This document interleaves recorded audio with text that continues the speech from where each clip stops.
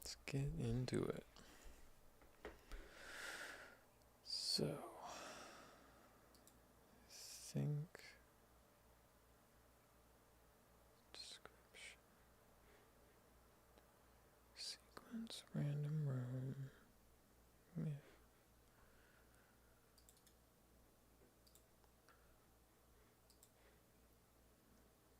Surface. I thought there was a way to add like a name to this, just to make it a little bit more clear. Unless I can comment. Hey, okay, let's go. So this is going to be essentially our random roam.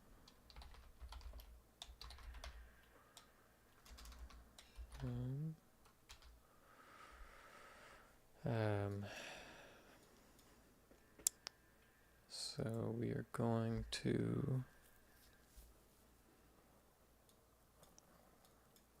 let's see, I guess first what I need to make sure is happening is that the zombie is spawning at a random location.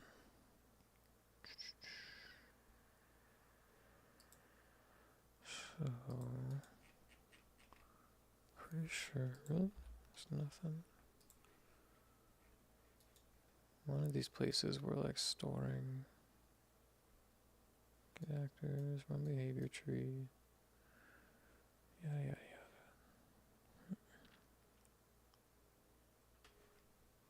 Let's see here. Somewhere we're getting one of these location points that we've set, and then we're storing that as our like spawn location. Gosh, and he was printing that for a minute too. Starting point location. Yeah. I don't know. I can't remember where it's being implemented though. It's been too long. Okay, we'll return home.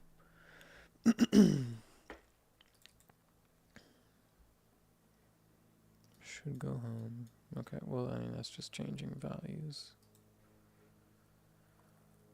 Get starting location, yeah. Spawn location key is our Blackboard value, just coming out as a vector.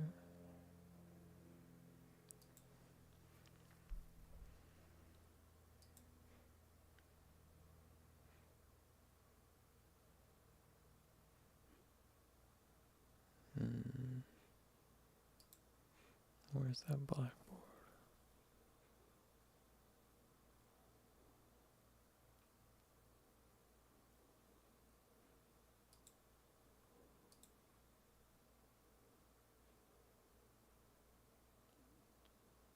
Why do I not see the Blackboard in here?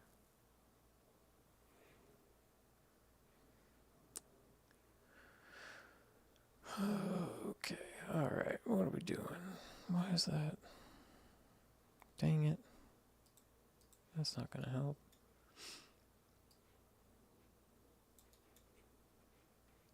This is just when we see stuff. It should be being set here to begin play. Run behavior tree. That's this. We don't have any logic necessarily happening.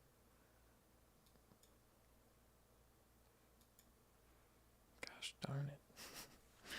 It's been too long. We disabled event tick. That's just for the breaker.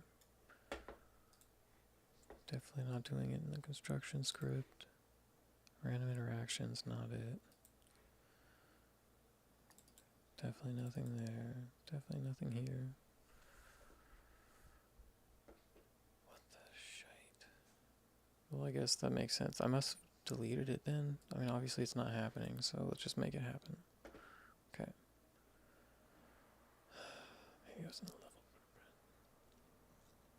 We're going to set the spawn point.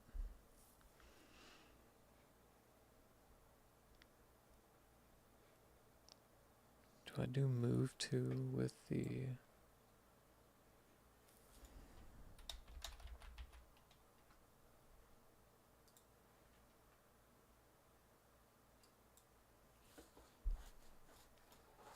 think that was just going to make it navigate. Simple word for the pond to move to a specific location. I mean, I'm torn, right? Because I'm thinking about the entity having to spawn in the room that it died and all that, which I want to randomize, but at the same time, since I want the ghost to be roaming around as well to try and mislead the player, I don't know that I need it to really start in that room. It just needs to know where the room is and go back to it when I want it to. So maybe we just let it spawn.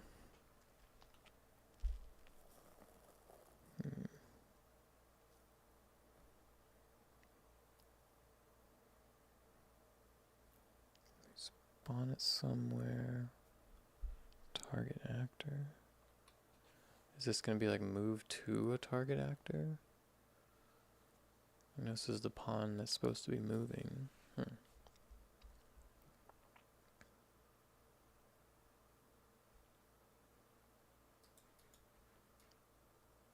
Let's see. Because I'm already casting to all of these location zone blueprints, and that's what I use to determine where things are.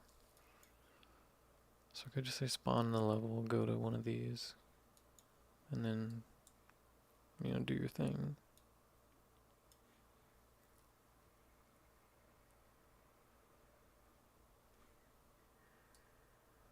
Maybe I'll make it move there and then run the behavior tree.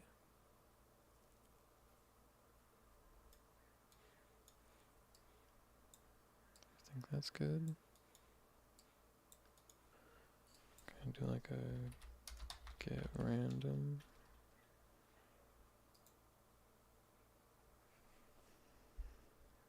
Really? Okay, fine. Just get copy. Yeah.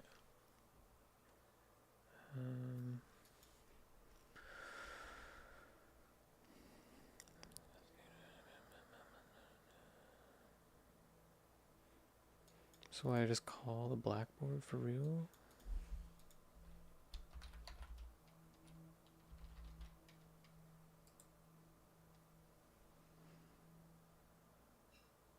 Makes AI use.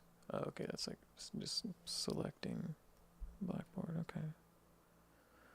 Event on using Blackboard. Ooh.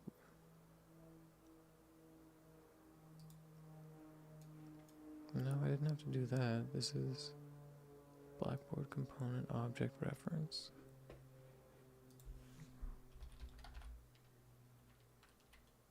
Really?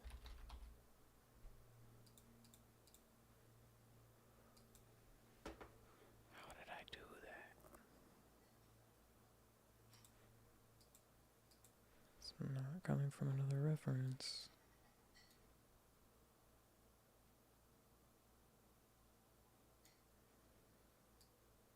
How does this ever function? Ugh, Jesus.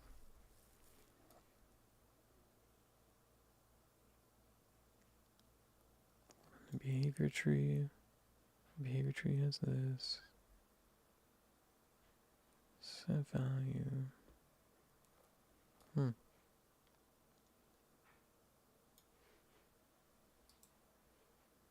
Is it in the class settings that I determine the behavior tree?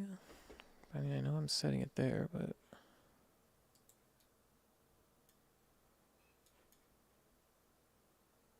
so this is something that that I found to be helpful for troubleshooting, is to be able to see nodes like this and then find a way to recreate them. It's pretty annoying most of the time like this. And we should see a little blue pill over here. What the heck?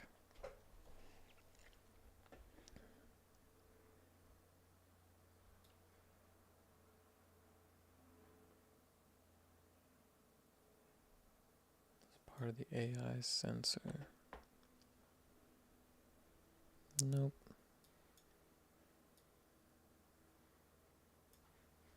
Okay, let's see. Maybe I can try get references.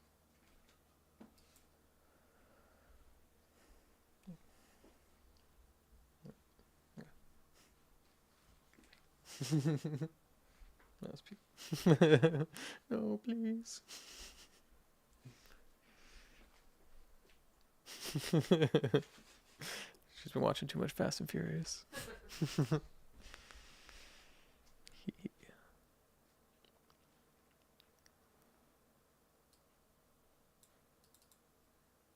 Get the blackboard. Get it. Get it. Really? Is that? Okay.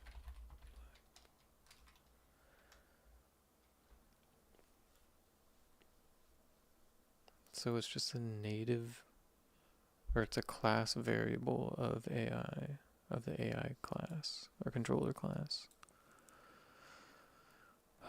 Fine. Okay. Control is responsible for changing the blackboard. Okay. Okay. It's coming together. It's coming together. So in the controller is where we're going to determine our spawn location.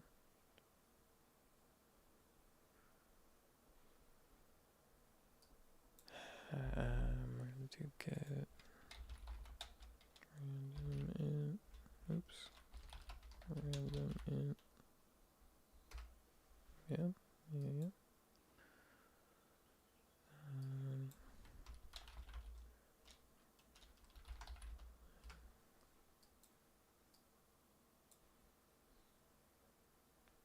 I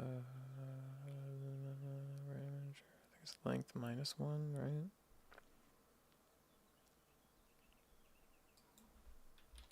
I'm pretty sure.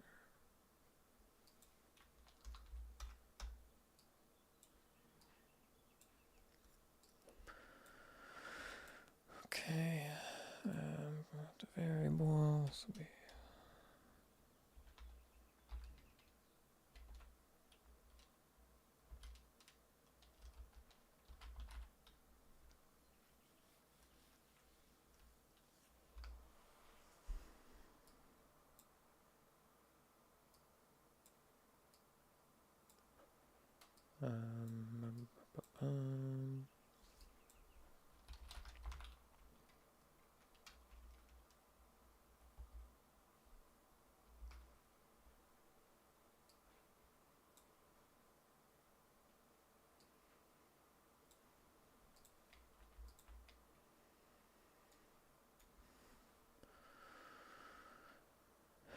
is that just on a successful execute?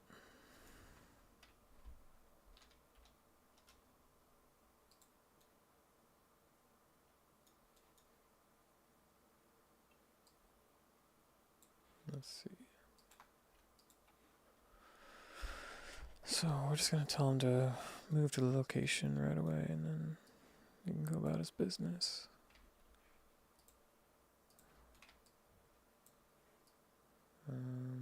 Where is he? Okay. I might need to disable that material for a minute too.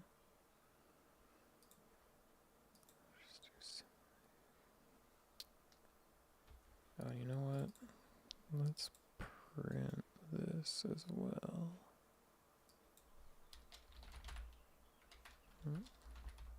Oh, no, yeah, okay.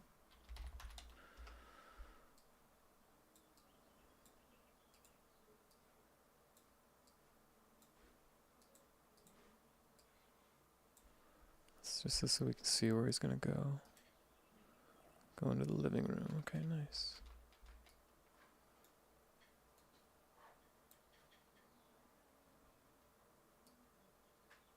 Where's the spooky ghost, guys? Oh. Damn it, where'd he go? Oh, there he is. Oh, spooky ghost. The material's coming along real nice. Yeah, sweet. So he'll go into the living room, which is going to be like something like that.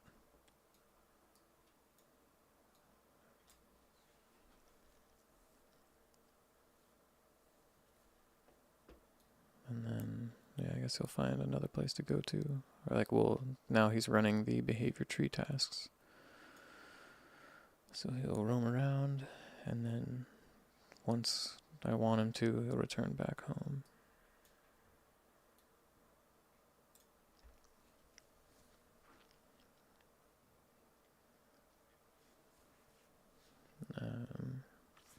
Okay. Hawkeye.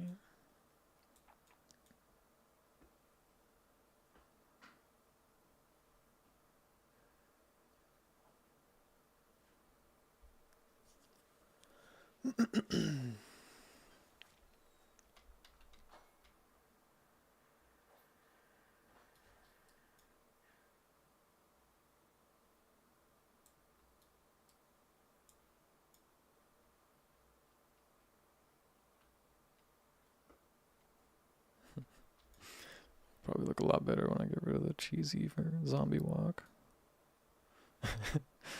Gotta walk in the living room and cough up a lung real quick and then just go back.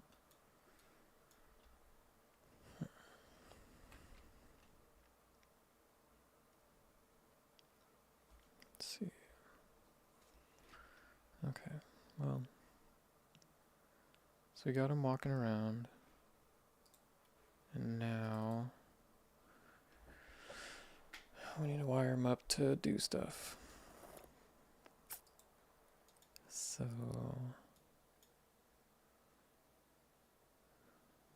behavior tree.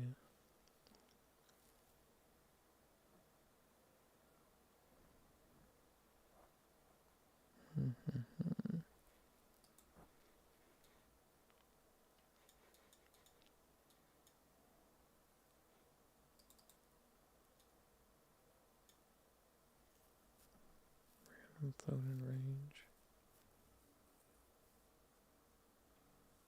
Oh, okay. This is just like a random switch, basically.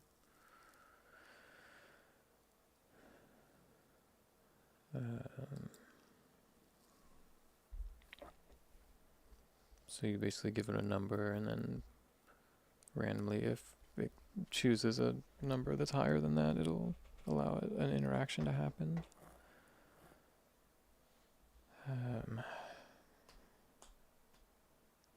Which I think you can probably change. I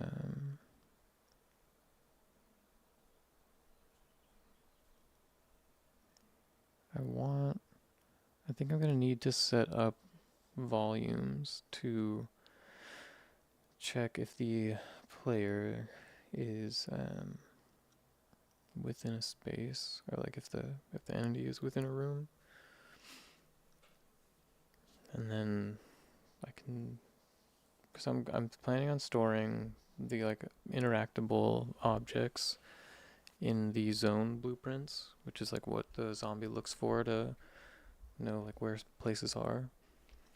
But I don't have a great way of knowing when anyone, like player or the zombie or ghost, walks between rooms. And that's kind of important. So yeah. I think as far as this random interaction thing goes, though,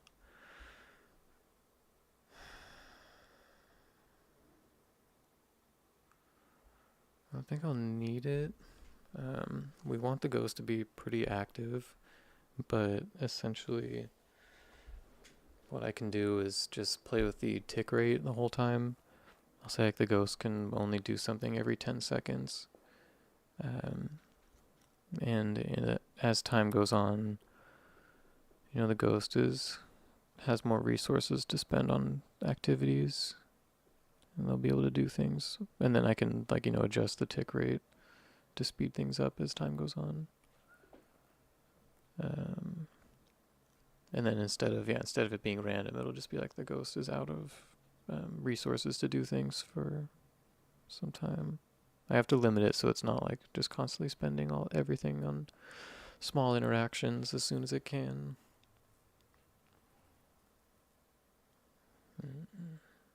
Yeah.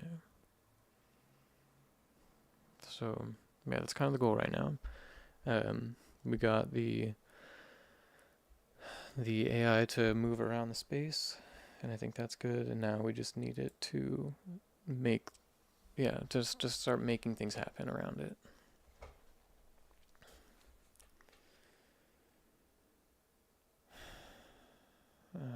So let's see. I do think.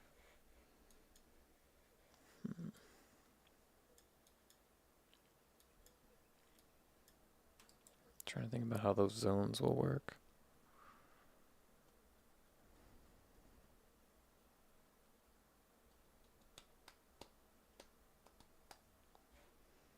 Because I'm pretty sure what I can do is say, like, volume. I think trigger volume.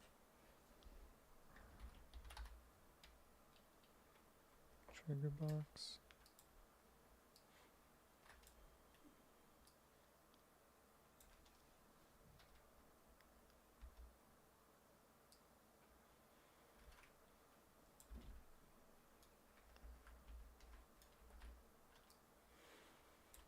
So I think I should be able to do something like this. You know what I'm saying? I know this is nothing, but yeah, merge actors to generate a single mesh. No, okay. Let's go to modeling. Pretty sure. Big no. New is mesh. Where was it? I'm tripping.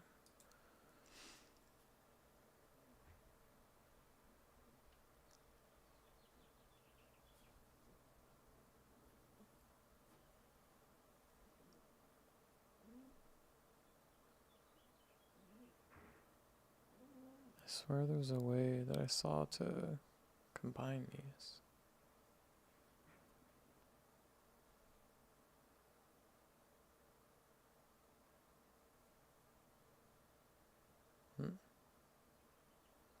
Gosh darn it.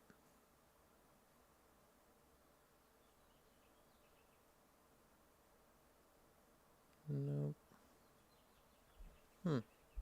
Lame.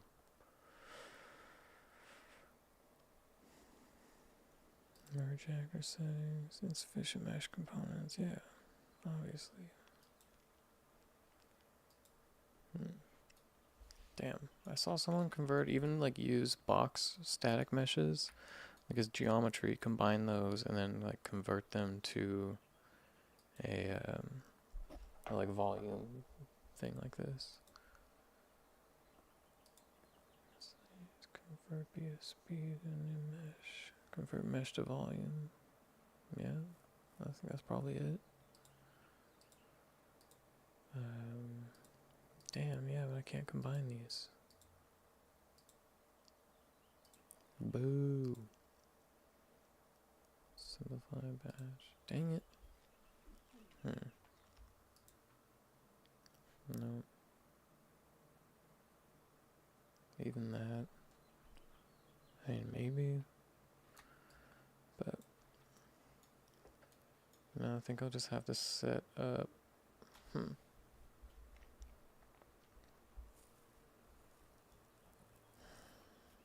Because I'm like, for each. I need to bring back the arrows. For each of my room blueprints, I could add custom box meshes in there.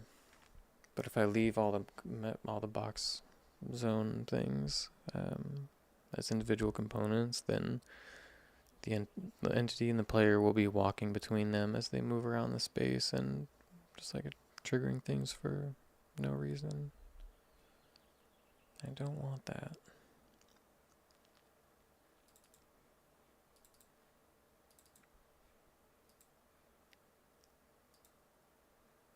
Why is this not showing up?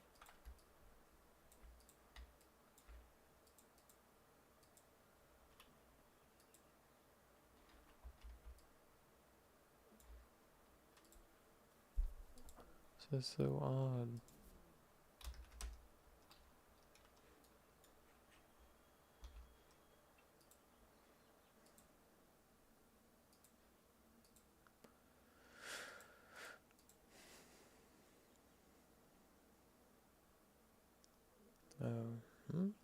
No, yeah, we don't care about that. Visible in main pass? Okay, we'll take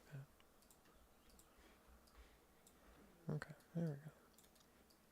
I think this is, like, the issue is it's going to be visible in game.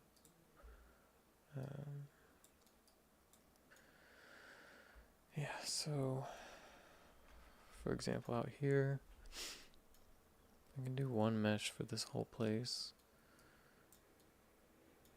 And that's just a living room, and that works. Out here, though, like, I don't know, I don't want to leave a corner out there of the kitchen. Might have to, but I don't know, same thing here with the dining room. And the living room, like, got this weird space here. And on the opposite end, the entry area. Other rooms obviously square, ones are fine. But yeah, like this whole hallway, I'd like to be one piece. Definitely can't do that.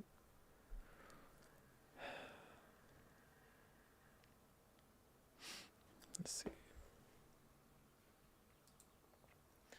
Time for some research. Unless anyone knows how to set up, combine those volumes.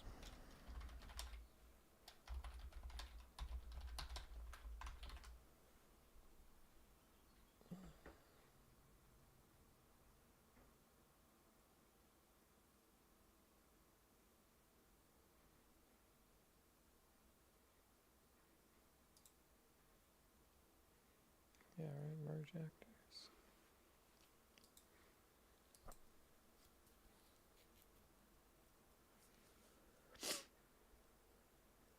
Convert selected actors meshes to a new stack mesh. It already is stack mesh. Yes, yeah, oh no.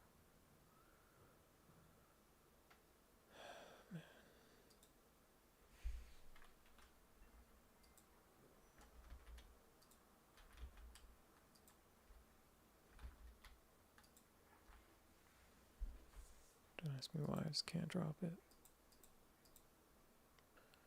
Convert selection of blueprint class. Okay.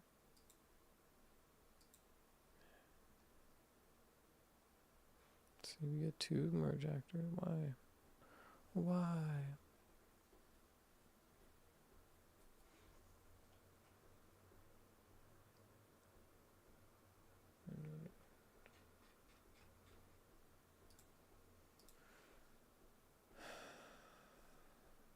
Insufficient mesh. That's fine. Okay, these are trigger boxes. What if we just go to BSP cube?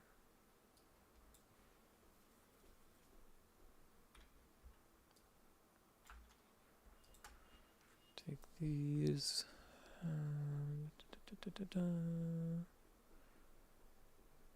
Place actors with. Isn't that it?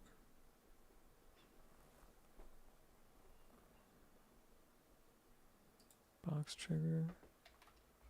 No, because it still makes two of them, right? Yeah. Where does that mean? Go actors, replace them with. Uh-oh, cube, okay. We probably can't do that, huh?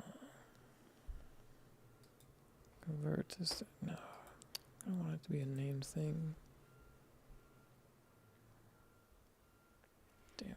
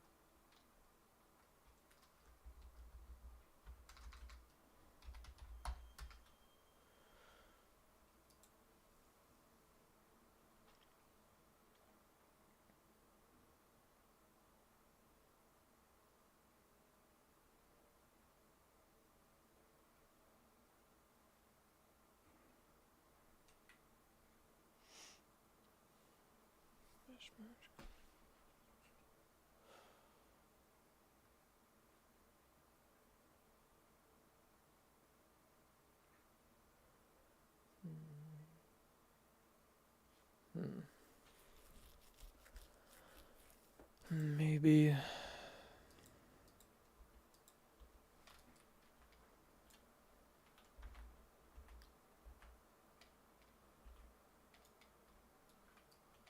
Let's see.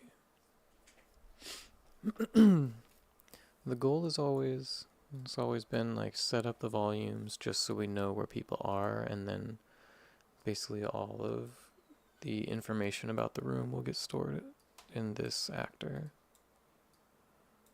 And that's all we have to reference.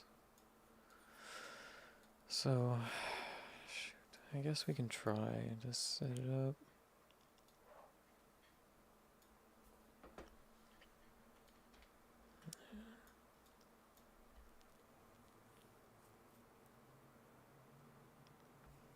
Trying to think of like a kind of procedural way to add.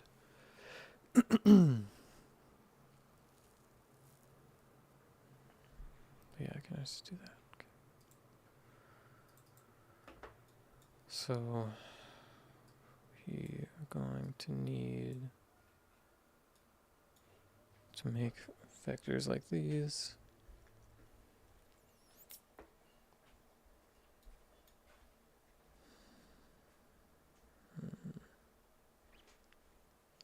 Yeah, I'll place them at the level, it's fine. Set player array, set spawn location. So we're going to set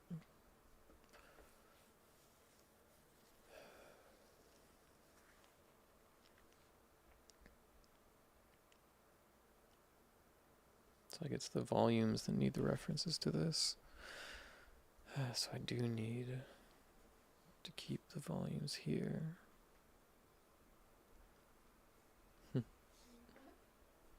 No? Okay.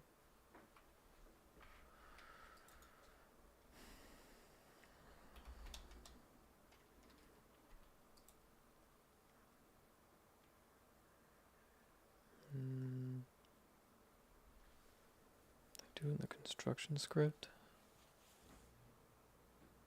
Maybe I can set. I just expose an integer variable, and then that spawns. Yeah. Okay. For each loop.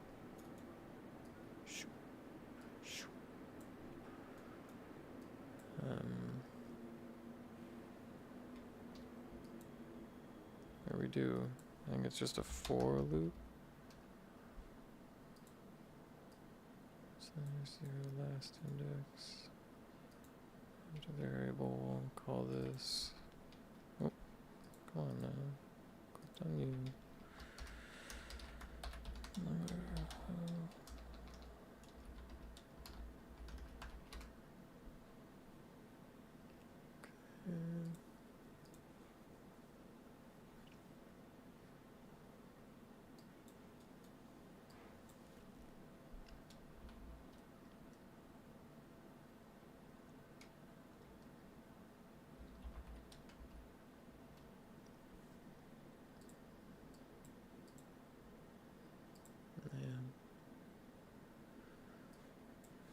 Is that what I need to do out here? Is it just the box collision?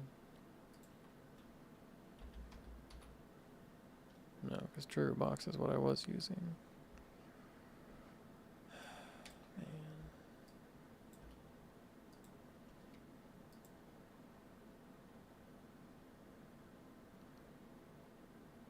Right though. Boo.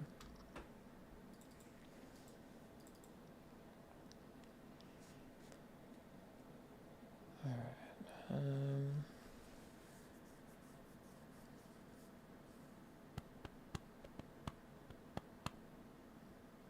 Add box collision.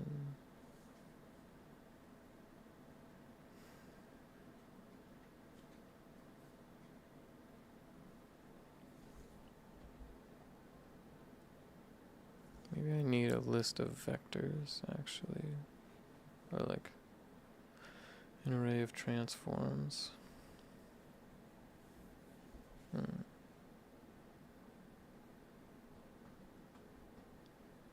like this needs to be in the construction script, but I don't want to put things in the construction script. I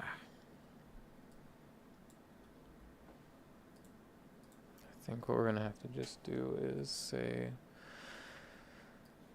let's use the hallway as the example, because it's gonna be the most difficult one.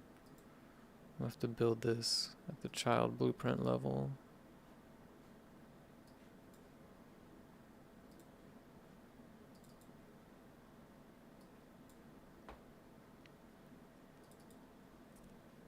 Okay.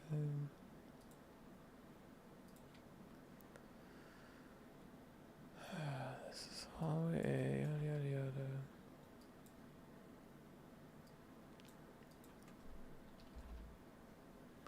Box collision. Box extent. 200, 200, 300. Let's make it 150 off the ground. Okay. Yeah. So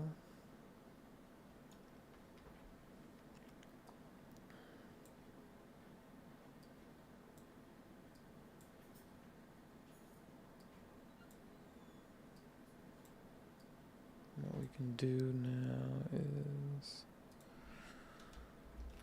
line this in, line that in.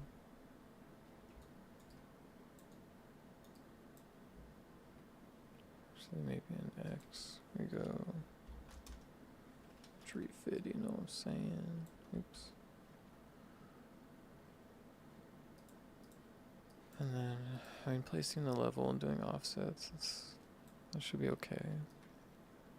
I guess I can drive the settings here actually, and then update the base.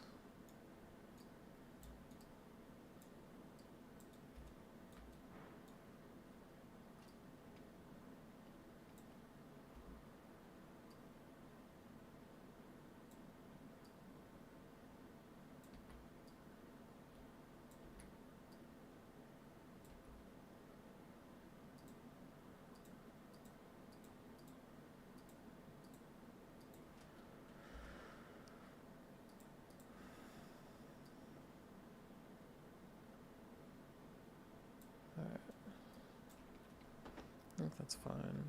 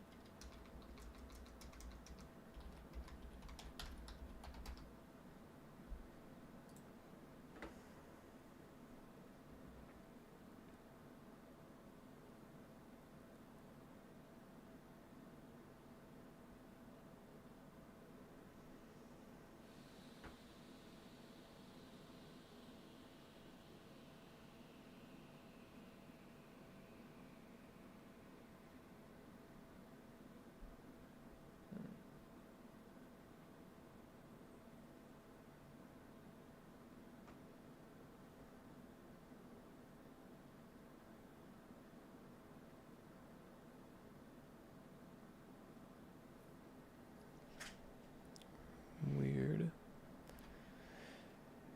I'm just reading something to say use a custom, use like a shape of geometry to make it work. But I want to see. Okay, this one's fine. We'll just add another box. Well, let's see. So this one's gonna have, all the rooms are gonna need at least one box. So box turner. Now over here, that is that one. This is the other one. Pause.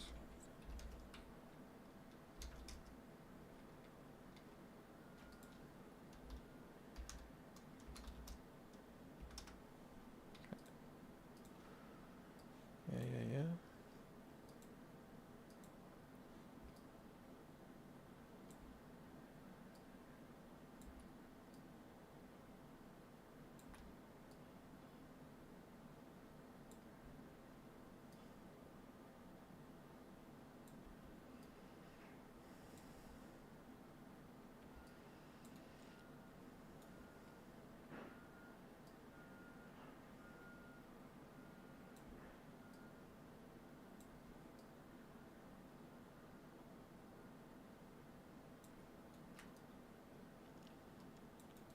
Actually, yeah, I guess it's okay if the rooms overlap a bit.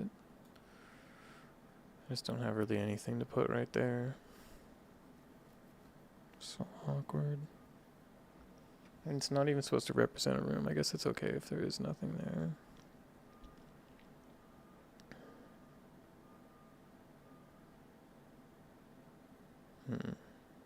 Well, with that in mind, then I don't really need anything to be right there either.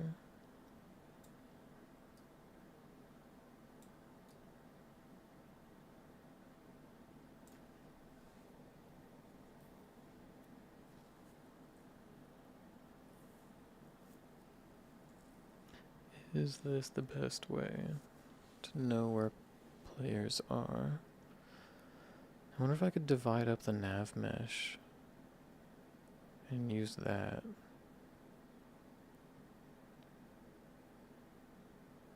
I mean, the players don't use the nav mesh, but no.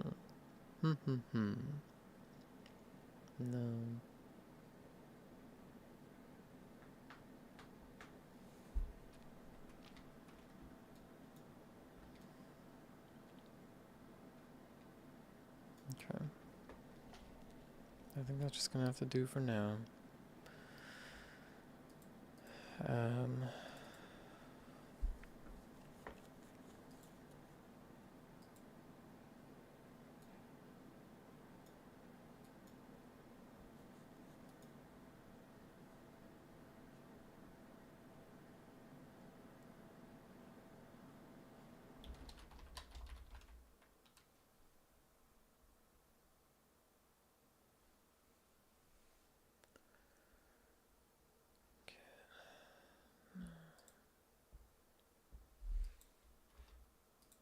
If I do this.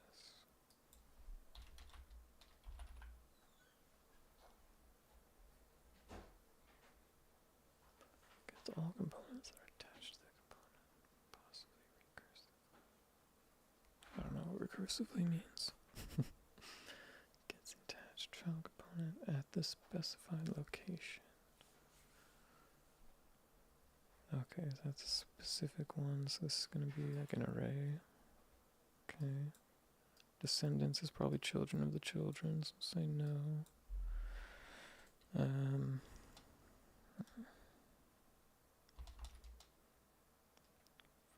Each loop. Cast to shit. Trigger shit.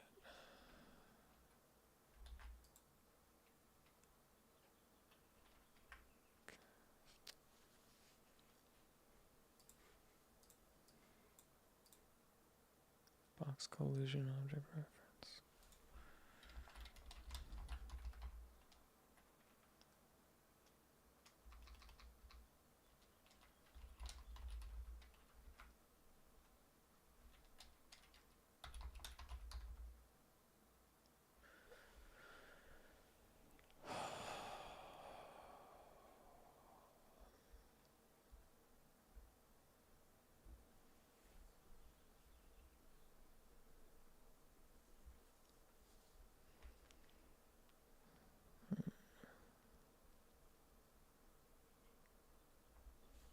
It's like I want to just store the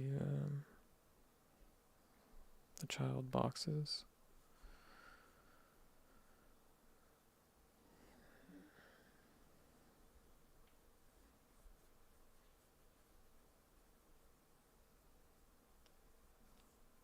Maybe I just say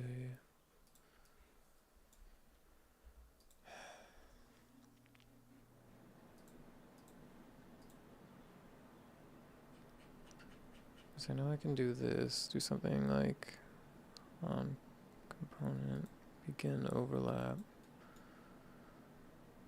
other actor.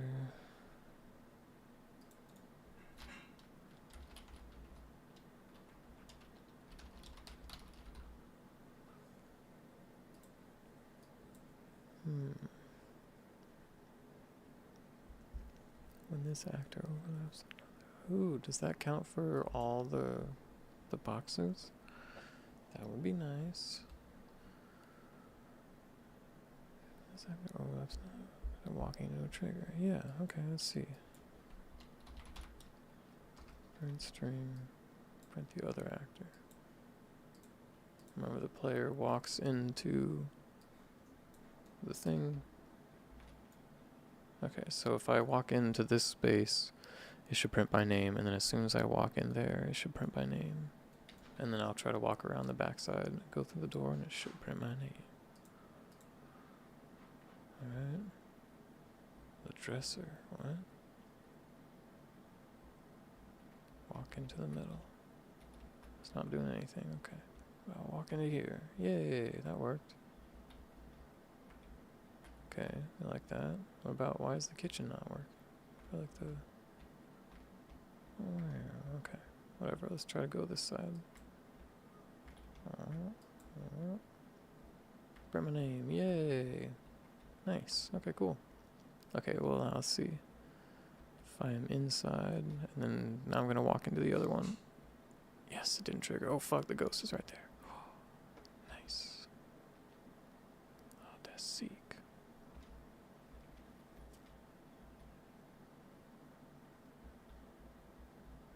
Okay, so yeah, I need to set up those bounds a little bit better.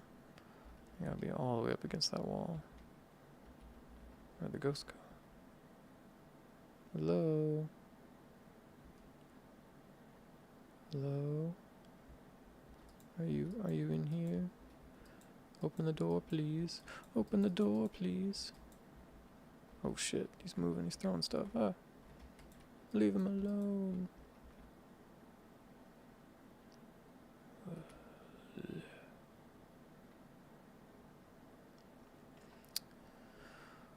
What can I do to make it more drippy?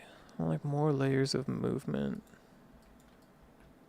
Why can I not move this? Hiya. Ikea. Whoa. Whoa. Alright. Yeah, there's some collision business going on there. I'll figure that out later.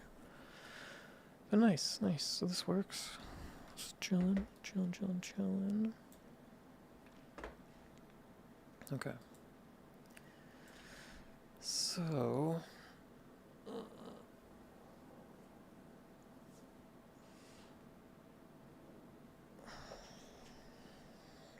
how are we gonna deal with those little corner pieces? That's a little frustrating. Talking about these. There's no easy way to handle that in cube form without making like angled cubes here that protrude into the other ones and do a lot of overlapping, and like that's fine, but I don't want to make a bunch of little cubes. If I have to, I will, but for now, no gracias. Okay, let's see. Let's go, son. So, tree. Why not, right? Tree. And tree. 150. Whoa. Wait, are they all this tall? Oh, shit.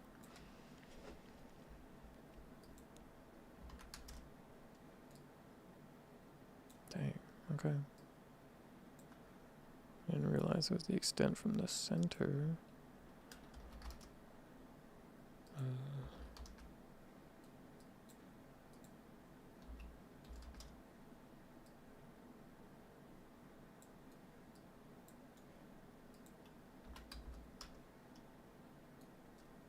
guess that's pretty long though too. I mean, maybe I just don't have to go super far out, right? Let's see, I'll bump this up just so we can see. Right, like I'm thinking about that, and that's gonna leave a big amount out, but, well, I don't want it to be thinking that I'm like not in the kitchen when I'm all the way out there. You know what I'm saying?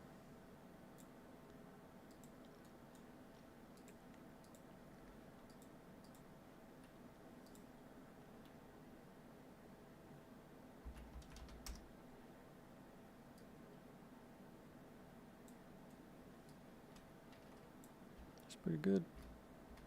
It's pretty good. That kind of blows, but you know what? You know what? It's okay. What we can do is kind of like disable collision on this when the player goes outside. Easy.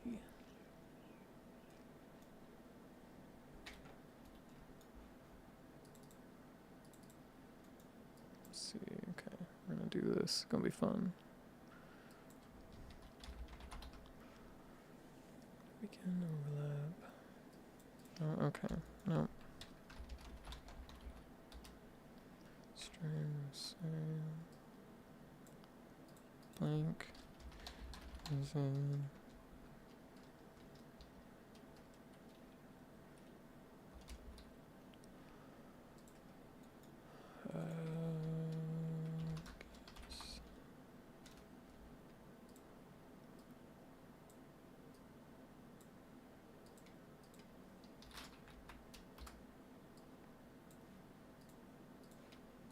Bam. Okay.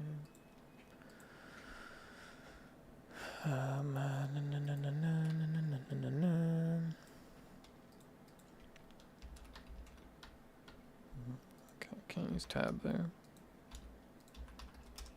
Nope. Okay.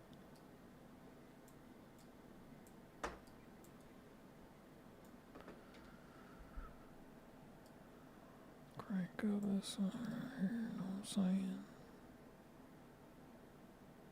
That's pretty good.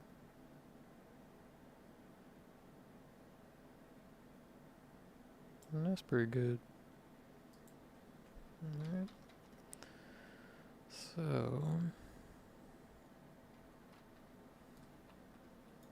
got that, we got that, that'll be nothing. Might as well set up the dining room here as well.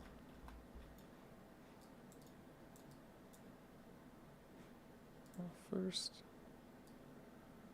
we're gonna do that. Second.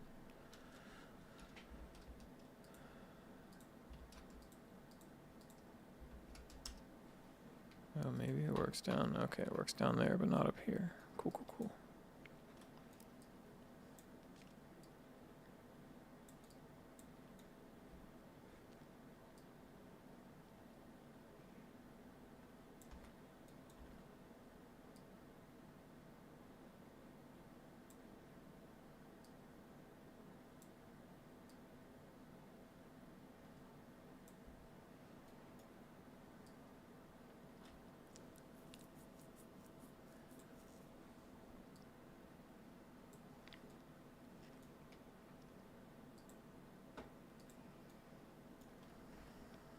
Looks like this one may need the second one, or maybe we just leave the entry as like all of that.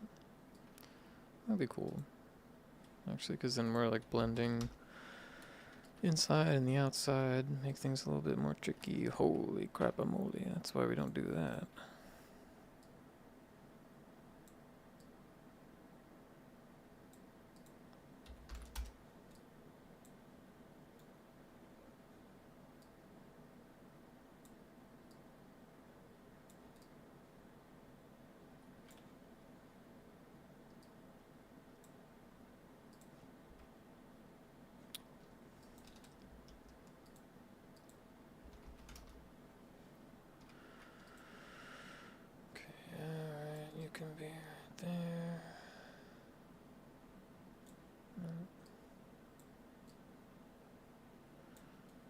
Just a hanking and a spanking more.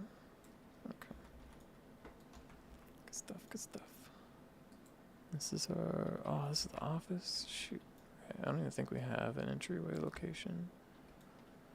And for right now, we're okay with that. It's not essential to the gameplay. So now, oh, it doesn't work there either, damn it.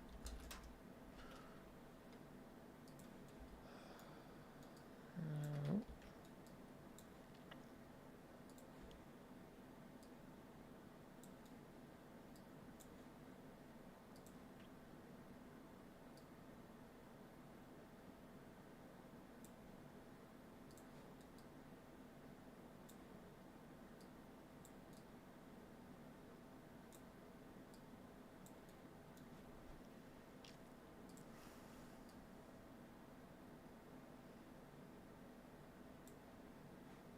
Yeah. Looks pretty good to me, man.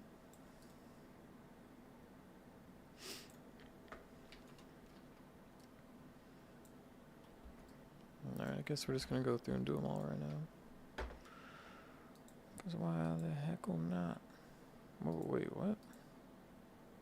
Okay. Thought there was another volume bounds in there or something.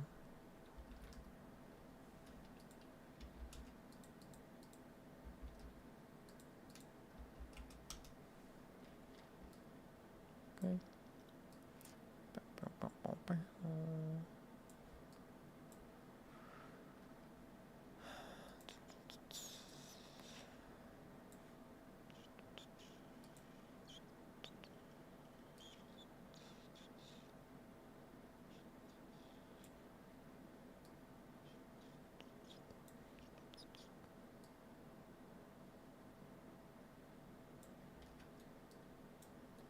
Okay.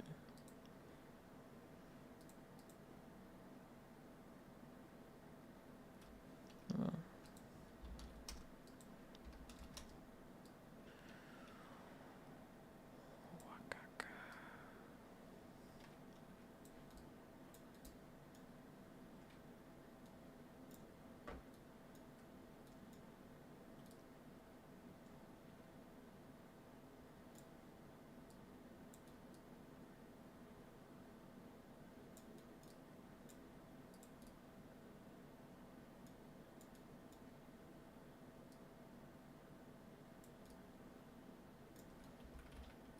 Okay. Three more rooms. Four more rooms. 4 more rooms, and then we can do something cooler, I promise. I just want to walk around and see this print in all the rooms I go into.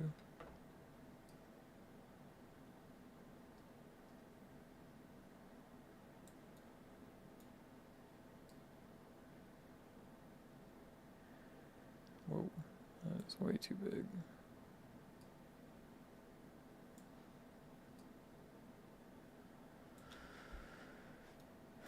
Okay.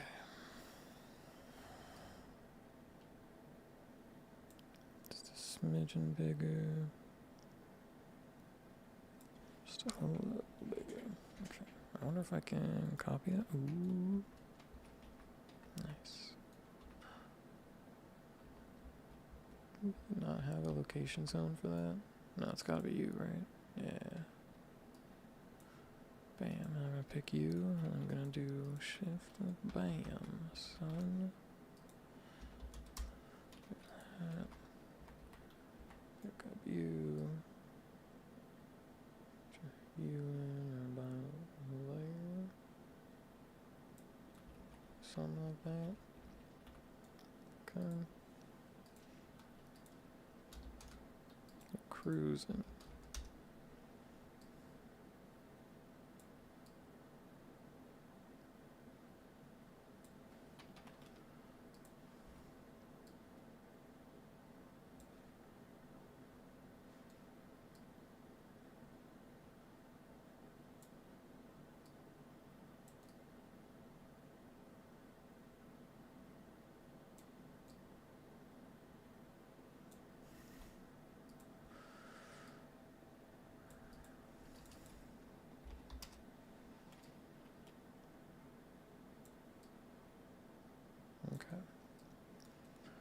It's good in the final box.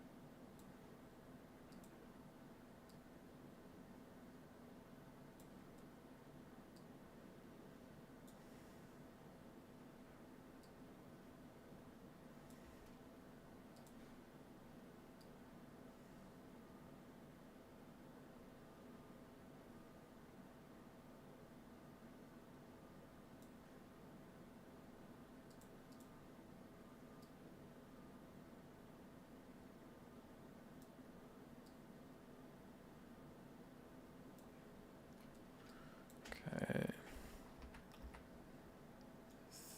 Think it's gonna do it. There's really like nothing to go over here. Oh well.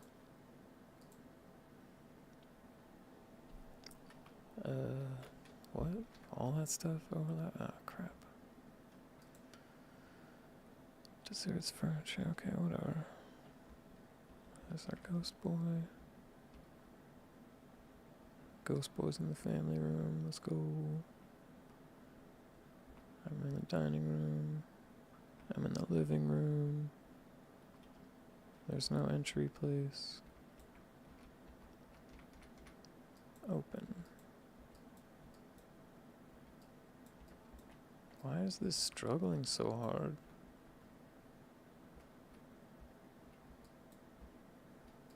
Yo. There's gotta be something going on with these collisions.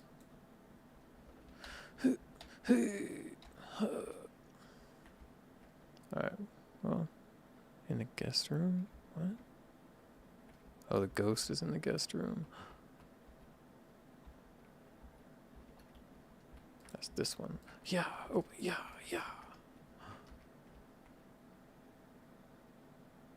What? It's like my traces are hitting me.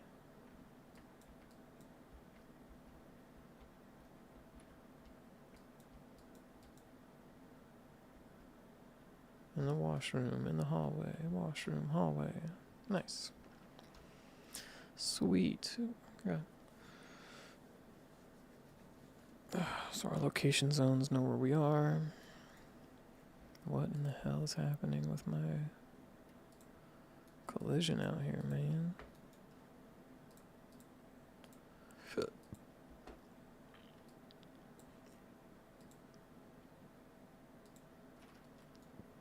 Dude. Oh, you know what? I think it's the volumes.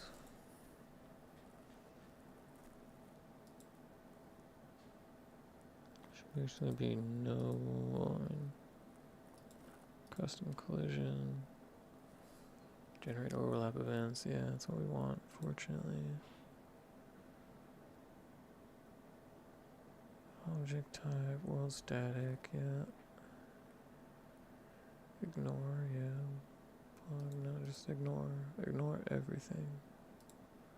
Overlap pawns and vehicles. Okay.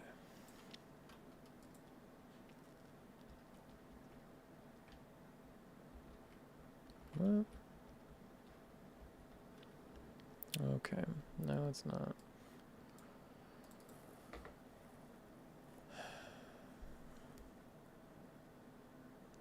Am I not a pawn? What am I?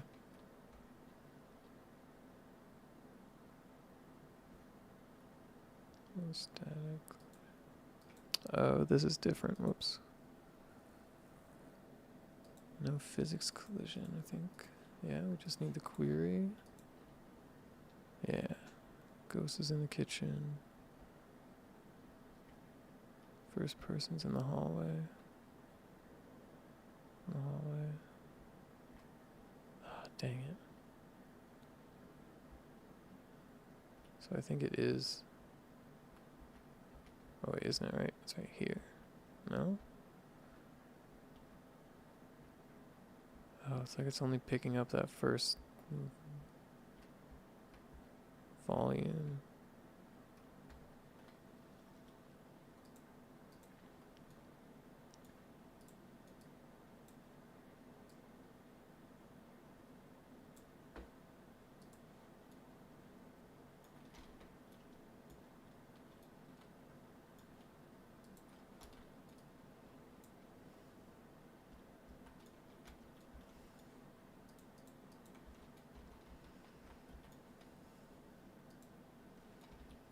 Alright, fine.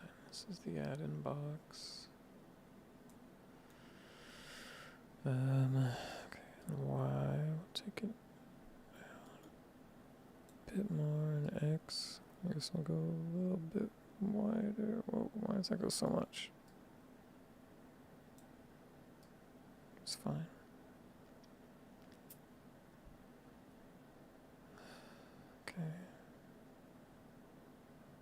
Okay. Maybe we do make that one smaller.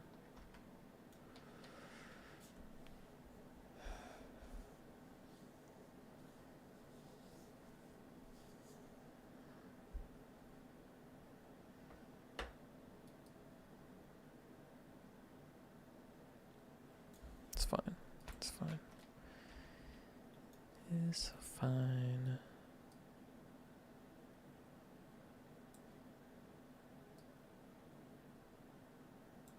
Okay. Okay. Alright, that's good too to know that it's out there.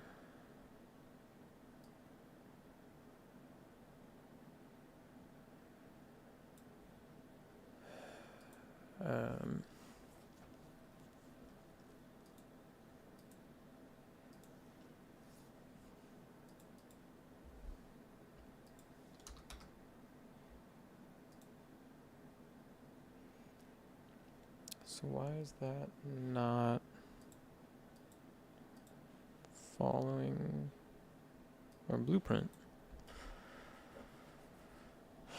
Actor begin overlap.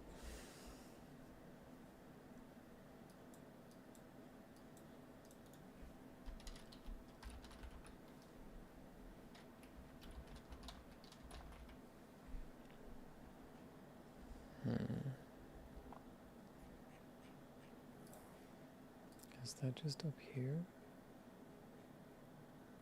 That's not even...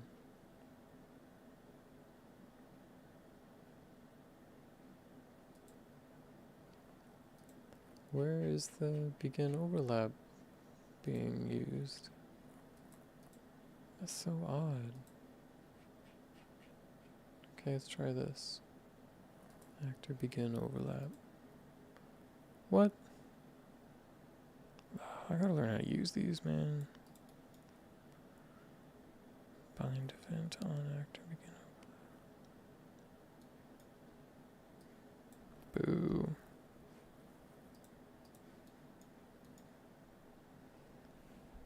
When this actor overlaps another actor. Oh, maybe I need to just call it in this event actor begin. Right? No, it's happening. I'm already calling it. Wow, what the heck?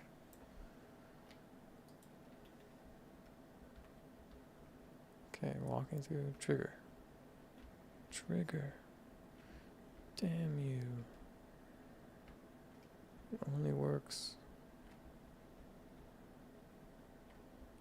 for this freaking box.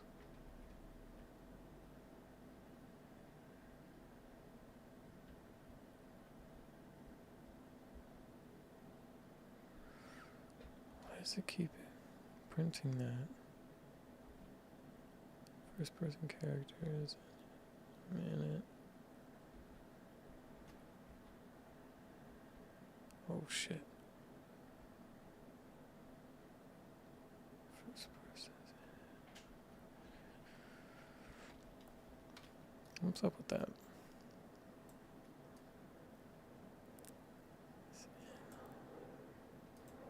I wonder if that has anything to do with this being a little bit too big.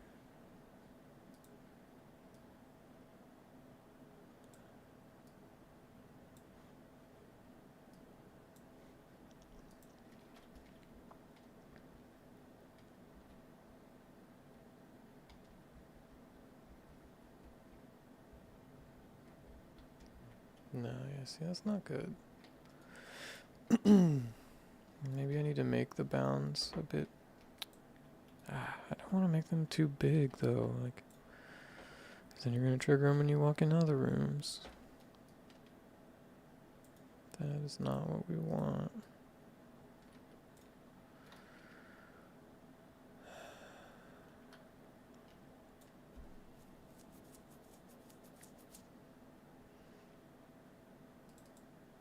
Maybe we do this. Well, first off, what can I do with this?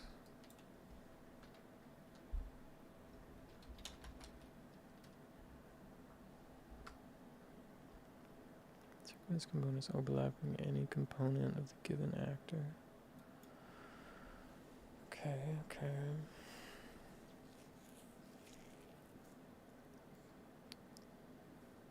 So, let's see.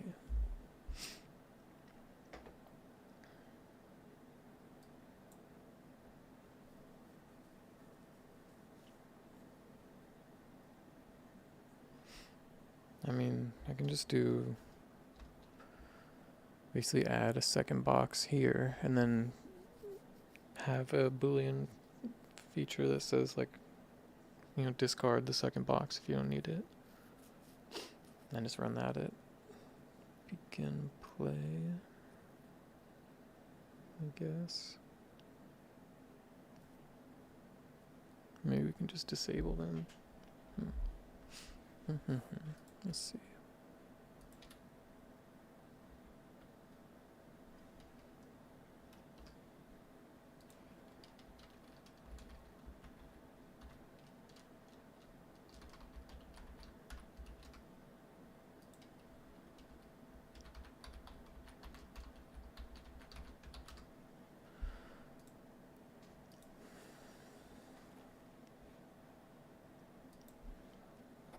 Okay, so I'm gonna take you and go from the hallway. And take box 0. Copy that.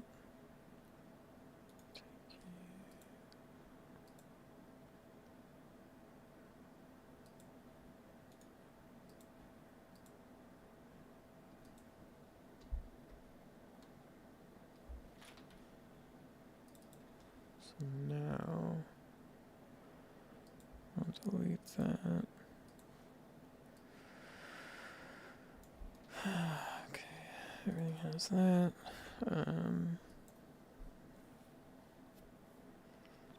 It's fine, we can put this in the construction script. Oh, okay. Okay.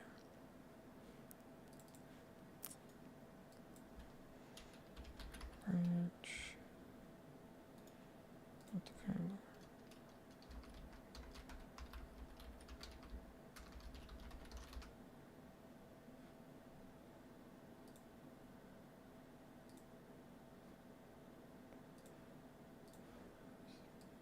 Set the false. False.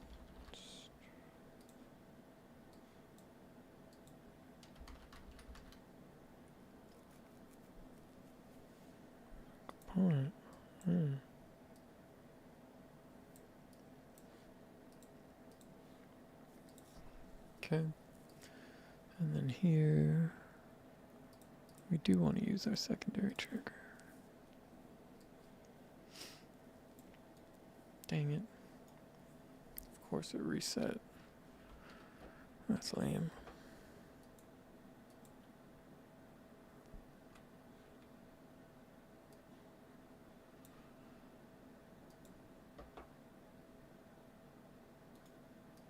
Damn it. Ah, I just fucked that up too. Okay. Alright.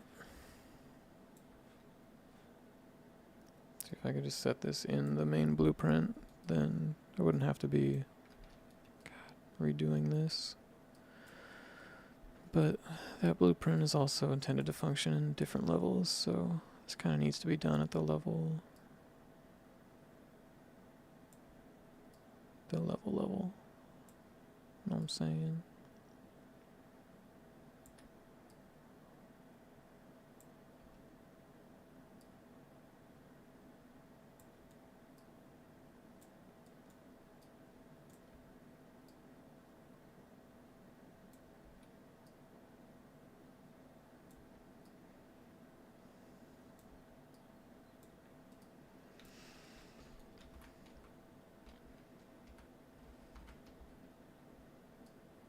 Alright, let's say that's good.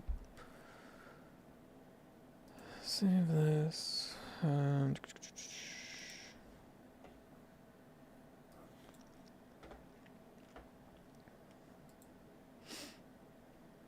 okay.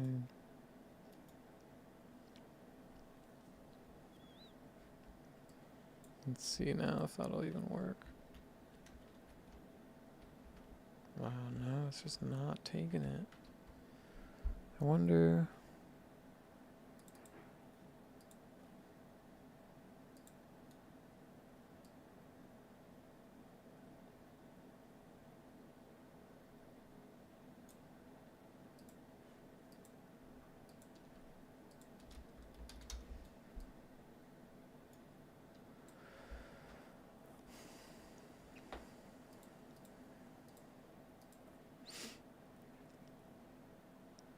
Yeah, overlap the pawn.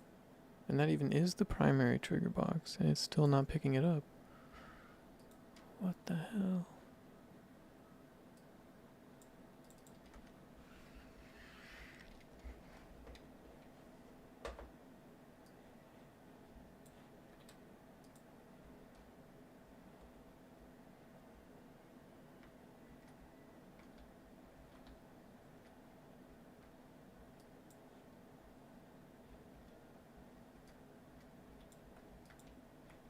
Dang it.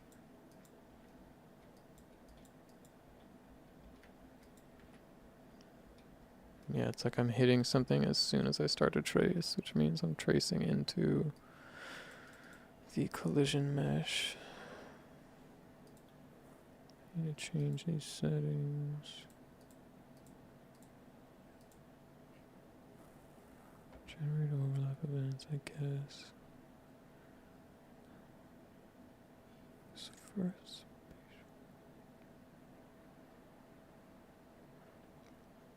The trace responses. We're supposed to be ignoring the trace responses. Why is it?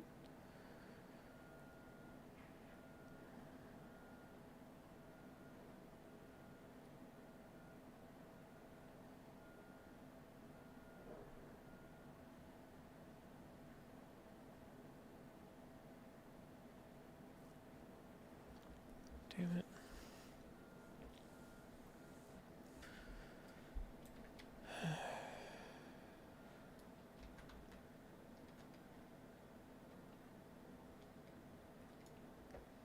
So I'm pretty sure if I take this door out here and put it in the middle of nowhere, like where there are not those volumes, it works just fine.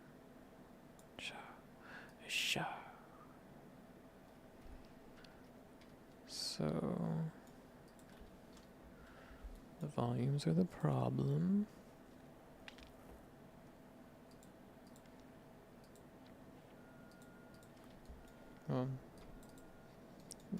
Just kidding, it could be my controller logic. What is firing the ray? The controller should be the one responsible for firing the ray, but I don't think that's the case right now.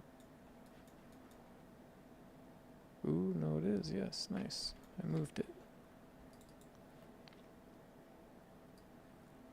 The proper way to handle your inputs is to put them in your controller class, not your pawn. Okay. So when I left click, where is it? What?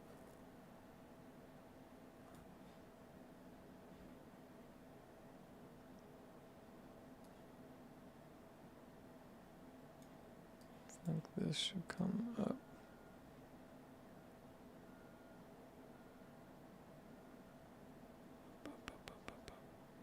This is part of these. Right click. Oh. Man, we don't even use that. You know.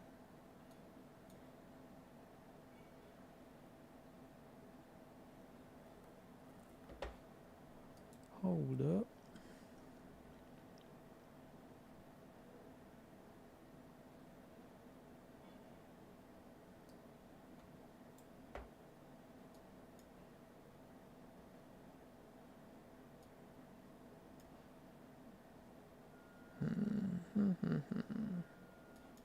Oh, there it is. God darn it. Okay, I think we were too afraid to move it. Must be the case.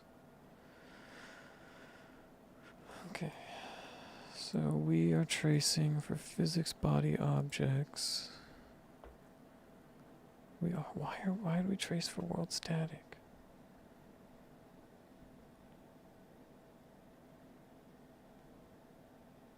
Is that maybe to block?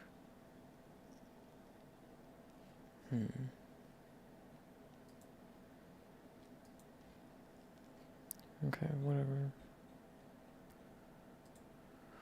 What can we set this to that's gonna be like nothing?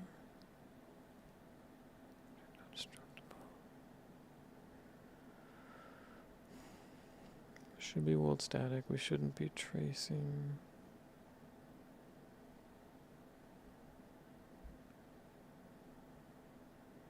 I'm trying to think of like ways. Yeah, because if someone opens a door, and let's say there's nothing in the way, so it can open all the way up, and it opens flat like 180 degrees to the wall, that the player can like be on the opposite side of that wall basically. Like say you just like push the door open and then walk to the right without walking through the door. If I disable casting to world static, you'll be able to try to grab the door through the wall. So I can't do that.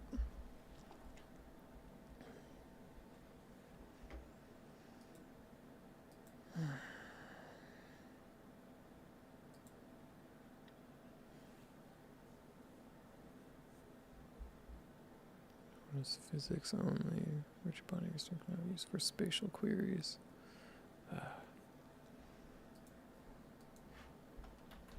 Is there anything? No.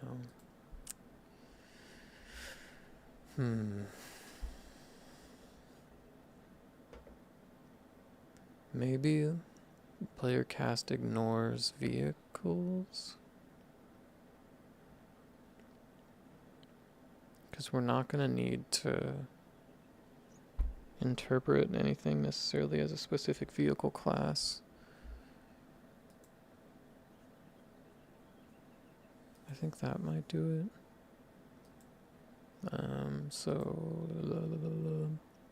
Yeah, so we're not casting to look for vehicles, so let's just call this a vehicle. Right?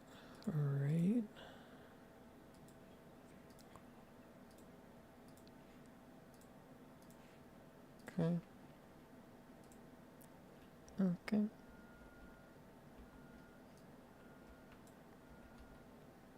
that. Wow. Oh yeah, I didn't set up the bathroom here. Oh. But it's not printing. It's not telling me. It's telling me that the ghost is in there, but now I'm not interacting with it. God dang it. On actor overlap. Is this like... Please don't tell me. I go, what is this? This is room something. Kids' room is the guest room.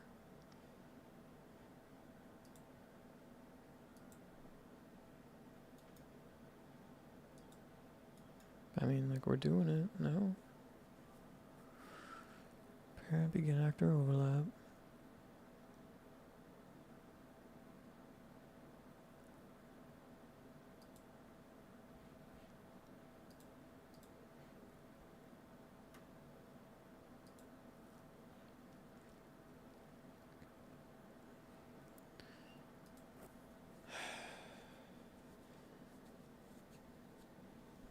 Okay, I think we're just gonna have to do this a little bit better. I'm gonna do you. Component begin overlap.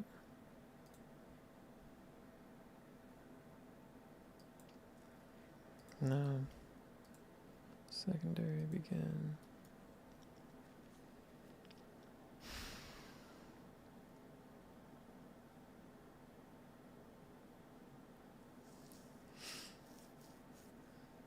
So basically, we're going to keep like an active list of players. So let's see. Cast to player. Get player pawn. Okay. Move to variable.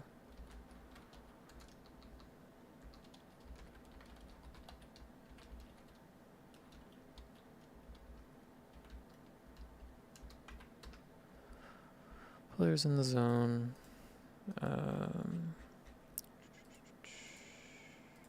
Make that an array. Just gonna do that.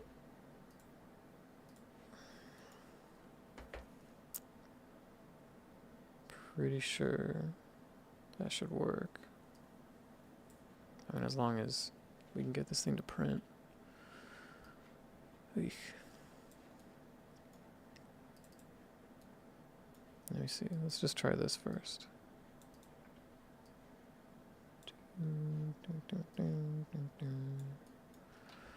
Secondary trigger box, and then we'll send you into you, and then other actor. Well, fine. I'll just copy it all.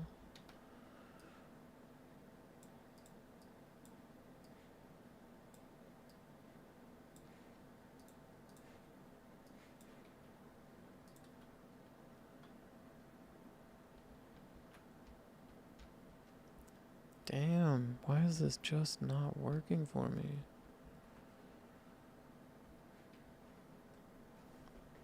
Okay.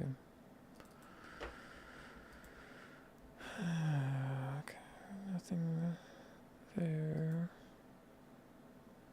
Capsule component. Collision. You're set up as a pawn.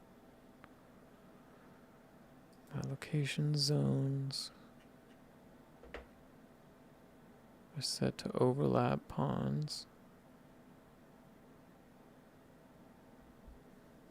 You are set to world static. No, they should have been set to vehicle.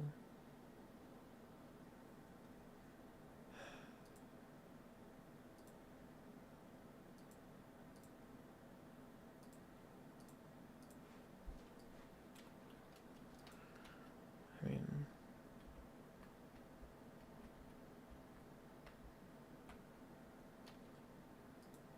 let's see.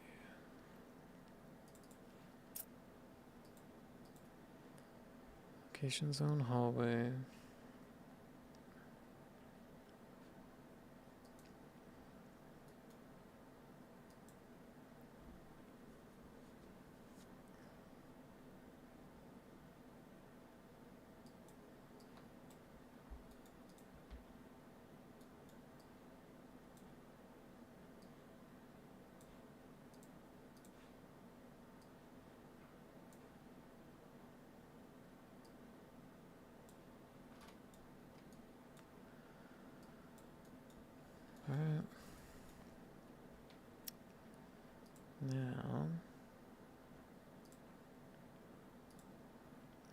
that one? I feel like it just doesn't even know that I'm in it. Let's see if I go back here. Nope.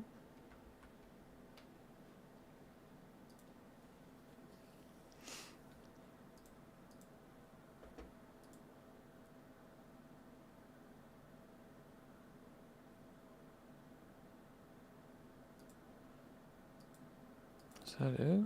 Why was that not on?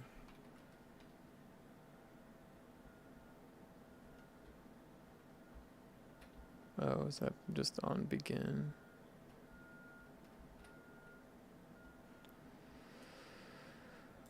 Um,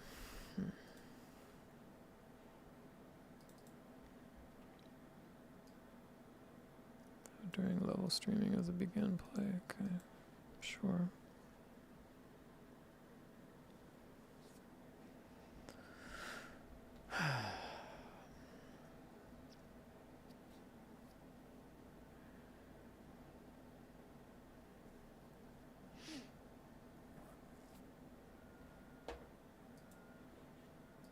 I mean, it's not like these are set to be hidden or anything.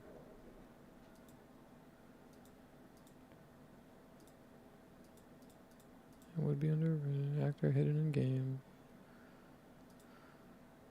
I mean, yeah, so that's off. That's off. That's fine. I wonder, maybe let's set these to static. Well, they should be in static from here. Okay. Static.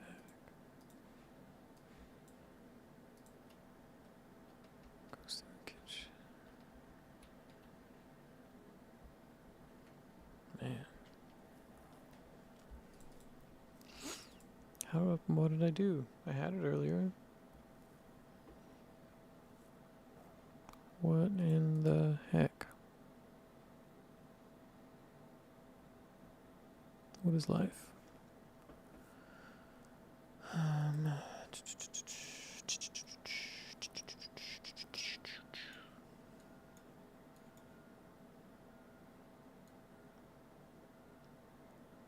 Damn, we're doing a lot of stuff on tip.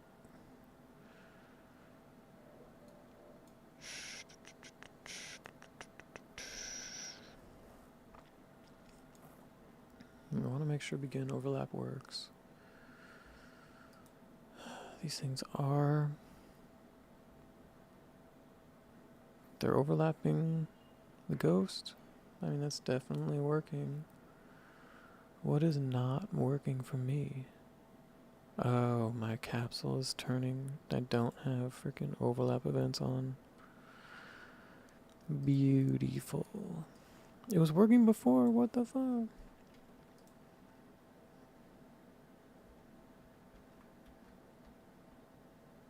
Yes, thank you. Okay, yeah, so now we want to see what fired twice when we go in here. I think it's gonna be... Shit. Location zone. Da, da, da. Ooh. There, oh, that must... No? Huh. Okay. Yeah. Oh shit, there's zombies right there. Boom.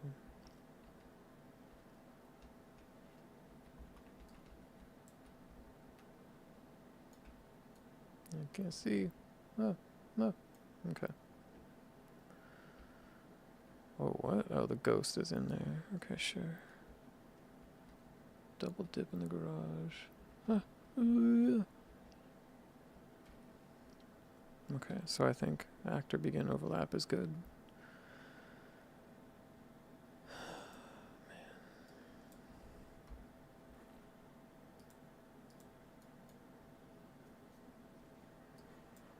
I'm really looking on the frame rate with that.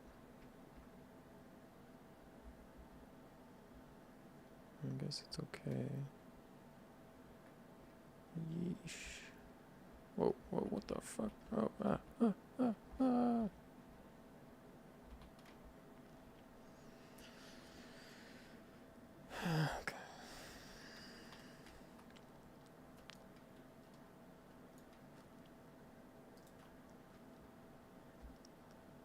She's in the family room. Oh, I guess I can just read it here, huh? Damn, still printing the bowl. I'm gonna get that bowl out of here, you know what I'm saying?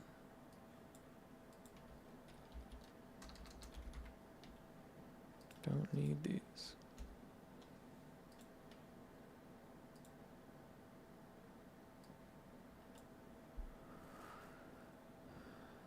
Zombie, okay, so pick the family room to spawn in. That is like what it's setting. It's a it's like death room or hunt room, whatever it is. And then our kitchen says their ghosty boy is in the kitchen. And then our family room told us that our first person character 0 is in the family room. Nice. Okay.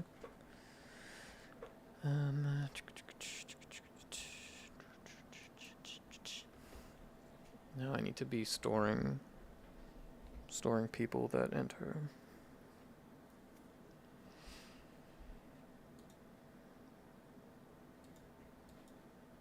Begin play. I want to store a reference to the entity.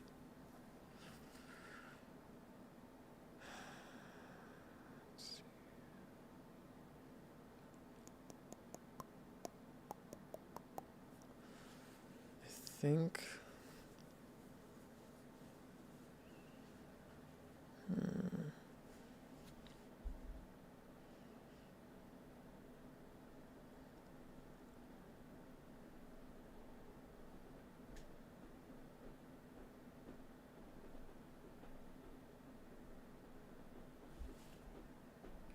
Whatever, let's just do it.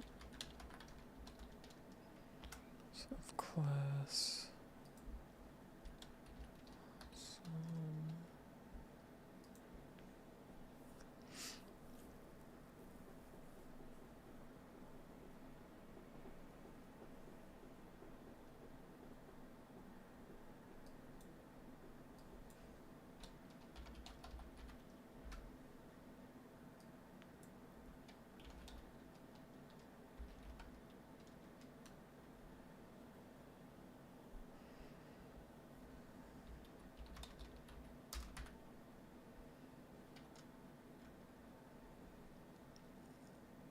Yeah, I kind of want that get owning pawn.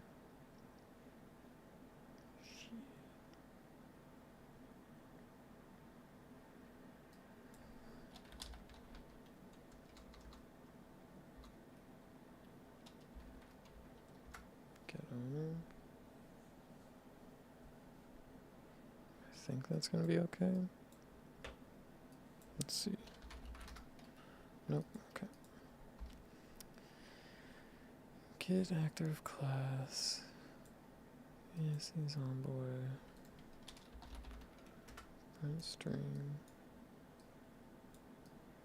So we're just confirming that when we get the controller, as we try to access the owner, we will see.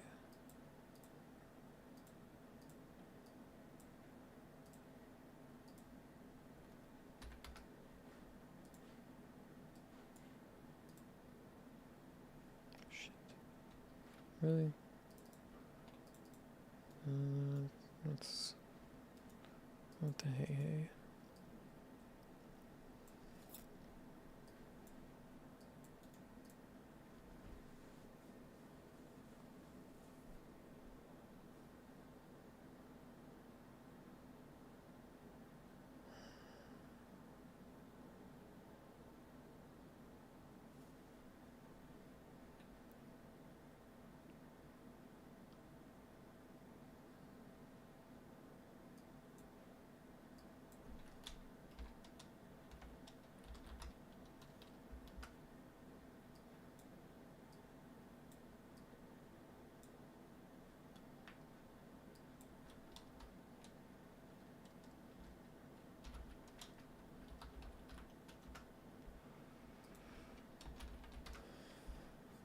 Failed.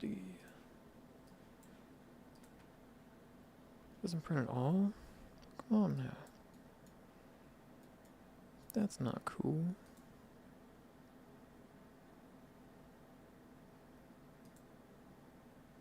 Disable all messages. No. What?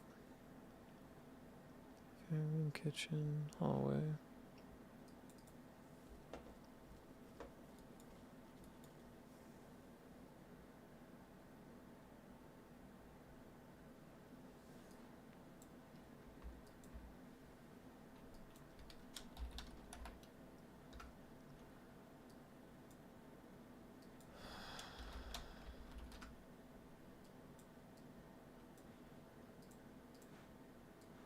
Okay, so we just should see his name come up a bunch. Great. That works fine.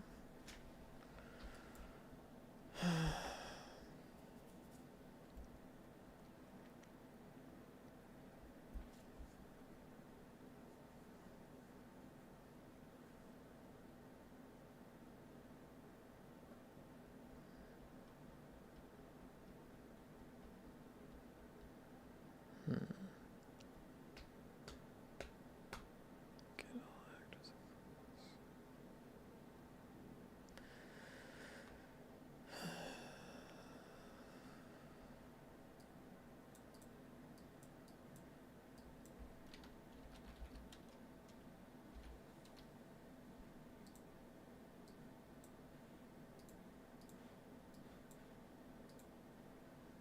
All of a sudden, there is no owner.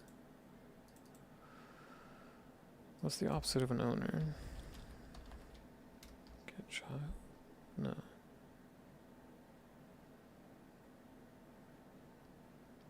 That's not gonna be a thing, right?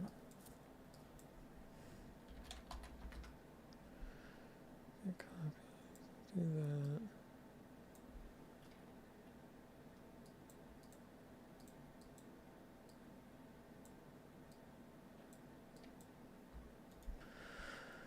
Get the actors of the class.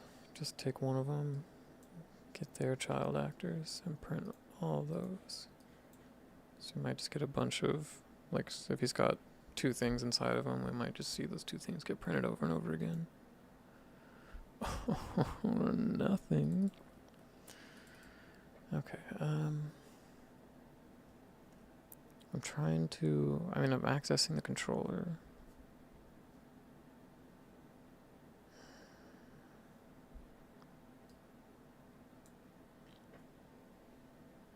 Maybe we just make it the ghost itself.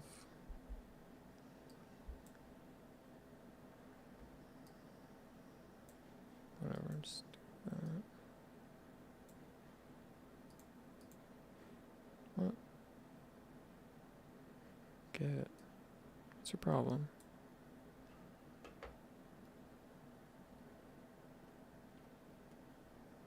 Why are you like that? Please just do your job. Thank you. Okay. Yeah, VP Ghost Boy. Got it, I guess. Whatever. That's fine. It's fine. It's fine for now.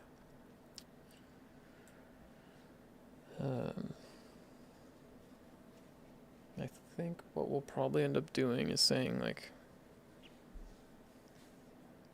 at the beginning of the level, maybe somehow we'll determine what ghost class to use for the game, for the match, and then we can search for that here. Or this is going to be our master class. I guess we can just pull this.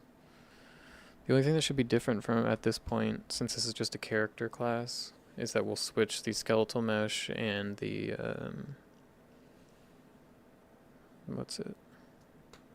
I don't know, like Blackboard or behavior tree. Oh, the skeletal mesh and the animation blueprint, just in case they use unique animations.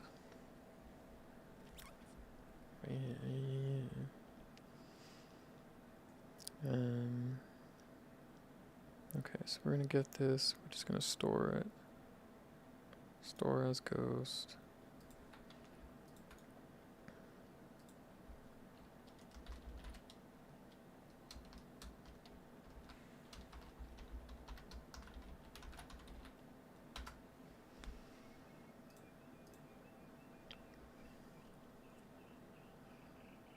I mean, we kind of want this to be just a generic thing, but it is what it is.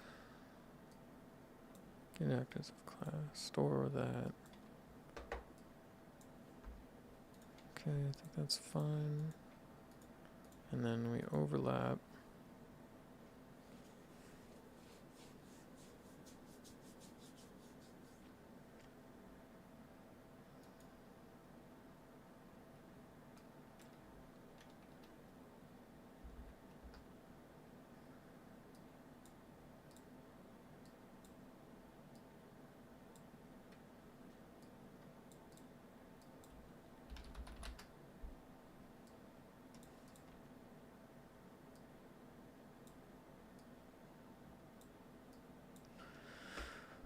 Now with this, it should only print the zombie location. Yeah. And then when he eventually gets into the dining room, we'll see that print. It won't print me moving around right now. That's fine. Get there. Oh, he's in the dining room. Yay.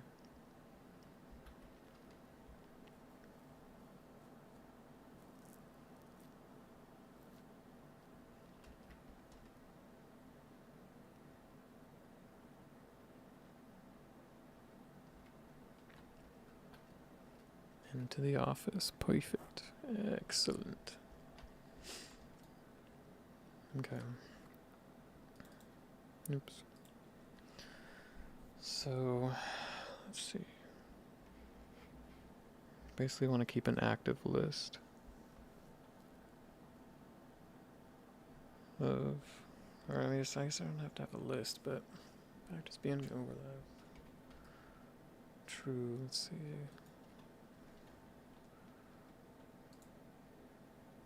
I'll promote this to variable actually. Promote to variable.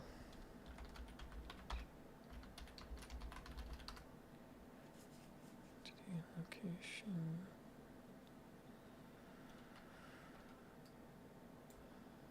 Set that to true.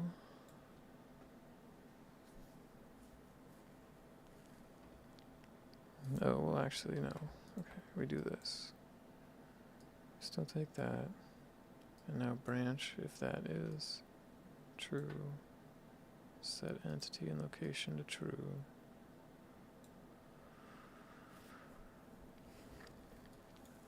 And then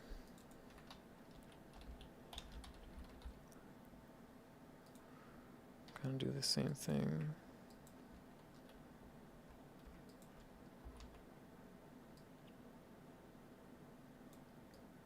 Boom, bam, pow. And now if the entity that ended the overlapping action is the ghost, then we'll say that it's not in the location. You can validate that here. Is that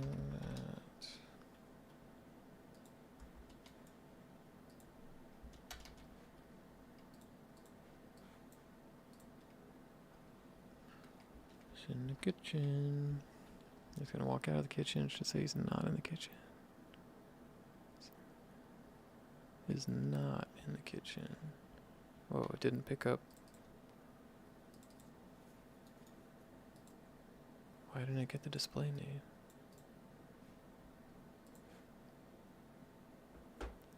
Well, I mean, to be fair, I could just do this too.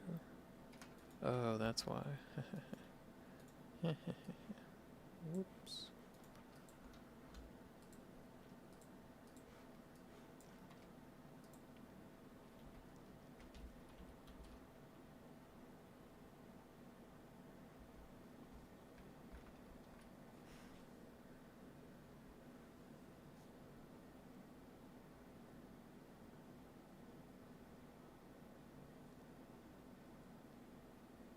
Nice. So he entered the living room and then he's not in the kitchen. Love to see it. Okay. And then essentially do the same thing. To create like a player array.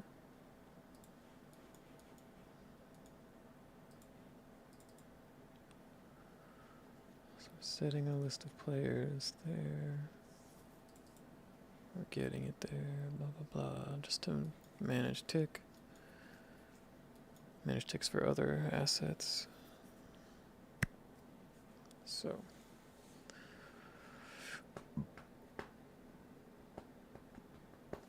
okay. Players in zone, this is what I want. We didn't put it anywhere, right? Okay. So active begins overlap. We're going to say append. Take this. Get players on. If this is false,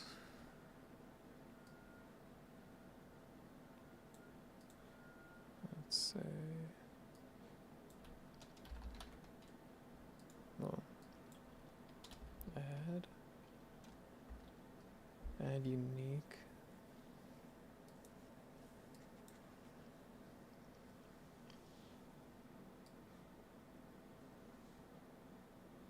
What? Not compatible with the pawn object reference. Come on now.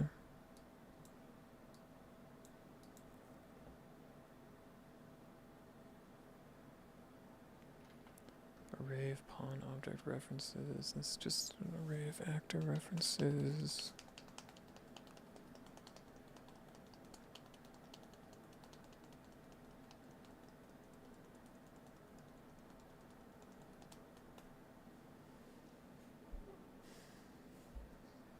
Is it really not gonna let me, like, can't I do something like this?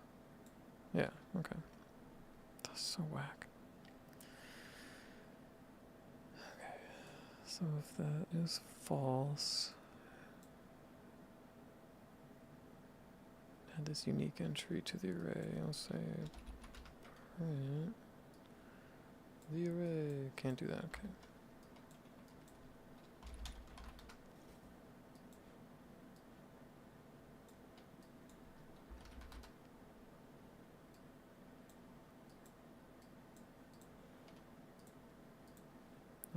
What?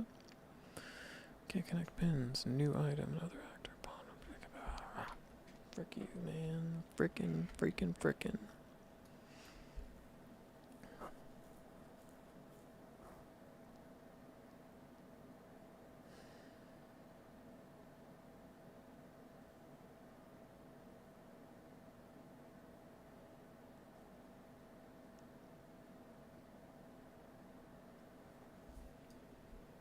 I guess we're trying to say cast to first person. Ghost game player control.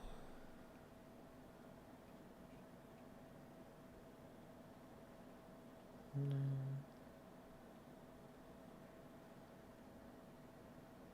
It's BPG. First person character. Maybe do that. Use that to cast to it as that character. Add unique. Follows cast if it works. Boom. Okay.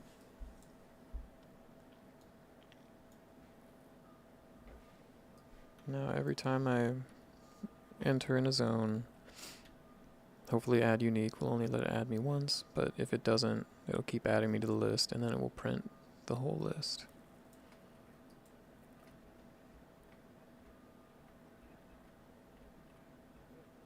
So I go back in. Yeah, see, as I go from zone, or like back into the kitchen, if there were multiple prints, then it would be printing multiple times. Yeah, nice. Okay. Alright, let's untangle this a little bit here.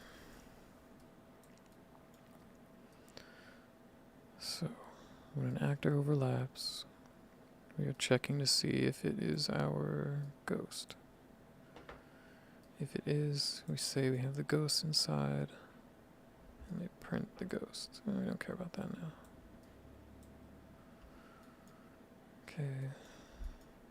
And then likewise over here, if the ghost is what is leaving, then we say the ghost is gone. Great.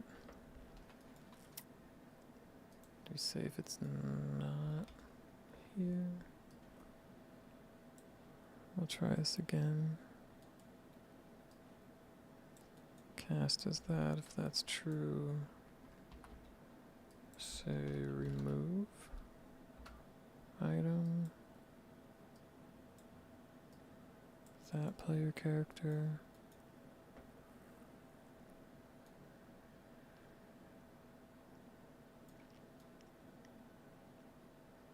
I think that works. And then let's see. I kind of want to actually do on tick, like print that statement. Print that variable just so I can say like each zone is doing it.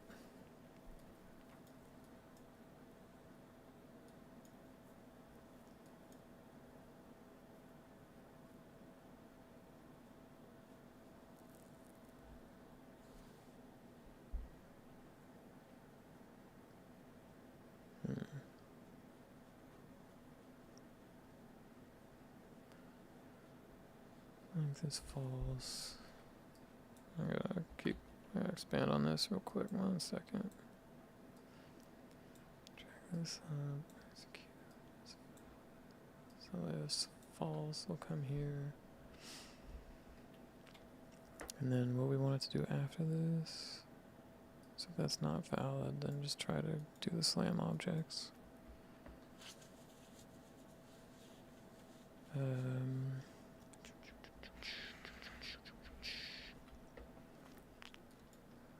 And then we're gonna have a print.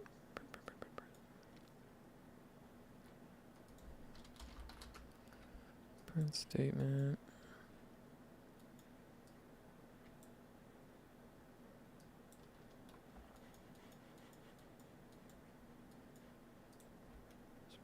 Basically what we want. For each in the players in zone, print the string of the name. Yeah, okay.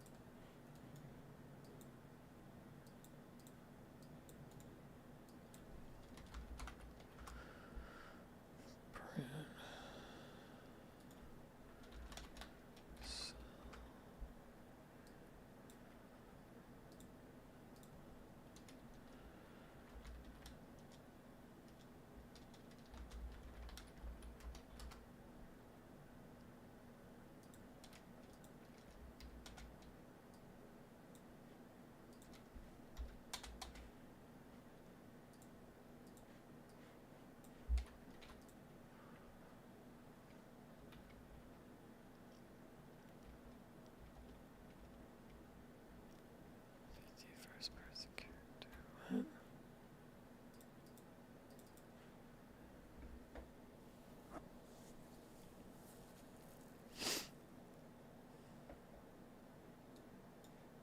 Okay.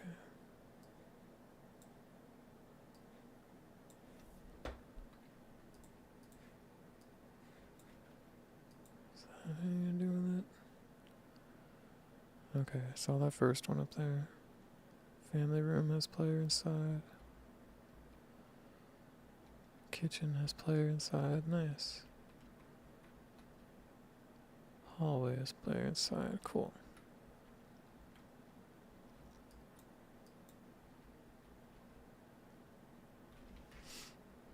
Guest room is player inside. Nice. Nice. Oh, that's so ugly.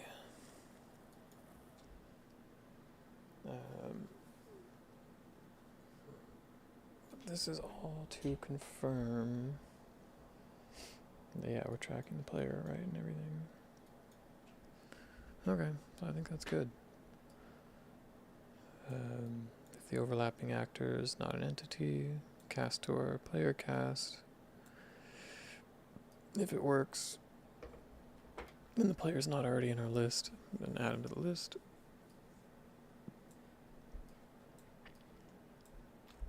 And this is debug return, so we're going to delete that. Now when the actor ends, if it's not an entity,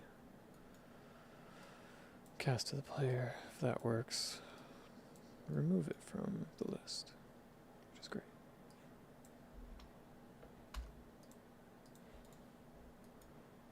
Okay.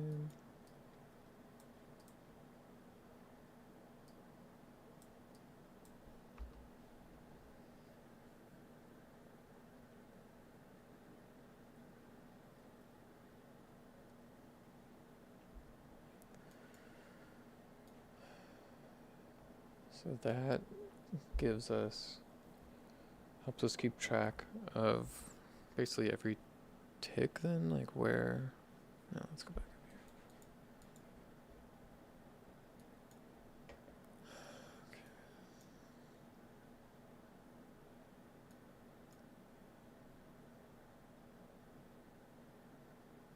here. Yeah, this is just printing what players are actually contained in the thing every tick. So I don't need that.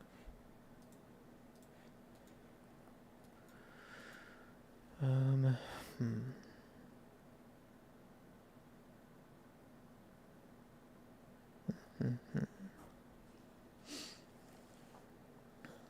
think I might need to take a break just to let my brain freaking relax. I feel like I'm all like, oh, I've been soaking in all this sweet knowledge. Now I gotta sit on it and marinate for a bit. See, so we have functions here. Basically, we're storing arrays of our cabinets and our drawers and whatever else we can, slam the doors and things to. And then we kind of have like simple events here to just call these functions on those objects. So I have some of the ghost abilities put together now. I think I just need to set up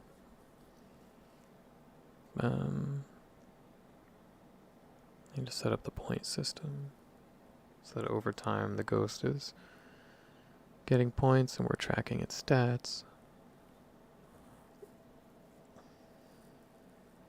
I think that needs to be contained in the brain.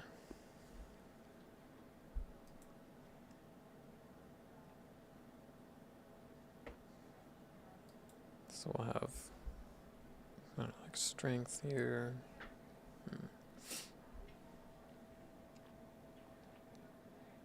So our controller class, yeah. Yep, that's where we gotta put it.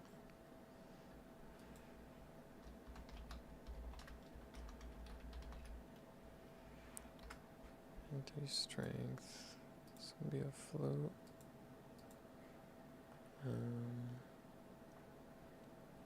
And we'll make another one for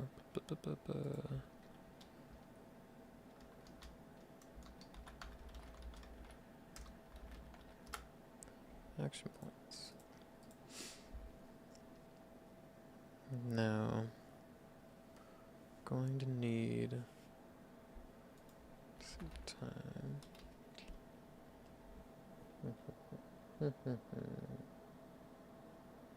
Time span, right?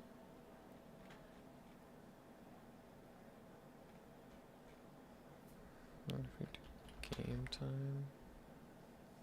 Game time since creation. The current game time is like this stops when the game is paused and is affected by slow-mo.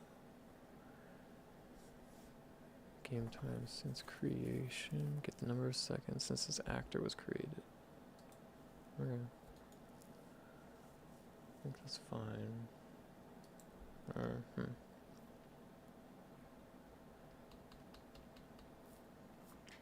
So I need a formula for, like, need to figure out a system of how I'm going to ramp up the amount of points and like relative strength that the ghost has. So there'll be like a default like baseline kind of linear growth of things, and then depending on what the player does in the match, we will add to and subtract from that.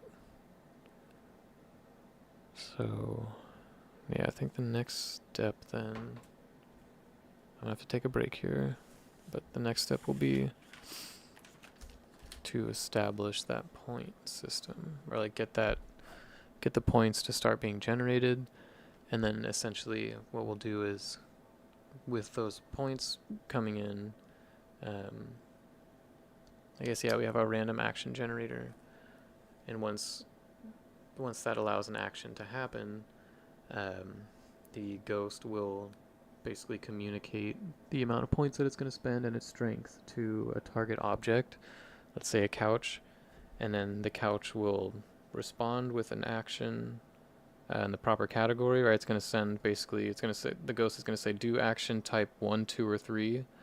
I'm going to use this number of points on that type of action, and then I'm this strong. So, like, I'm going to just say do action 1, spend 2 points on the couch, and I have a strength of like 20. So basically that'll say, go to the couch and say, alright, what level 1 actions do you have? I only have 2 points to spend. Do something with that. And then somewhere in the action, say it's like lift up the couch, we'll use the strength multiplier to say, like, multiply the base speed. So if it's weak, it'll lift the couch up kind of slow. Or maybe not the speed, like we'll say the height. If it's weak, the couch will only lift up like 10 centimeters. Or you can say like the base amount is 100 centimeters. So if you have a strength of 20, then you can only lift up 20 centimeters. Yeah. So that's the plan. Gonna break for a little bit and then come back and do that. Sounds fun, right? All 2 of my viewers, you guys like that? Does that sound good to you? I appreciate you. Shout out. My lurker homies. Cha. I wonder how long stream will let me go idle for. Uh-oh. Of course, we always get someone to join right when I'm trying to sign off. I just need to eat and then I'll come right back. Let's try to leave it open. That'd be like, what if I could have a UI level to just display text and like write messages to people when I'm gonna be away? But like back in 20 minutes or whatever. What is this wall? No. Okay, no, I thought there was a crack there. It's just the location zone bounds. Alright. Apologies to the new Twitch viewer. I'm just about to jump off, so you missed some good stuff. I'll be back on in a little bit. Let's see. Can I put this in a cool spot and we can just leave it? God, someday I'll fix that. Let's go up in this corner for now. Bow, bow, bow. Give the people a show, Oh, don't look at that hard edge. Don't look at that. I'm gonna fix it. Bam. Okay. Fun AI stuff. Yeah. Come back in like half an hour or so. I promise it'll be cool. Alright. BRB, everybody. I'm just gonna leave the leave the stream up. Let's see, I can do this.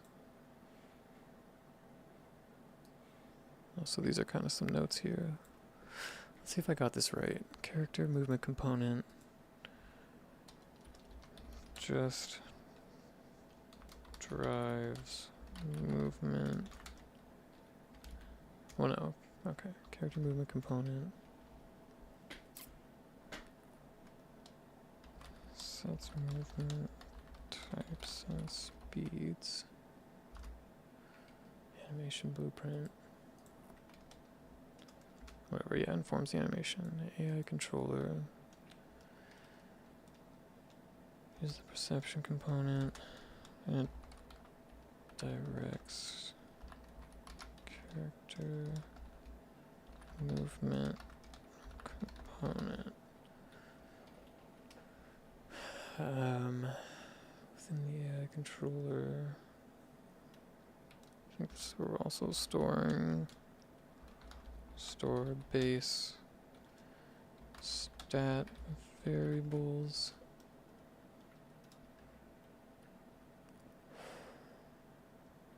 And this is where we'll do set make point generator action point generator. Okay,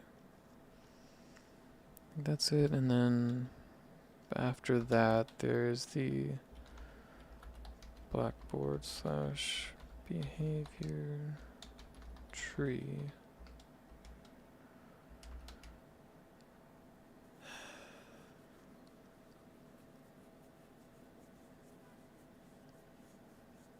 And this is where we're going to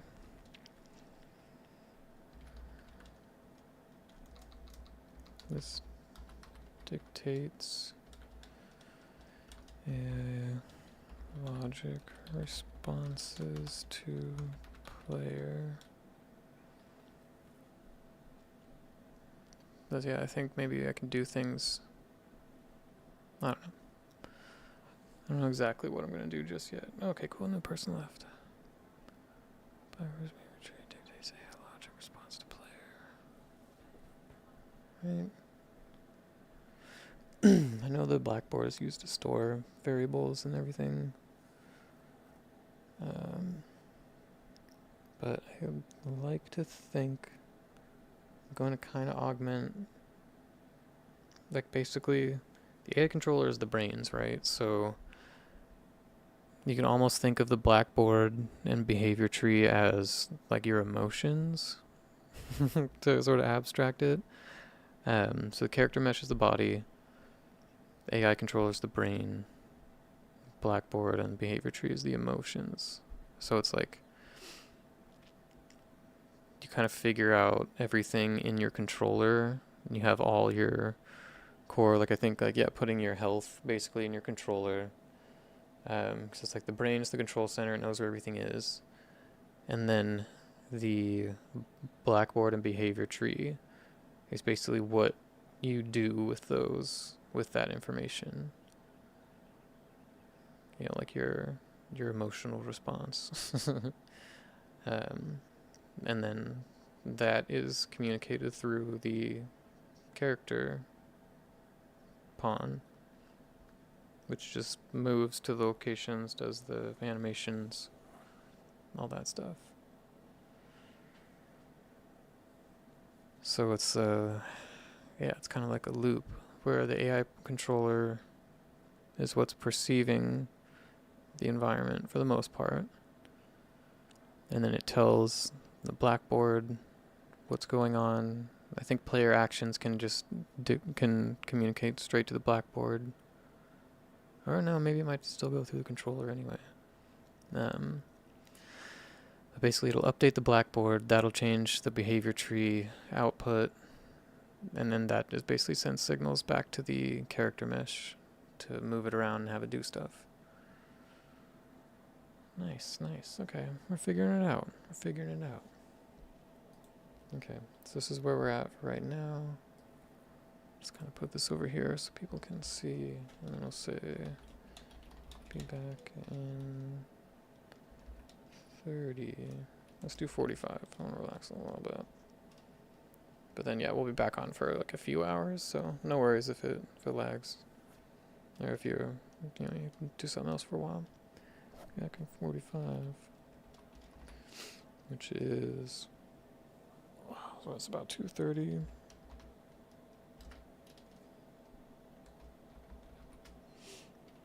Okay. Well, that's it, everybody. Let's get some food. Catch you all in a bit.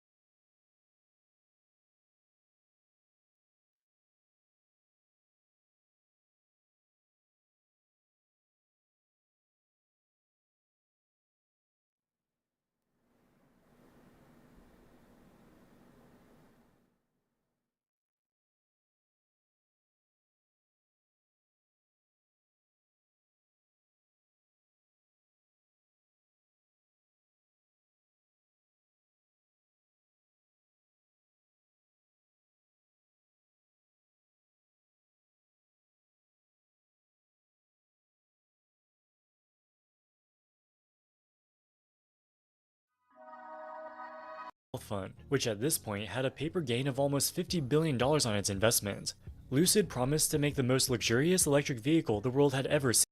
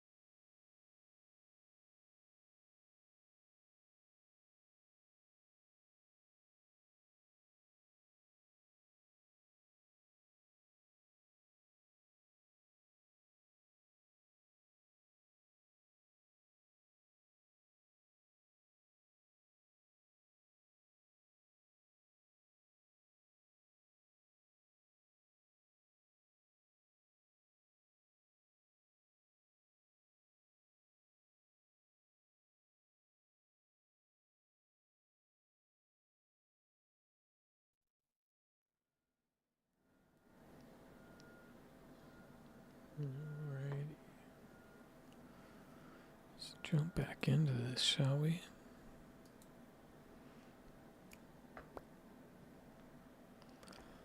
Okay.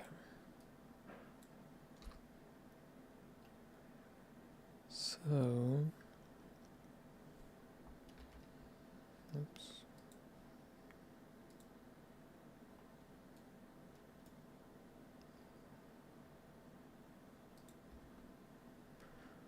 Oh, not open.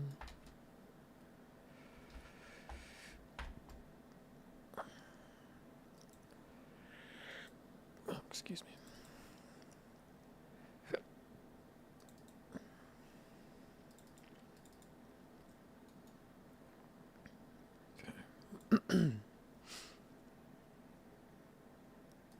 Starting activity rate.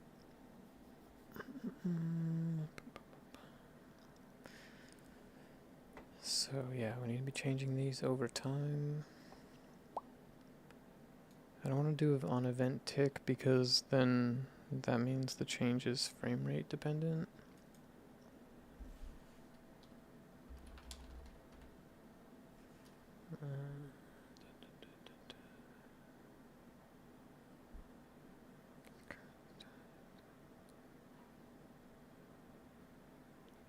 I wonder if this changes. Let's just do this as creation. I wonder if the game time starts when you, like, once the game just loads. Like, first menu you see, game time's going. I wonder. Okay.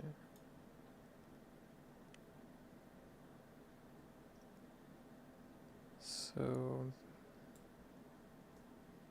maybe we just, like, interpret the strength at runtime? Like, on execution? Yeah, because it's not, like, I don't need to be updating this value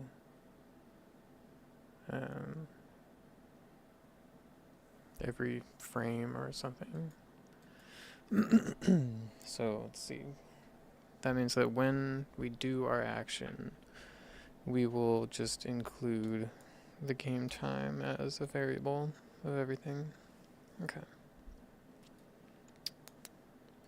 So,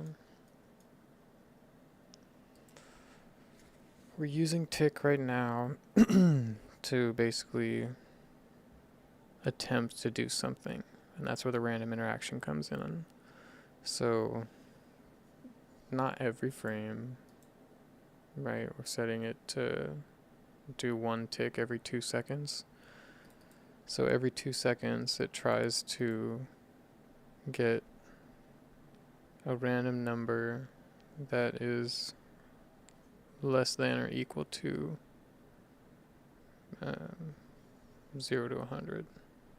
Or no, so it picks a random number between 0 to 100, and then if that is less than the interaction percent, which we set here as our activity rate, basically. So if we set the rate to 100, then it's like, yeah, whatever value comes out here that is less than or equal to 100 is going to trigger should react to true. So that means if it's set to 100, that means every time it's going to allow it to interact. So with that in mind, it's almost like temper or something for the ghost, like anger, entity anger. When that goes up, it'll attack more frequently, yada yada.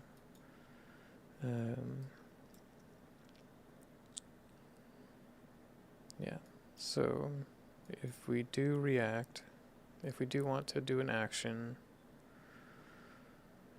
then yeah, well, checking if there are throwable actors. Yeah, see, that's bad. Let's disconnect this. I think I want to just get rid of all this. Let's just rebuild it from scratch. Because that's just dumb. And then for testing purposes, we will set this to every second. It tries to do something. Okay.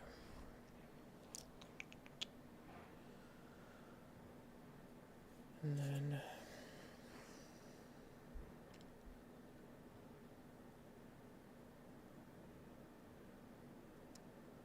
I'm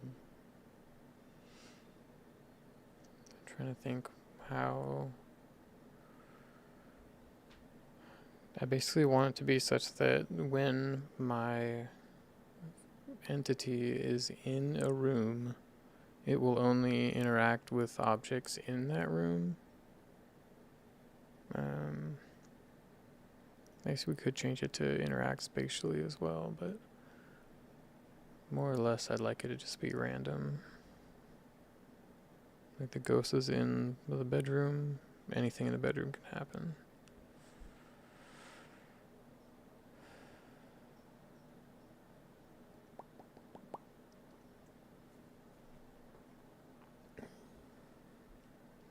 So I think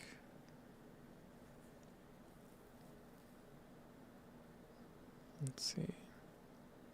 What we want to kind of avoid is basically having to cast and like store every object in a space, like in the character controller here.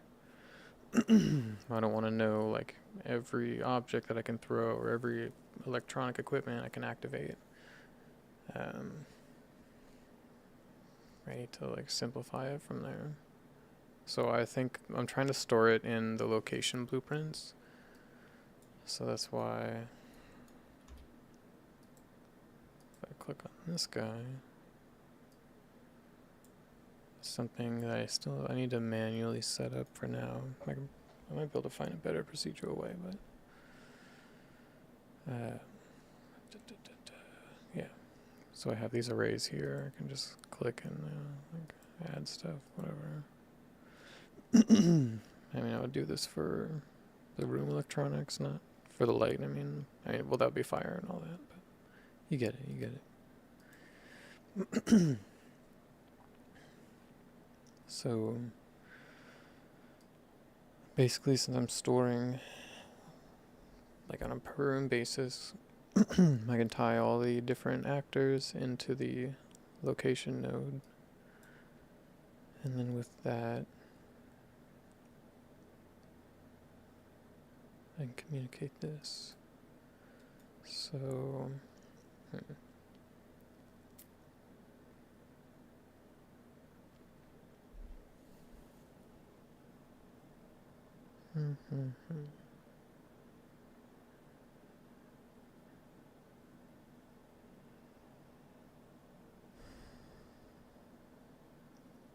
So the ghost is going to walk into a room.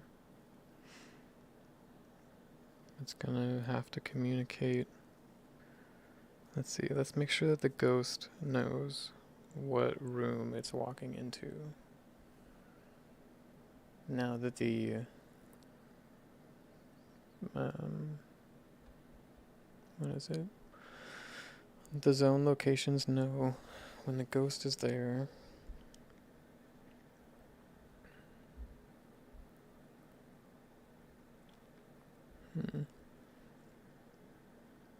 Maybe since we have the variable set in the location zones of if the ghost is inside, we can say like the ghost will just broadcast its actions to every room, and then ooh, yeah, that's good actually. The ghost can broadcast its actions to every room, and then depending on if it's the room the ghost is in or if it's a room with a player in it, we can do something. Oh yeah, that's good. That's good stuff. Okay, let's see. So how do we test that? The ghost is going to broadcast. It's going to say do something. So it's going to have to communicate to the location zone blueprint. It has this activate function in it, which we're kind of doing this for now. I'm going to take this off. We're going to say is Wait. Entity and location. Get range. So now we call activate on this. If the entity is in the location, print stream. No. Can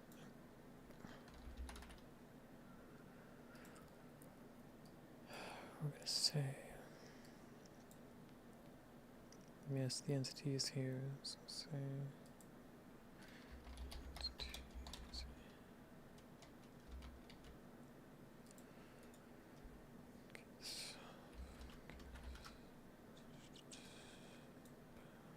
okay.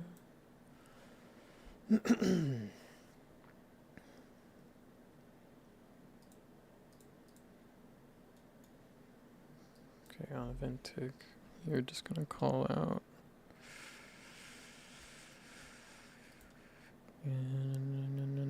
location actors, get reach,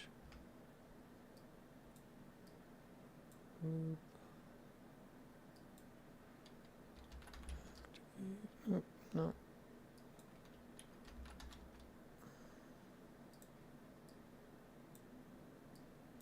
Okay. So every blueprint is going to activate, only the ones with the ghost in it will do something. It's going to try to fire that every second. Let's just get by the random interaction, make sure it fires. Whoa there, buckaroo. Oh, okay. Excuse me. Well, let's do that. How about that? Okay. Entities in the kitchen. Cool.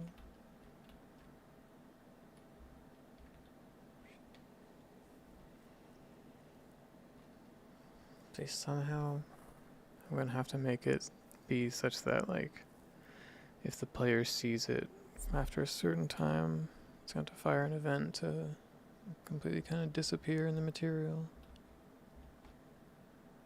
Whoa. Or stop printing? Okay, yeah, it's like kind of in the entry.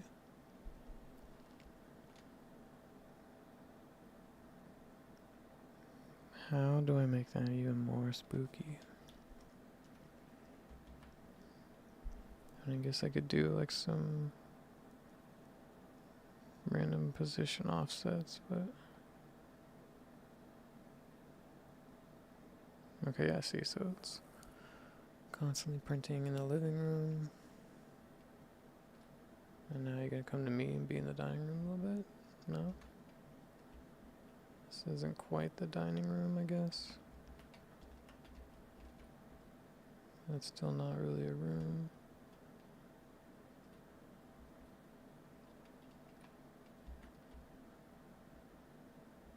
No? Oh, okay. Go in the family room. Alright. Now...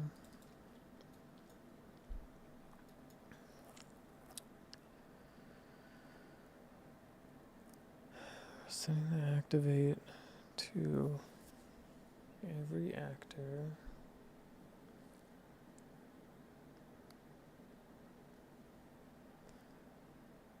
And then, okay.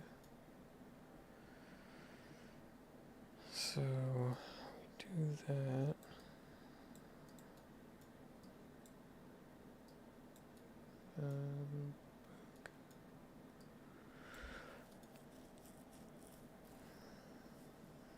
Is in this.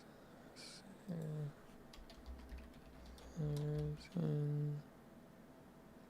oh wait.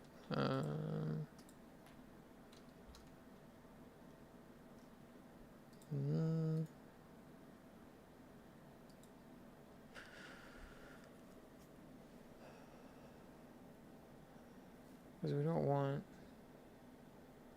Yeah, only if that's true, do that. If it's false. Players in zone. Sure. Length.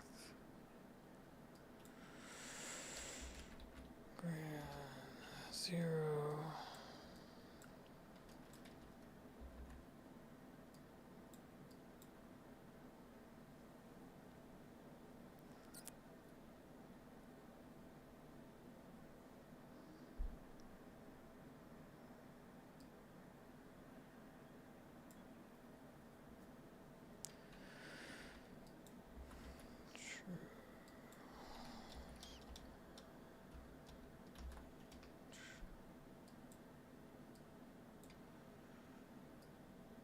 Do, do, do, do, do, do.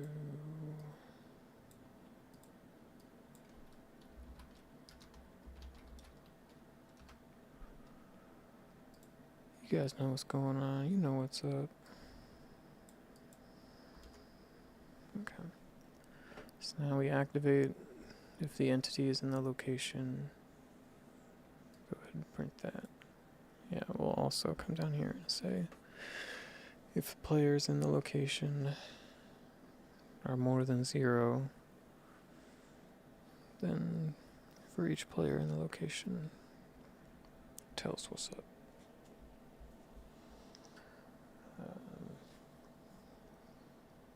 And I could make it a little bit more clear by printing like this header in front of the for loop and then just looping through the names, but that's okay. Oh, don't you crash on me. Yeah. Okay. Okay, our call function. Okay. So it'll print both of our locations the whole time. Player is in first person character. Oh no. I don't want to be in myself.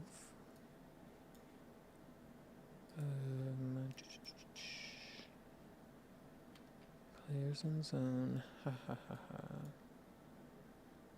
This is supposed to reference self. What am I doing? Oh wait, here we go.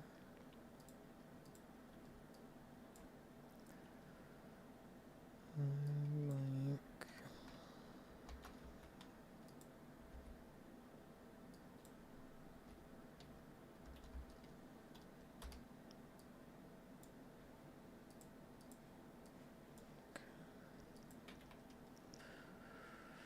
Player doo-doo is in the family room.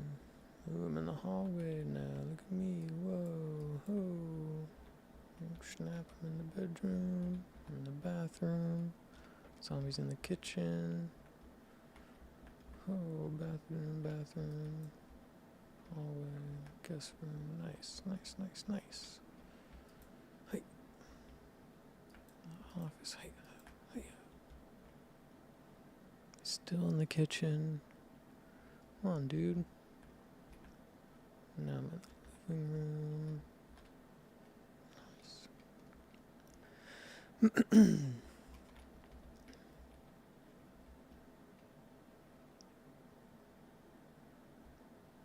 Is he just standing there? Or is he like... Uh-oh. Are you okay, sir? Do you not know what to do? I don't know if I can like open more blueprints. Is that gonna... Let's see. Can I open this blueprint? What's going on over here? Some boy.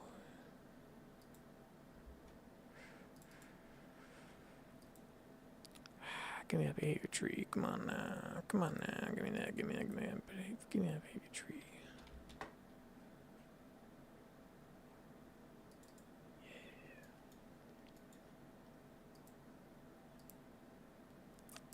Say what?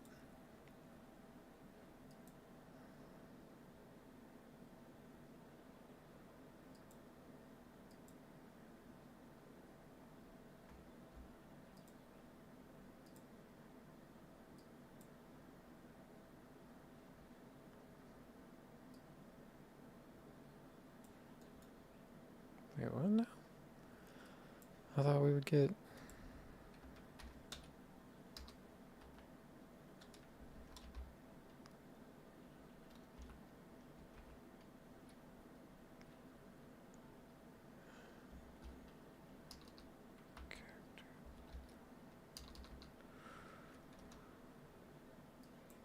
What do we call a zombie? Can't remember what we call the zombie. Come on now. AI. Okay. Yeah.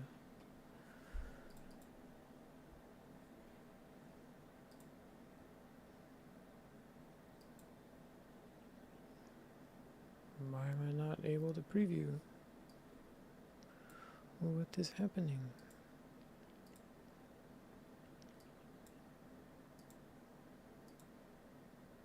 Can't find matching actors. Don't give me that now.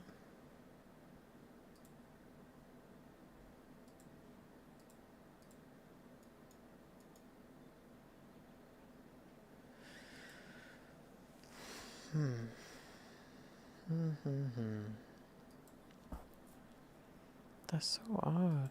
I know I was able to see it before. Am I having to like click it out here or something?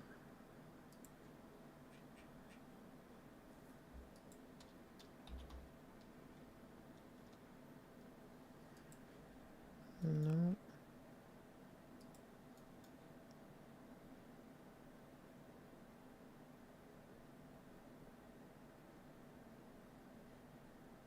Man. That's wild.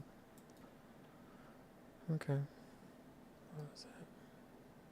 No, it's just a light. Okay. Man. You lie. Okay. Back over here. We're saying activate.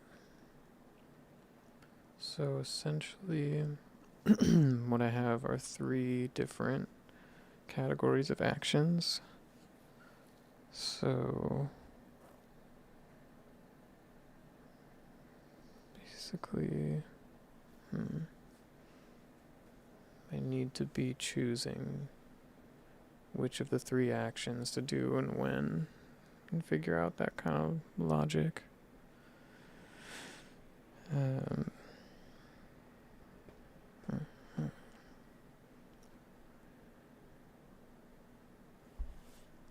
So this is just sending activate to the locations. Locations all know if players are in there or not.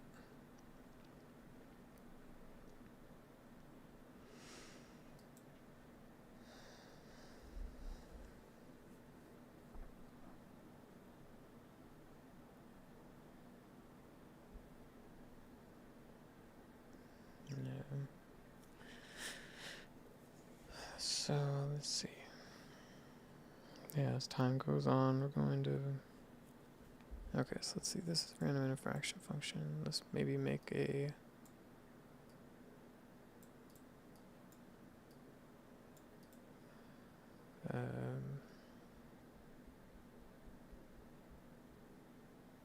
What's it?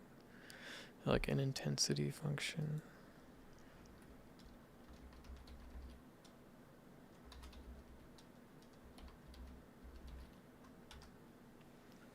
Okay. So when this fires, we have 3 options to choose from.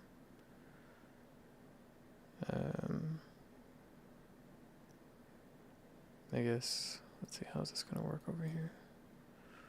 For location actors, we're going to pass this in, and then, okay, yeah.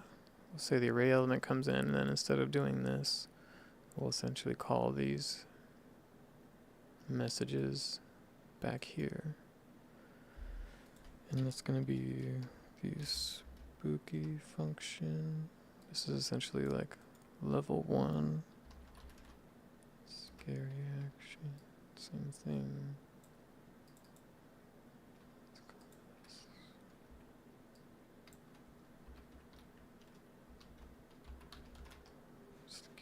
consistent.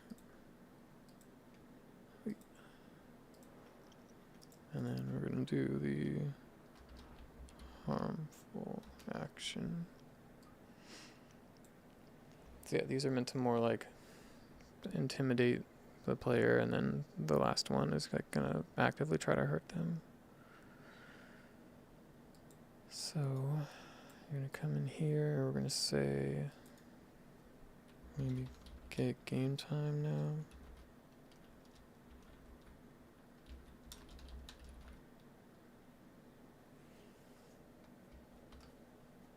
Get actor time.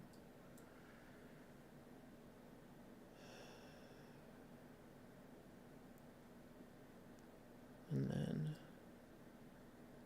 let's say for anything less than or equal to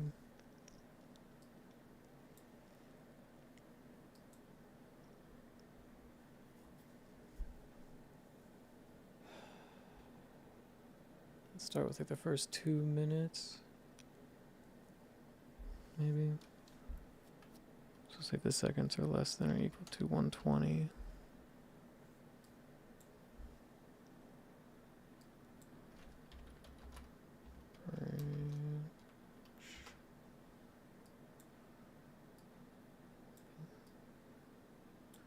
Do the spooky action. I think points might come else. We're gonna ignore the other things for now. Just ignore. We're just gonna focus on the logic getting to firing them. Passing through these attributes we can do at the end. Oh, or I guess not. Come on. Must have a valid target reference to self. Oh, sure. Well, yeah, we're just gonna do that. Okay. So now if it is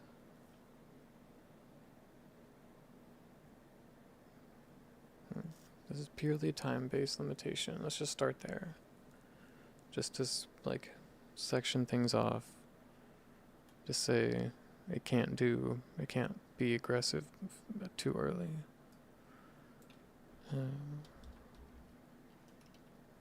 So I can just pick it up. Yeah, 4 minutes. That's okay.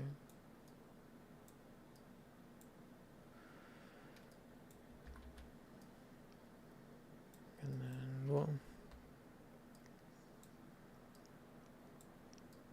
beyond that, we can do that. Okay.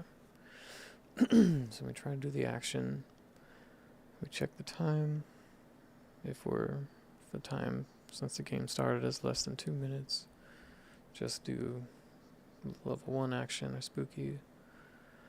And then if it's greater than that, we ask if it's still less than 240. While it is, we do this, and then if it's not, we come down here and we just do this. Okay. I think that's fair. Gosh darn you. Yeah. Okay.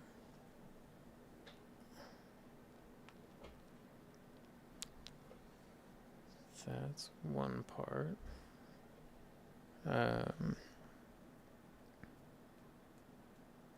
But I want them to be able to happen at the same time, right? Like, even if you are beyond the 120 mark, it should be allowed to do the lower level actions.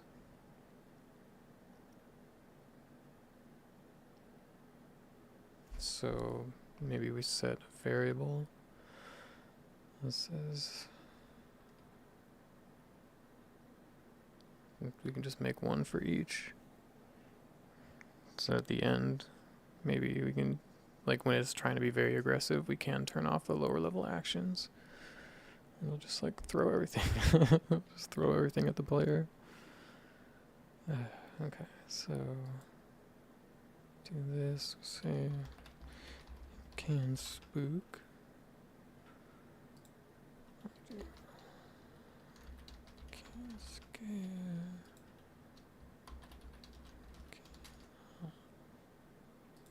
Okay.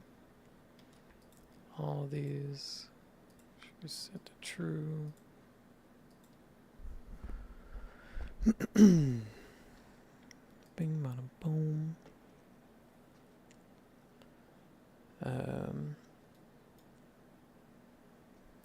So basically, it's gonna start.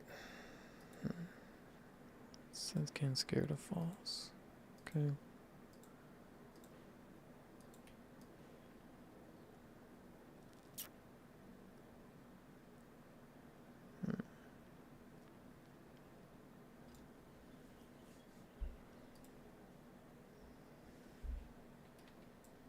Just move this out of the way for now.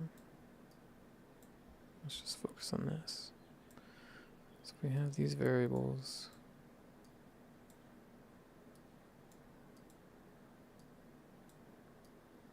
It's going to essentially function like that.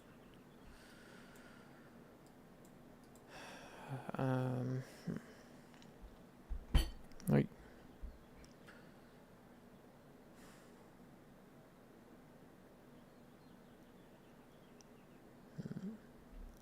But it's like, even though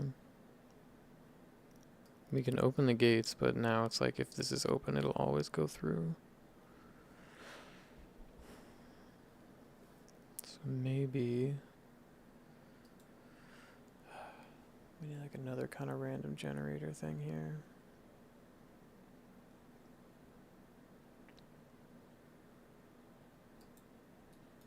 How can we do this?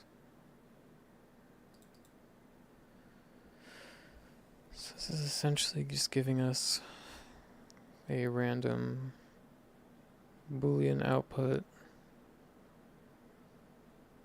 based on like a bias input. And the Boolean represents the like percent, like the input represents the percent chance that the Boolean will trigger as true. So yeah, maybe instead of putting these variables in. Okay, nice. I thought I was adding these to like the function somehow. Maybe we do this elsewhere.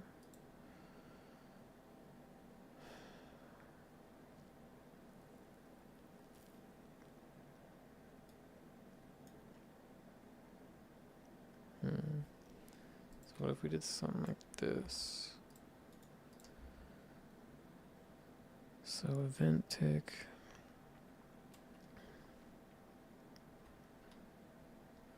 And it's fine if it's all false. Can't do anything, whatever. If it's true,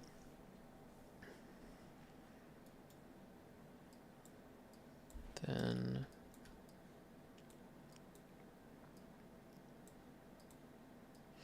I mean, this is still fair. Like, that's going to be the same activity rate for everything. If this is true, do the random interaction. Or like, try to test for a random interaction. If that comes out as true, see, then it's like false. We'll do the same thing down there. Okay. Let's say now the spook activation, or the spook ability action gets activated. You're going to just call to the location actors and have something happen. I'm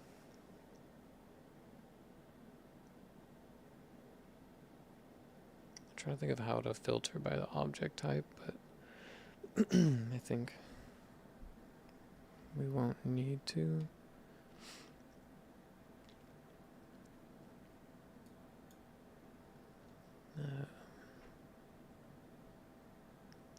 So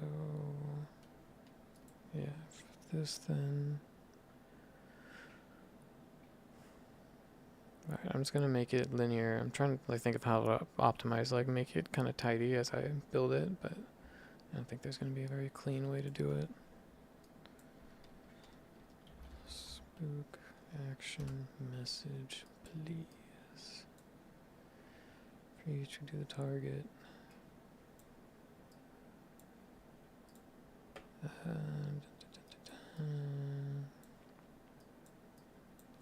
Okay. So every tick, if we have the option to be spooky, like do a spooky action, then we will quote unquote try to with an RNG test. And then this is our sort of like, what's it called? I'm trying to think of the DMD term of like the like minimum acceptable value or whatever. Yeah, I guess like this is our roll versus, you know, out of 100. Or no, this is our like lowest acceptable number. And then we roll as 100. Yeah. And then the outcome of that allows us to send the spooky action to the location actors. Okay, I'll hook up the rest after I finish this logic train. Okay. So, begin, blah, blah, blah, blah. Go slam, breaker. Activate electronics. Jesus, more tick. Okay, yeah. So,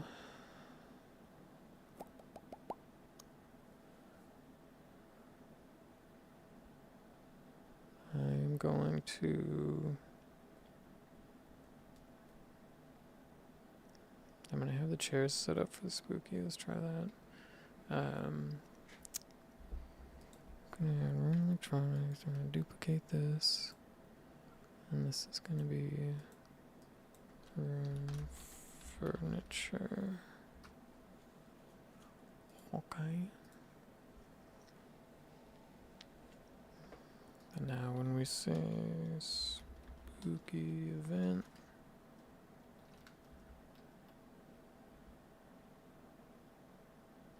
what?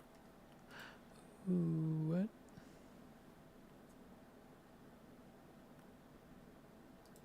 Class settings does not have the spooky interface. Okay, PI spook. Whoa. What?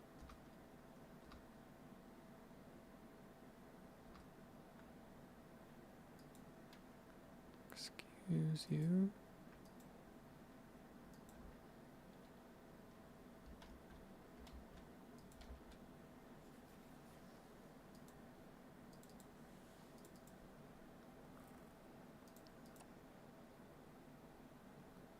Oh, BPGI. Okay. BPGI. Blueprint Ghost Interaction Interface. Spooky. Spooky. Okay. I'm off to add the rest of them too, but we're just taking it one step at a time. Event spooky action. Here we go. And now for this one, let's say,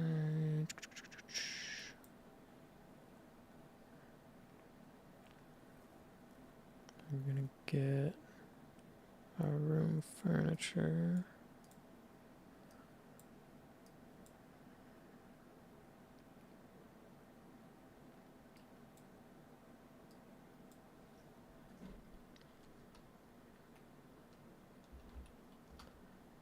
Length greater than 0.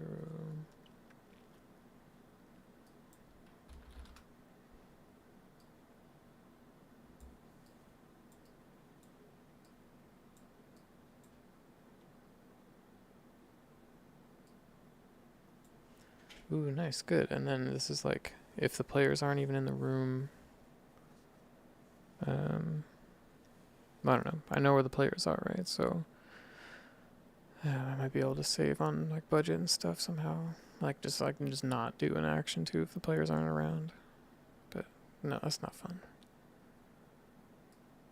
Either way, I'm glad I have access to if the players are there or not. Anywho, so from this, we're still sending spooky action to all location actors. So we're saying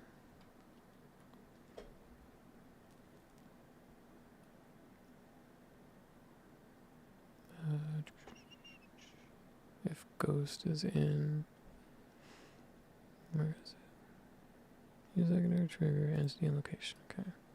We also need a branch on this. Or we say this and entities in location and the length of room furniture is greater than 0. Do something. So I'm going to say actually get random int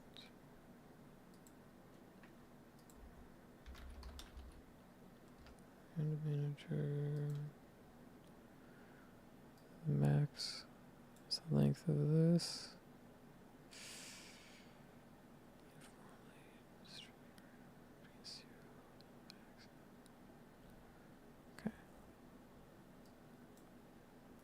Random manager between there. Let me say, get copy.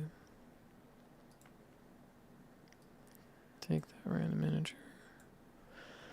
And now we will send spooky action message to that target. Oop, to the target. Boom. Now, okay, what we're gonna do, so the ghost is in this room.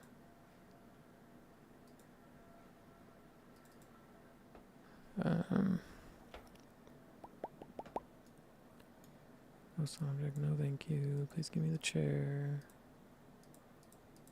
Can I have the chair, please, the furniture.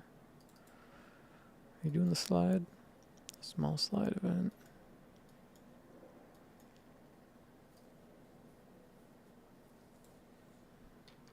Not right now. Right now you do small slide event. Okay.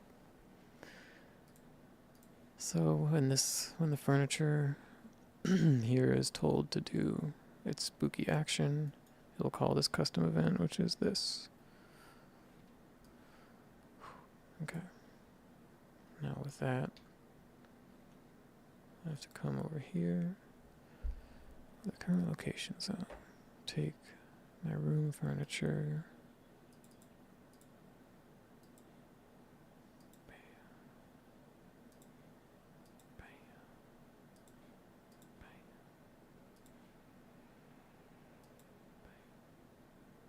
okay.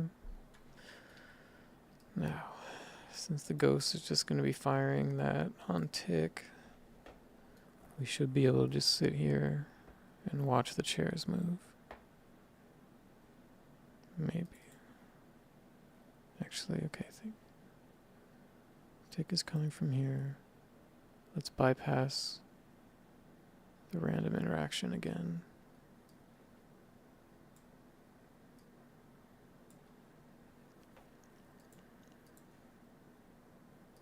Make sure something always happens every second. Go.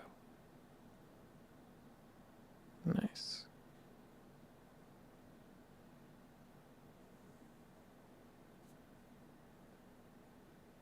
God, that's so sick. Okay. Actually, let's see. Okay, let's watch him. So he's right there. He's interacting with these things. As soon as he leaves, it should stop. He should stop being able to interact with stuff. Yeah. Because now he's in here. He's only sending messages to... Or like the blueprints are only accepting messages when he's actually inside them. Oh, that's Zeke. Frame rate's staying okay too. Nice, nice, nice. We're getting somewhere. Okay.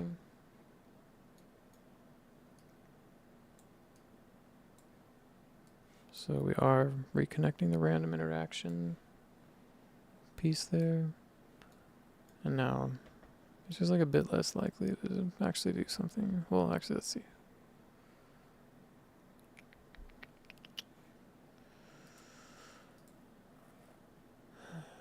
How do I select his AI controller?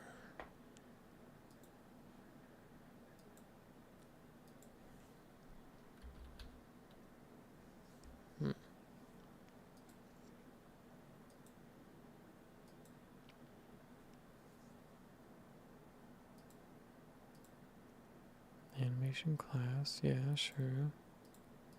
There must be a controller. No, okay. Rendering, no.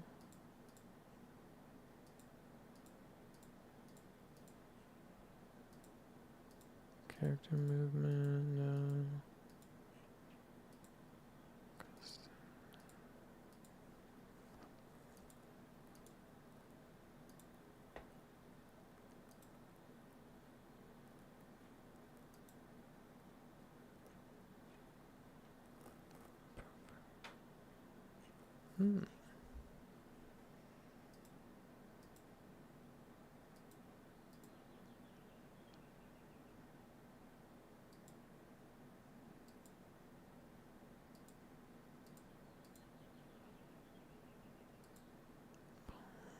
There we go.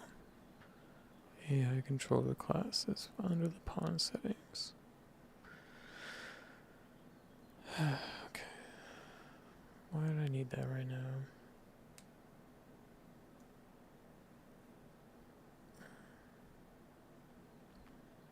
What's the next step here?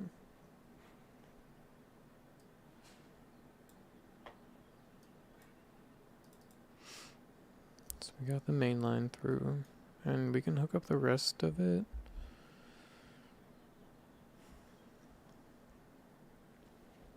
Right.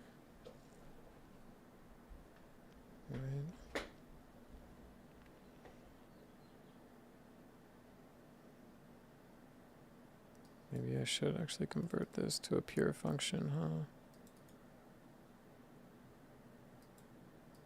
Random interaction.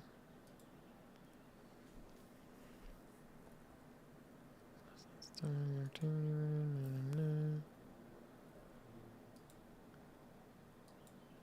I know this.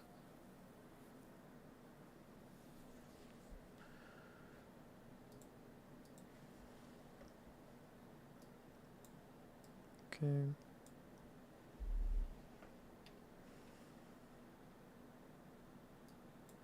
Maybe we can just even do this beforehand. Check the activity rate. If we don't even do anything, we just won't do anything, right? That's a good way to cost save on tick. So this is like the chance that we're going to actually do something. Starting activity rate.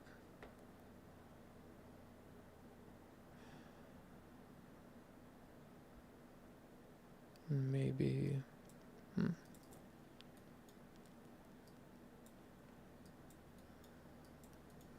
So get game time since creation. What do you do with that?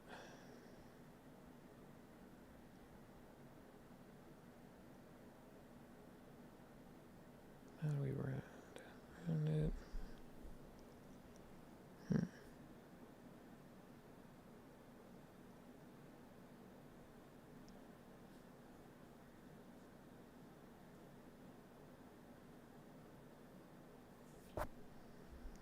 What if we say game time, what, like after 100 seconds, we want the odds of an interaction to go up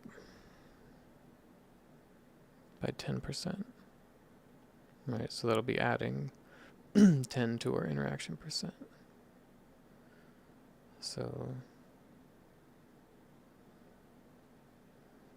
yeah, that would be just taking this and dividing by 10.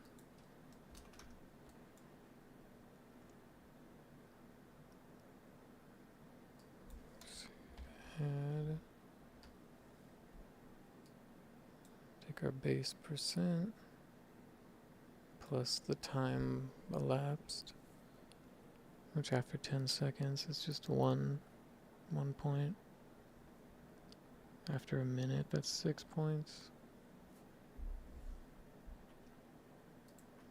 Let's do 20.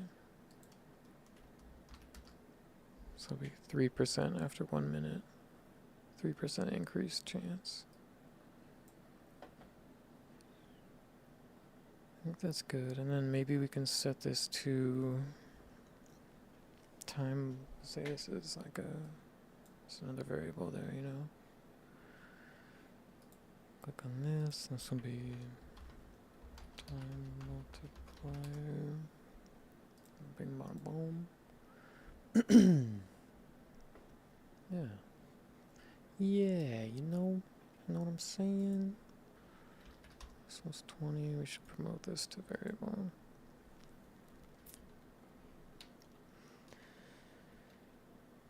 Action.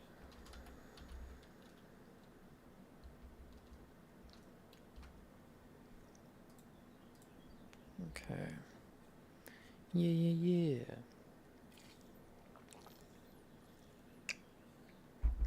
Okay. So, bye. I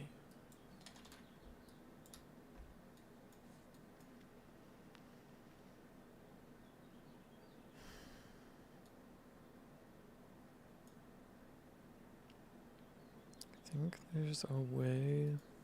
It's not like a gate, right?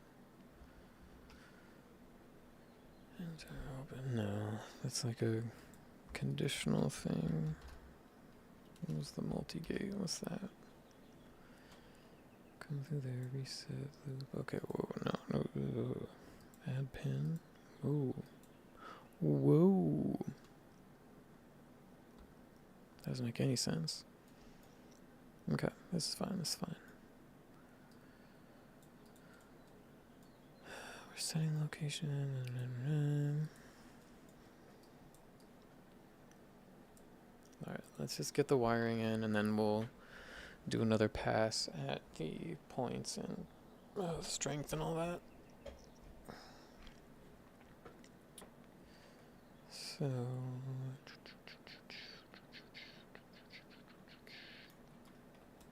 for each. Oh, excuse me.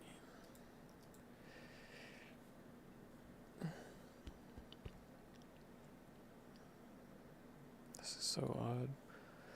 For some reason, I was always under the impression that you had to have the interfaces implemented to send messages, but you don't. It's ludicrous, I tells you.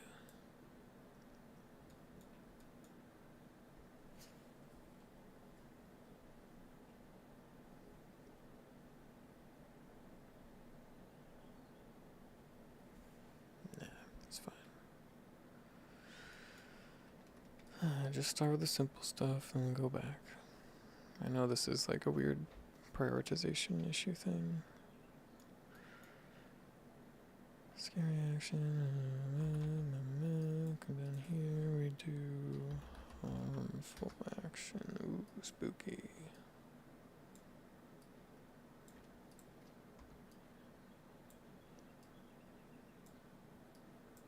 Good.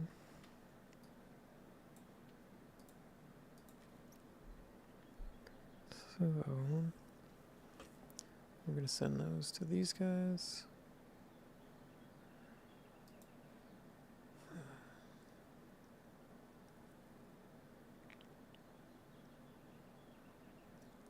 See, I'm thinking I'm gonna basically respond with the same kind of boolean every time, so I'm wondering if it wouldn't be better to just send like a generic action message to these guys that just says like, do a spooky, do a scare, you know.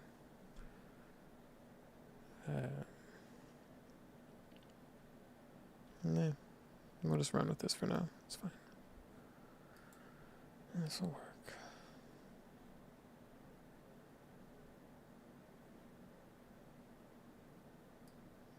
So for now, these we're all going to kind of make sure the entity is there.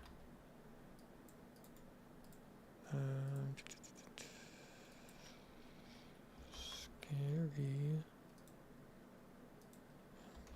Harmful. Scary event action? No.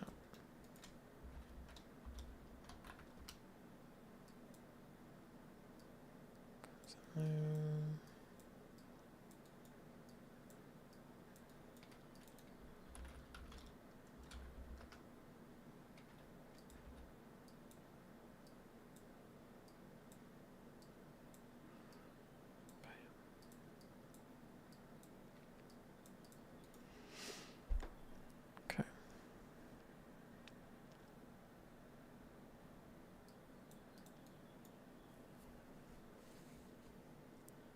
Now this is gonna have to do something.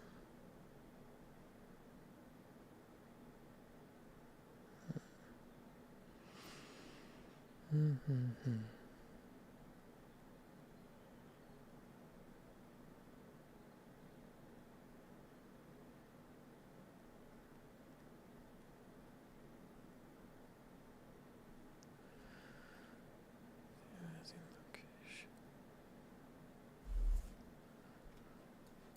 So we have something set up. No. Okay, we just have to filter the different objects. We still only have furniture there, so we'll just keep using furniture. Dang, I guess it's gonna be the whole same setup.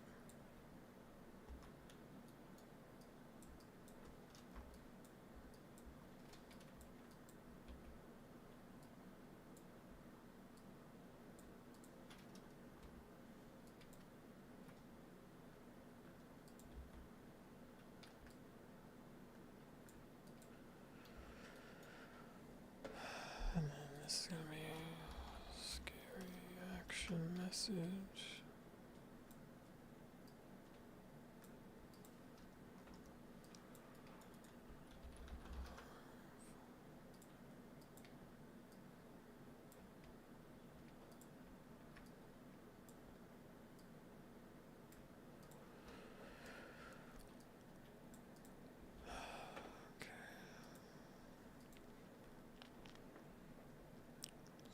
Now, as long as the room furniture is assigned, it will send each of those. Okay. So, let's just turn that off for now. And let's just randomly say, do the harmful action. Furniture, we should have. Yes, scary action. Is that harmful? Yeah, this is harmful. Okay. Trace for ceiling tag, Christ, and a biscuit.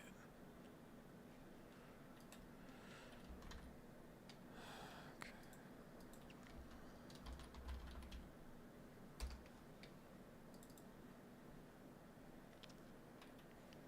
No? Okay. Alright, and well, let's just can't control him. I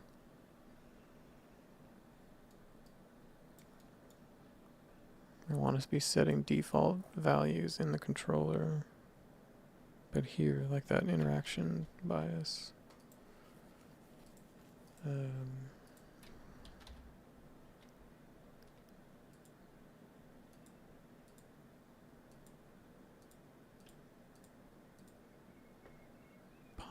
Okay, that's what I need to be searching for, or just controller. Yeah. Alright, this is whatever.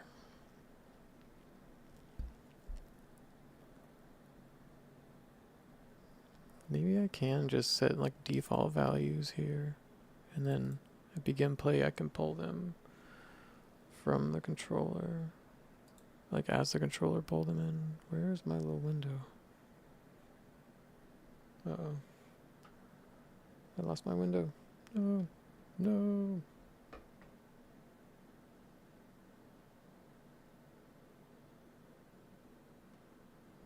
It's gone, you guys. It's lying to me. Oh, there it is. Okay. For now, starting activity rate.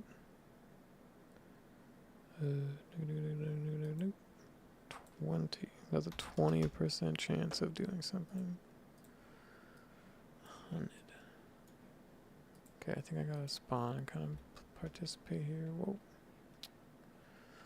Well, I mean they're casting at least. I think it is because of the collision options set here. Custom. World static.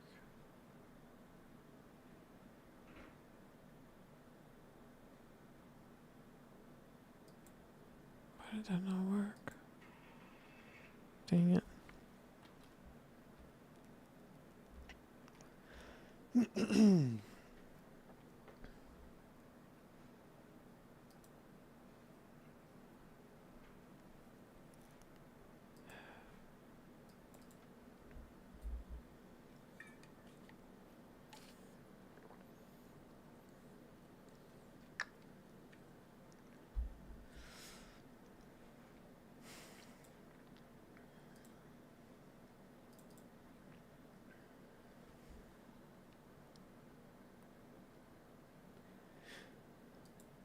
Okay.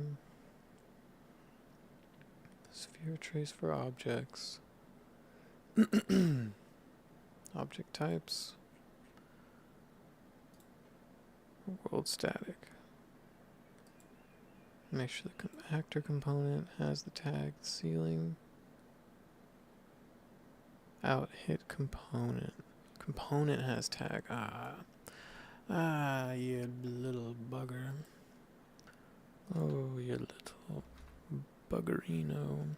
Component tag, yeah, ceiling. What the flippity flop?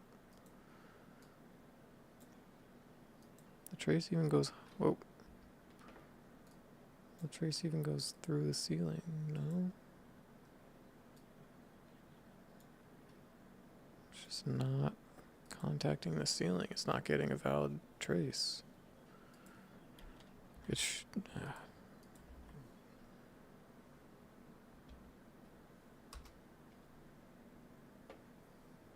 I don't know that this should change it, but. No. What the heck? I wonder if it's like hitting something else first, like the location bounds.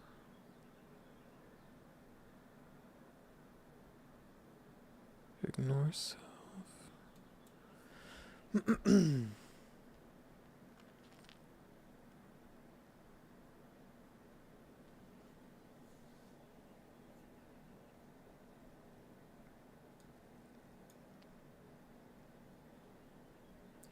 False.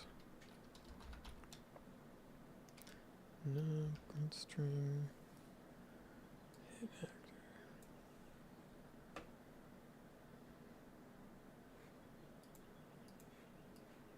Right.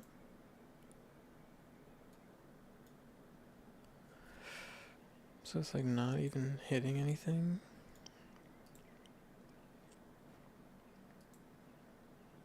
That's so odd.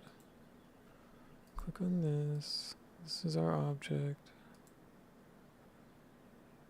Okay, you got told to hit and you fired and you found nothing. You guys both have the right tag. This is where I set construction simulate generate hit events. Is that it? No. No. It's not going to be overlap events, is it? No. Curious above on no. Collision. Yeah. Query and physics. Could be used for both spatial queries and simulation, yeah.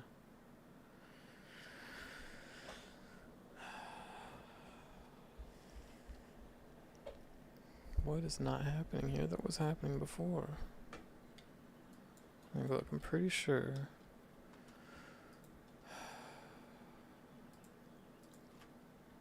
If I bring in my floor and ceiling blueprint, which I don't have. Okay, 1 second, I've gotta migrate it.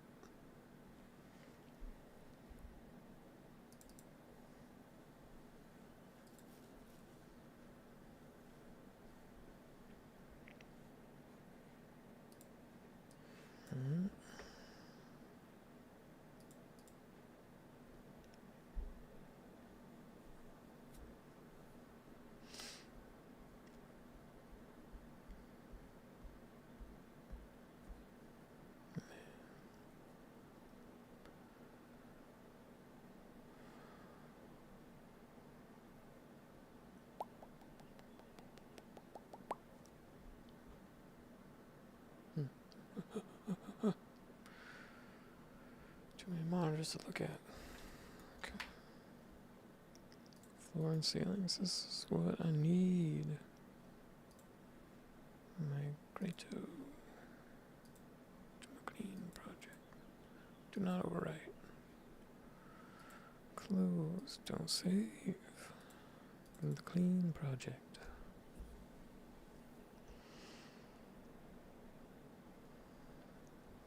Ensure it's a static mesh component. Maybe we do just need to be searching for this actor. Under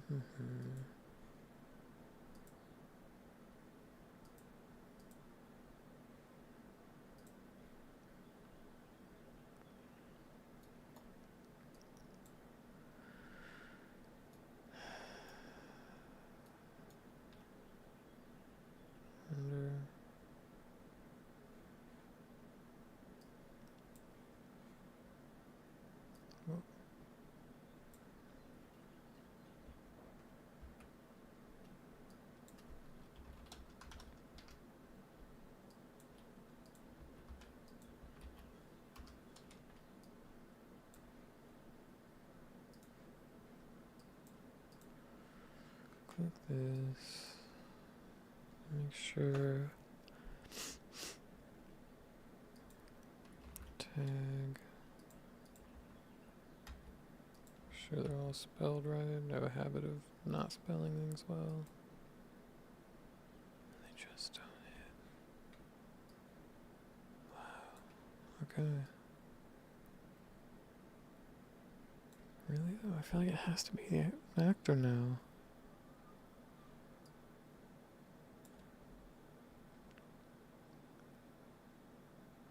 Oh, you know what? I bet my roof or my freaking the ceiling doesn't even have. It doesn't have collision. Yeah. See, now it's finding it. And then proceeding to do nothing. Fantastic. I wanted to leave it at component. That's what it was. Okay. You are selected. Whoops. Okay, you. Now he's going to call you to trace. And if you find the ceiling tag, you will continue with the line.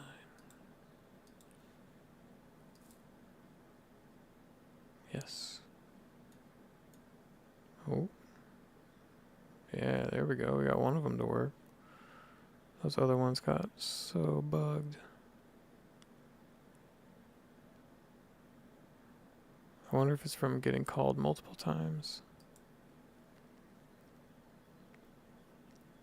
But nice. Okay. So yeah. Our setup's working, it's repeatable. We know what we're doing. We know what we're doing. Ghost objects done. Get in there. Click on you. Pawn. This. You. Okay.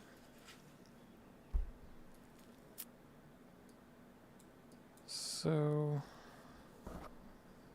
to review, I think this is where I need to clean up more too. Every tick, which is about every second right now, we are randomly rolling to see if we can do an action. If we can, we are checking these.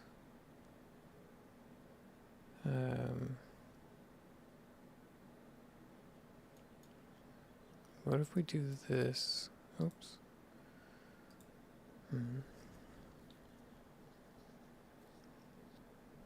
Our roll will be whatever number we put in. This is random output. Okay, yeah. So this is just letting us use whatever random number was generated.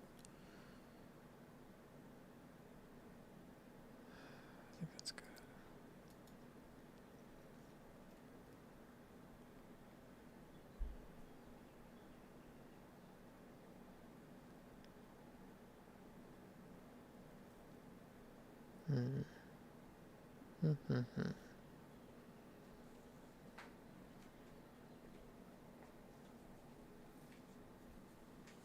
Still going?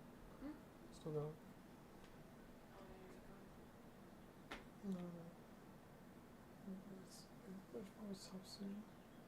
We could stop soon, but I'm chilling.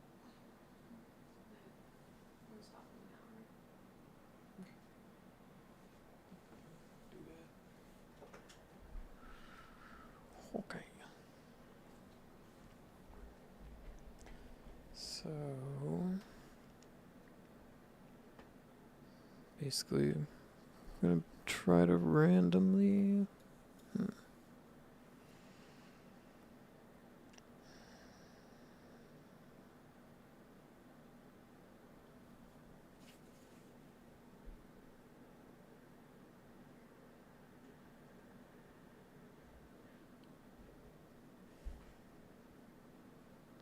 Trying to think. What if?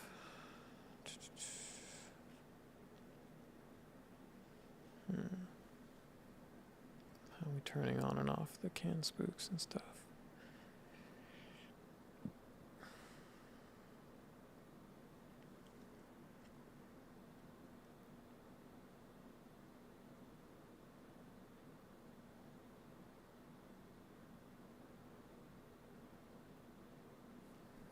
Or before, how do we turn it off?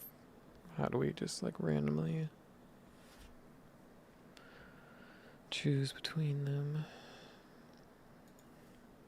Let's see. Random and maximum between 0 and 1. So right now it's 3, so the random integer 2.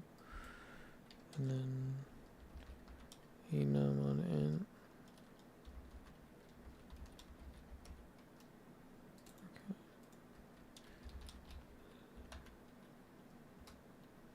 No, okay.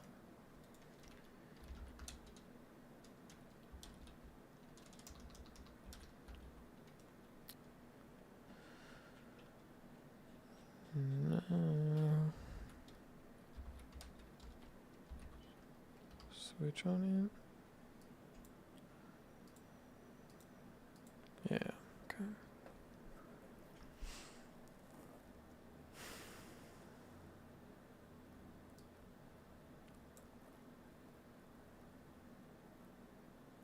So let's see. If we interact, we do the switch.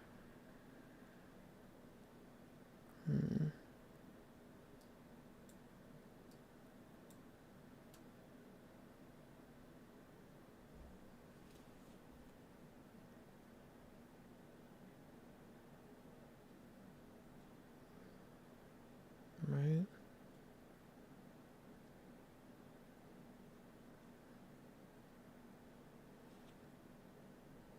I mean, that's a random action thing right there. So that's fine. Let's just hook that in.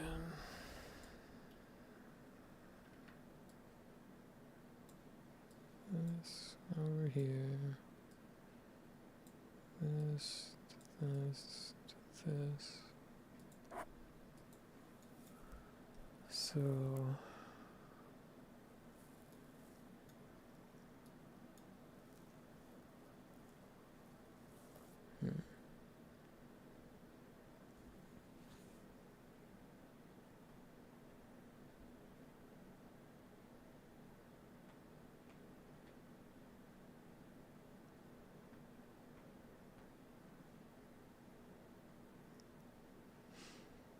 yeah, and then I can just do something like in the level blueprint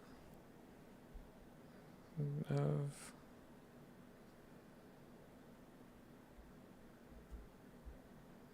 well, no, I don't know how something can happen based on like a game time. Or just like I set a delay for X amount of time and then tell it to just change this. Or like say like okay, it starts with can spook but it can't scare or harm. And level blueprint just say like after 20 seconds or whatever, set this asset or this actor to can scare, you know, or can scare to true.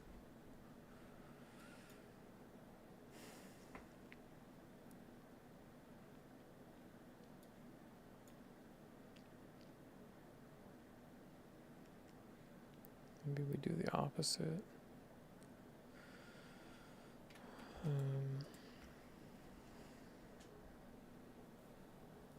Right, so based on the integer, you'll try to do something harmful, scary, or spooky. You do something harmful, but you're not allowed to. Try to do something scary. If you try to do something scary, you can't do. Try something spooky. That's it. And then, yeah, that's fine.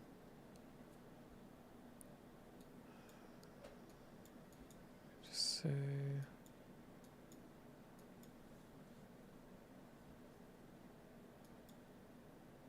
if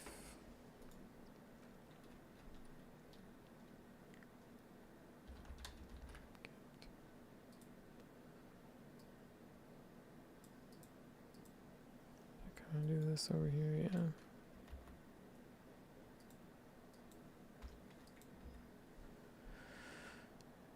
The game time is less than that. Don't do anything, but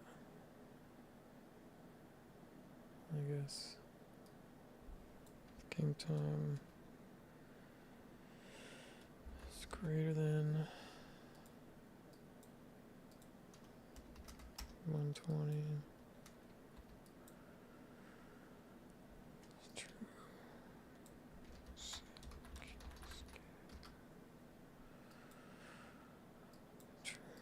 Yes,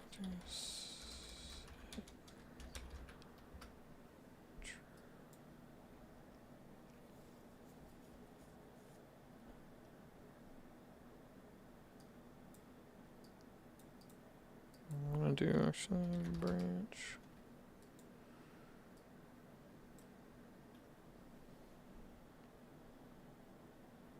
Do that. Do another branch.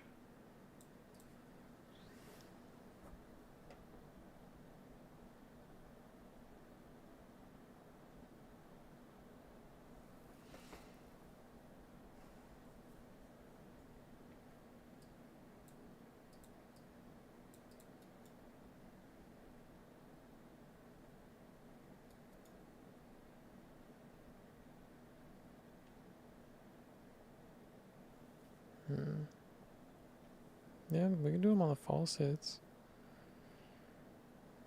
We shouldn't be setting it to, what's it? Setting it to 100% activity rate anyway. So anytime it misses, we'll just recalculate if it can scare people or harm them. That's good.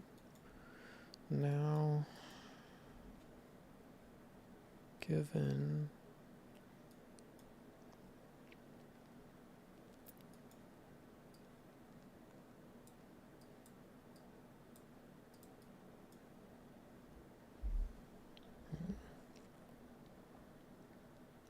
I'm gonna have to make a new function to generate points.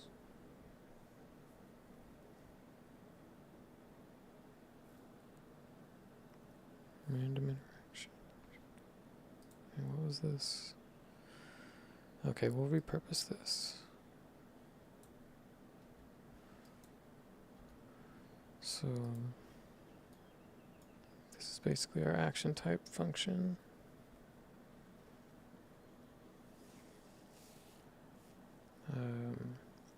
And then what we need to do is figure out the points and strength that we're going to send, both of which need to be updated over time.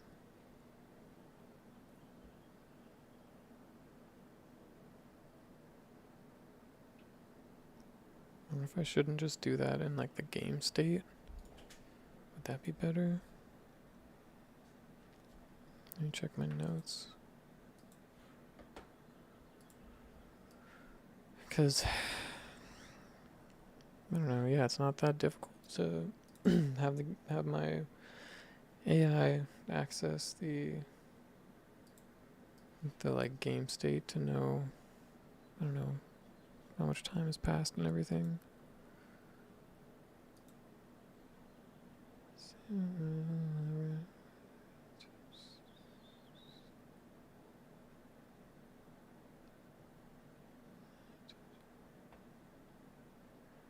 Information needs to be shared with all players. Allow clients to monitor the state of the game.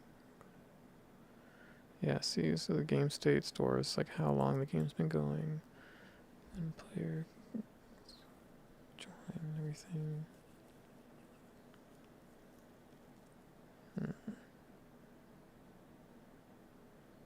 So he's thinking similarly to like how the player state is where the player health and everything should be stored.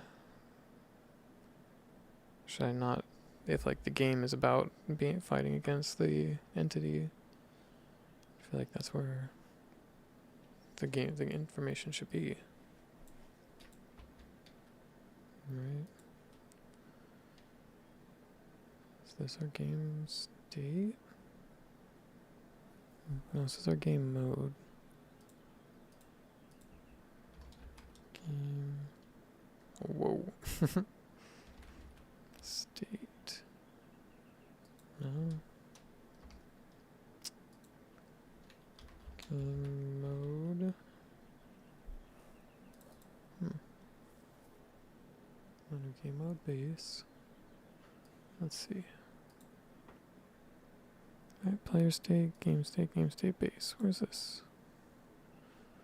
Reveal yourself. Close this. Show. Whoa, what? No. Game state, okay.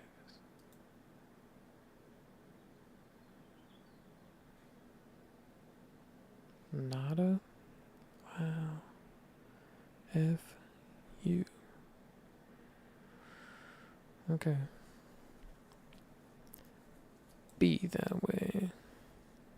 Game state's gonna be hidden, and that means the game mode is what is gonna be overriding it. So cha.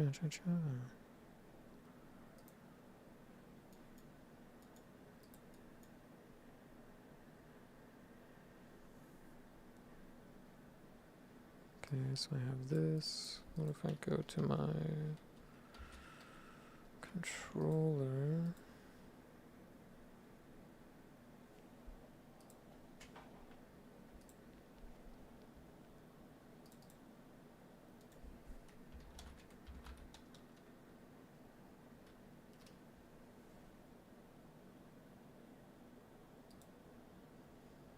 from the game mode.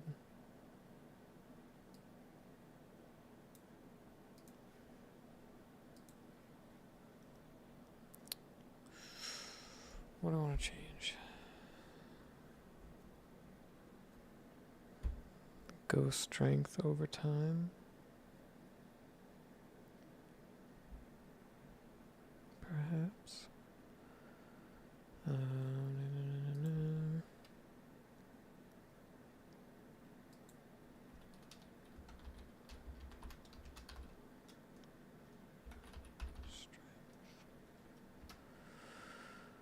This will be float.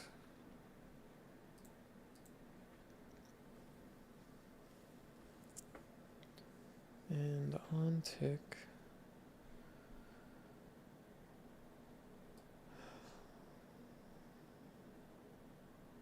Let's see.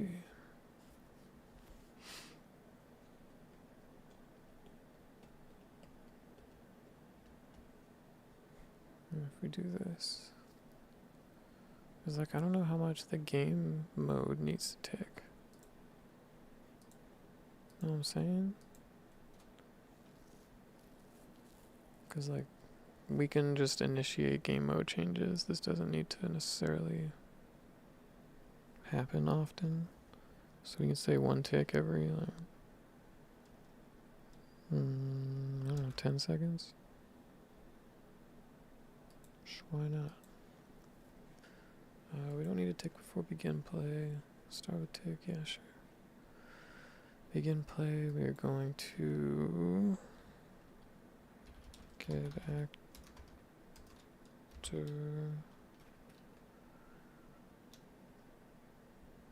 of class. Yeah, I see somebody. Turn value, cast strength, T strength.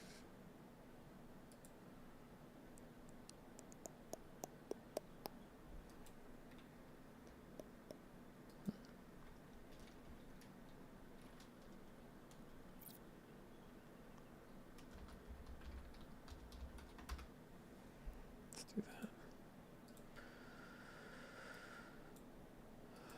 Set entity strength multiplied. So now it's always going to take whatever our base value is for this. Let's say 20. Why not? Start with 20. That's our starting thing, and then event tick. Game time. Current seconds. This time, this stops when it goes pause and is affected by slow mo. That's fine. We're just gonna take seconds. What do we say? Divide by 100.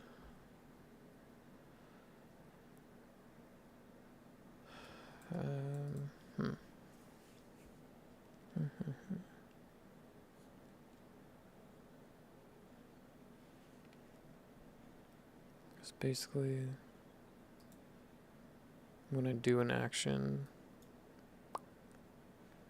I'm gonna say true get game state. Oh, okay. Game mode. Whoosh. Okay, game mode.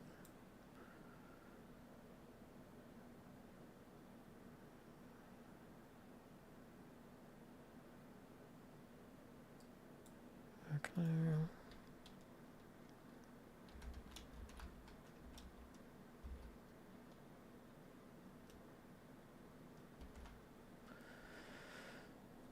Can I actively change anything in the game mode?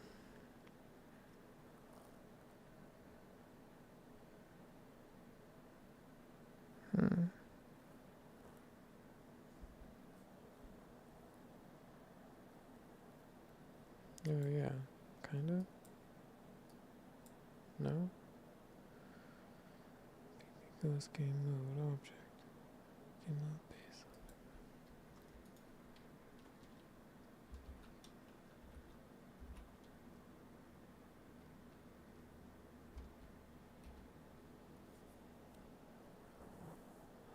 Right? No. Okay, just throw it here. Game. This is the correct game. Just like this, sir.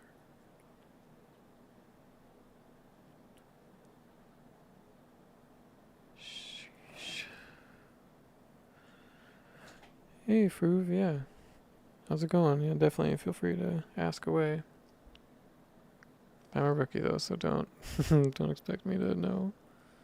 But I'll do my best.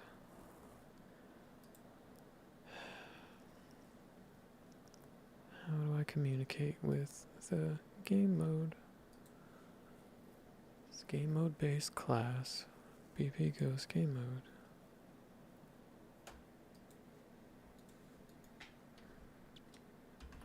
Cast to BP Ghost game mode.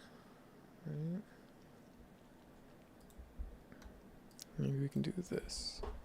Cha. I'd like to create a 2D game in the style of Darkest Dungeon using Unreal Engine. I have two options, either using widgets only or implementing standard level spawning, for instance. Would it make sense to handle all the dungeon battles and encounters using widgets? On the other hand, when using levels, you can directly spawn actors and retrieve data from there. Which way can be better?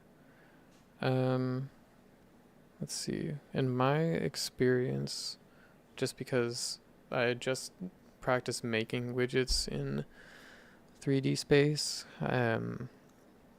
they, even with like a lit material, they don't have like UVs as far as I know. So you can't expect like a decent material response from that if you want them to like look like they're properly lit by, like cave lighting or whatever. So if you care about having lights function with them properly, then I don't think you can use widgets. But if you are just planning on using some like shader math to simulate light sources on everything, then I think you could get away with the widgets.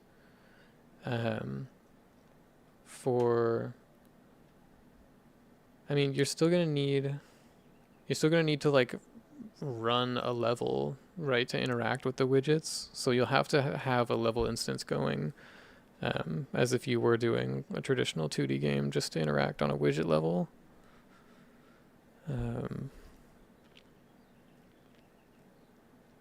Yeah, and then I would say you're probably right in the vein of like these doing things more traditionally in the level instance will make tracking all that other data a lot easier. I think you can probably do it from your widgets, but you'll have to be kind of like redoing a lot of things that they already make convenient for you, I would imagine, unless you can all make every step like super basic. But I don't see why you couldn't do like most of the effects and stuff. Animating might be a bit more tricky as well, especially if you are doing more than just like static cards moving. If you're gonna have like animated widgets or like rigged widgets, I think that'll be pretty tricky. But at that point you could probably still just have everything driven by widgets for most of like the background, and then just have skeletal mesh characters in the foreground or something. Or whatever layer, just use skeletal meshes as needed.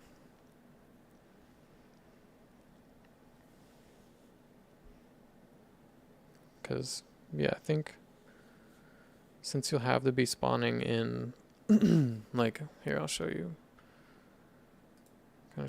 what my setup looks like for that.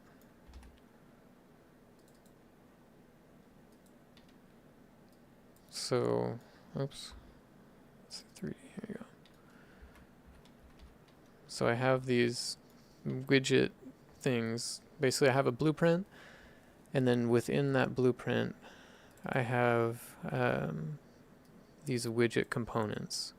and then those widgets utilize, whatever widget blueprint thing I actually put into it, and then you're given the draw size and everything, which is independent of the size that you make the widget. There's a lot of fussing around to get these to look right,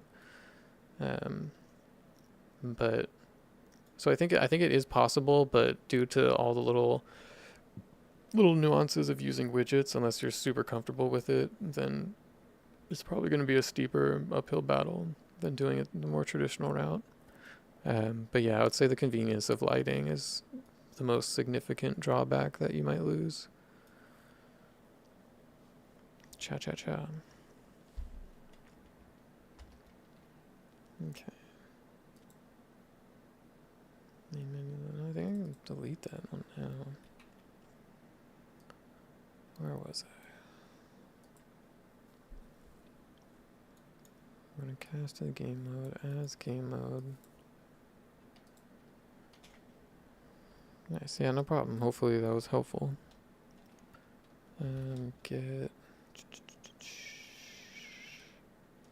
entity strength. Kia. No, what? Where are my local variables? Oh, there you go. Oh, no. It's entity strength multiplied.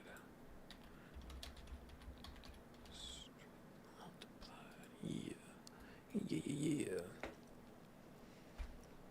Okay. So that'll be our output amount.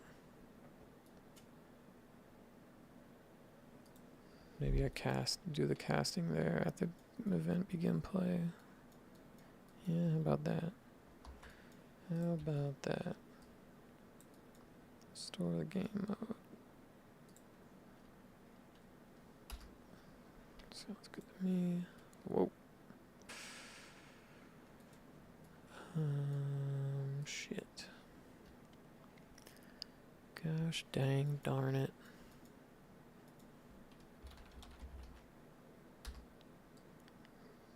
Be the one. Okay. So now as our game mode. And T strength multiplied. Okay, and that's what we'll basically be plugging in over here for the ghost strength. Okay, nice. So that basically put off doing any logic around trying to figure out the strength and stuff into the game mode. Just gonna be here. Game time in seconds.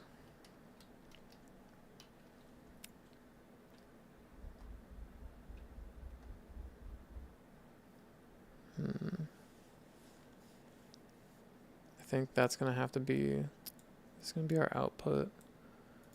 We're gonna change this real quick. Promote to variable. Starting strength. Heard rumors that spaces in there were bad. I heard rumor doth tell. Okay. So we're gonna take game time in seconds divided by 100. Take our starting strength. And just go ahead and add those. We'll do this by 50. Okay. So now about every 5 seconds, we're dividing by 50, so we're getting about 1/10 of a point. Every 5 seconds. 5 seconds, 1/10 of a point. Just every 5 seconds. No, that's 1/10. No. Because this is happening. It's like 5 seconds in, you divide it by 10, you get half a point on. 10 seconds in, divided by 10, you get 1. Yeah, so every 5 seconds, we're getting 5 divided by 10 added on top.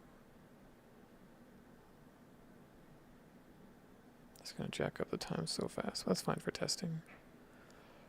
And we're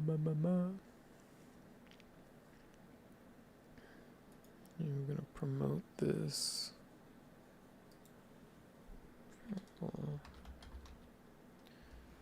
Entity strength time multiplier.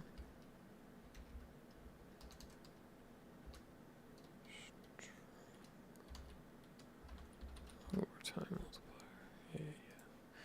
Yeah. Okay.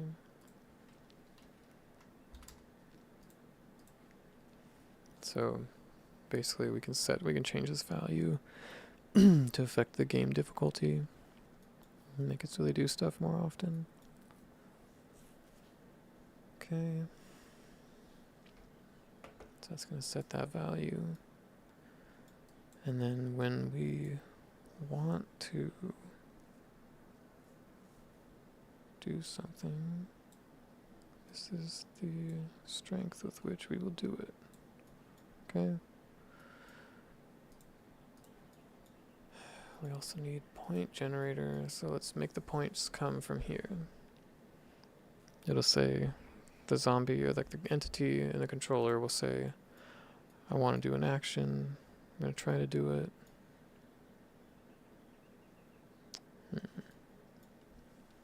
Maybe we'll do like a get the point count here and say like if they can interact and the point count is more than 0. Yeah. So take this, do that here. Say entity action points. Okay. And this set to integer.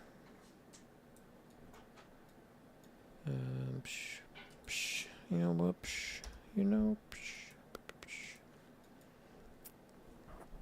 Okay.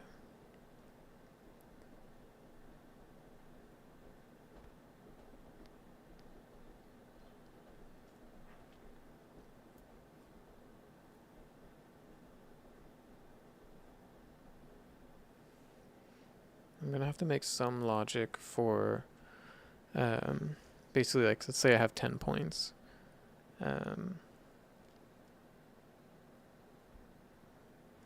What if I try to spend 4 on something, let's say on a chair, and that chair doesn't have an action worth 4, like it only has an action worth 3 points. How do I like return that point back to the AI controller? Because right now I'm just kind of handing off information and letting things do what it will with the information, but it's not like I tell it like do something and then it doesn't have enough to do and I'm like aware of that. It'll need to turn around and tell me like, hey, I did something, but there's more points to spend.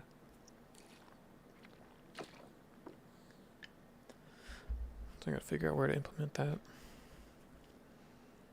But we can do that later down the line. Okay, for now though, points. We gotta be adding points. So we're gonna take game time in seconds again. We're gonna round. Well, no. Let's see. How many seconds do we want to pass before we get 1 point? Let's see. Yeah, let's do 5 seconds. Why not? Every 5 seconds, we will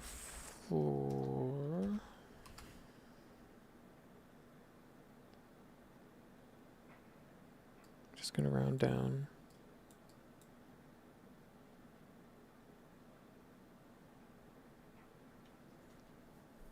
So if we get 4, 4 divided by 5 is going to be 0.8. After the floor, it's going to be 0. Okay.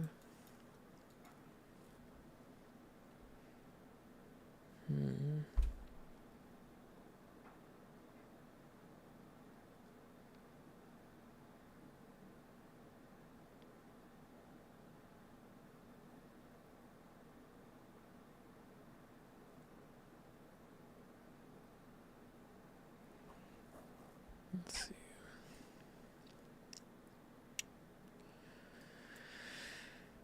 Yeah, okay.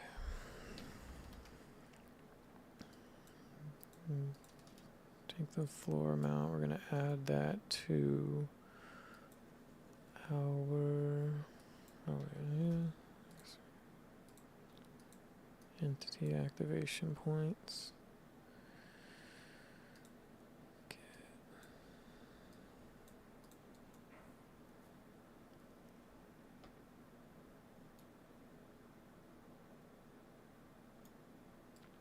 Well, no.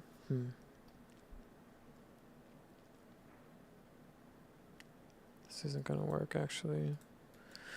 Because that means after, like, what, 20 seconds, then it's going to add 4 points to it on that mark. And he's just add 1.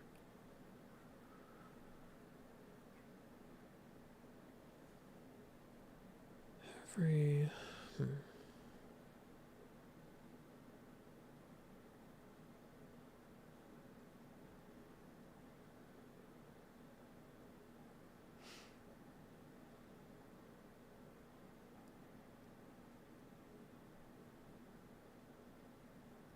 How often does the game mode need to tick?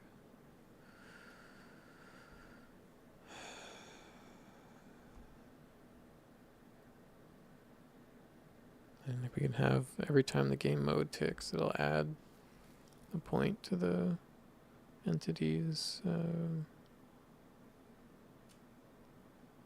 what you call it? Entity's reserve.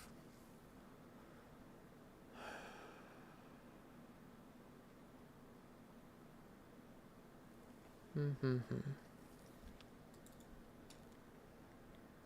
do we do this now? Take the game time. It's not like sign. Sign's expensive. We're not supposed to do sign. I really don't want to do that on tick.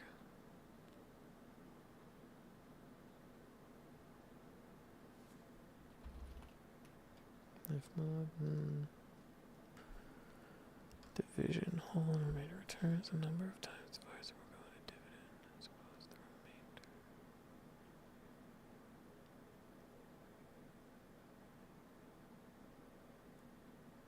remainder.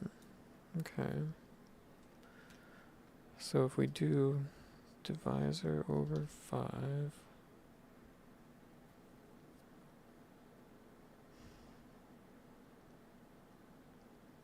we can put 1,000 in.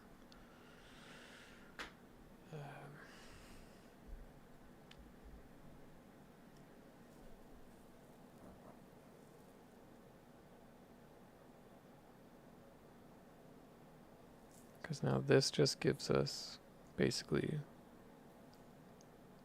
0 to 5 every 5 seconds.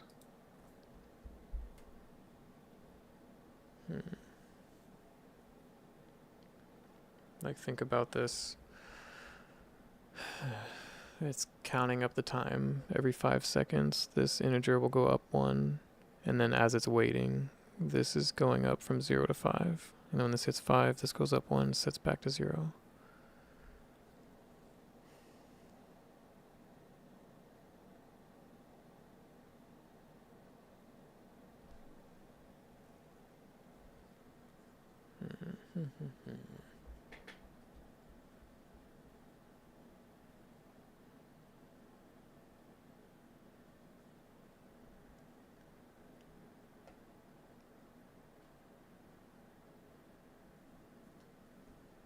You can do like a toggle, do like every half tick. But Now we're doing taking every 10 seconds. I feel like that's too slow to add and 3 points. So we can just add 2 and not be like weird about it. Everything's set to not tick when paused.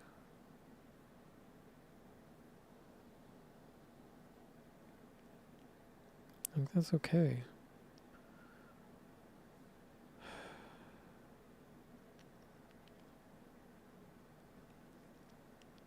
Adding entity action points. This is starting out there.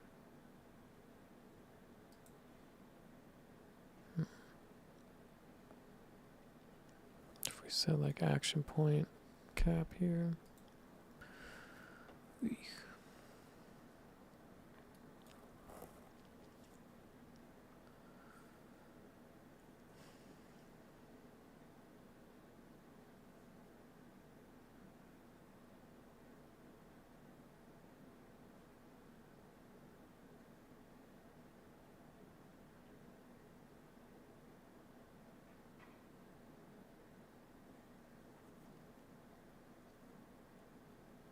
Alright, we're just gonna add 2.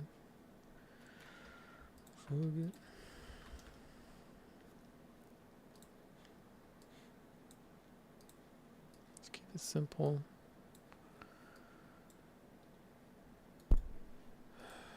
Okay. Every tick, we're adding 2. It's greater than.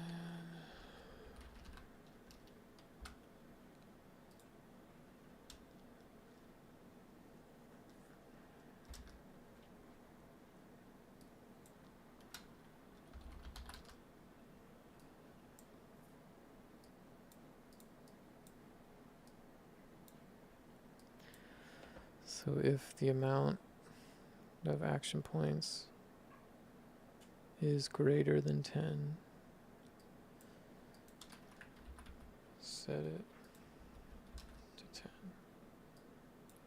You know what I can do to say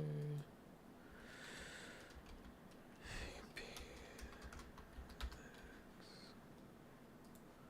set that to 10, you know it. There we go.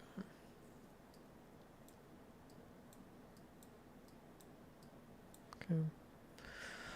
So, entity action points. So starting max. Action points value is what we can generate. I guess, yeah, then it makes sense. Once an actor does an action point, it can go.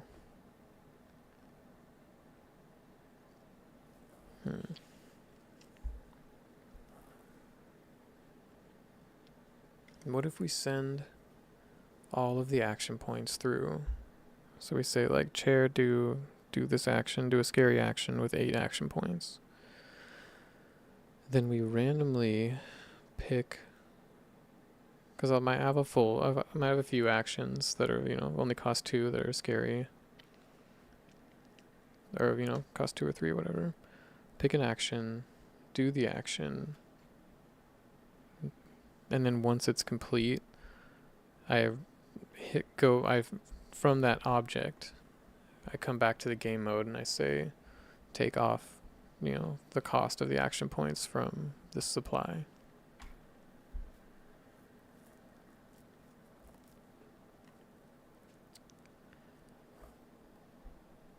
I think that's okay because I'm not going to have any delays from when it calls the action. So even though it's saying, if it did tick every second, then it could tick and say like do something with 10 action points. And then before that item does it and calls back to say like, okay, delete 10, it could try to do the same thing with another object or another one, however much time it has. But since it's ticking every 10 seconds, it's not even going to try. And then all the objects will respond pretty much instantly to to knock back the count. So by the next time it does tick, it'll be lower. Boom. Alright. Alright, I think that's working. So now I just need to start organizing how the action points are going to get used.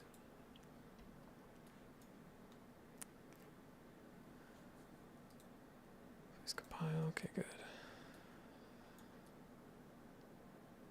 Is he doing something on tick? No.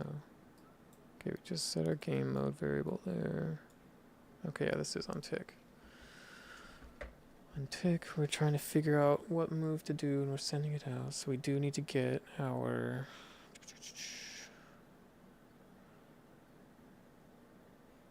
action point total. Okay, so entity action points is what we need to use.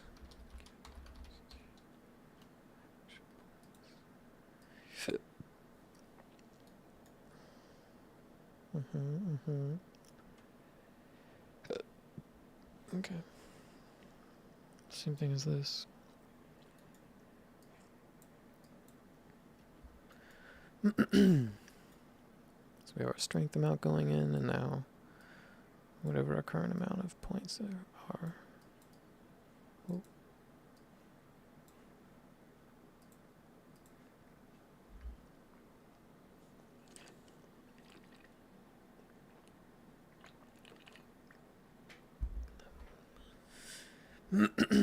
Okay.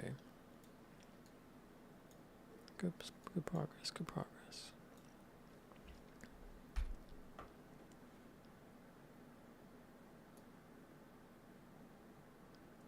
Actually, no, that's okay. So, again, so now our entity is ticking every second. So every second it's going to try to do something, even though our game state is only going to update with new points every 10 seconds. So that means the other times it's not going to be doing something. It's going to be hitting this false trigger and trying to see if it can update.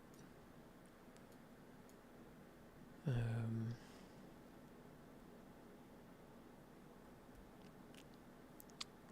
then I can probably do some more logic there to make it to say, like, if my game state knows that there's no action points available, we can like make the entity basically not tick at all, and then once it has points to pass through, we can turn the tick back on and allow it to give it the chance to do stuff.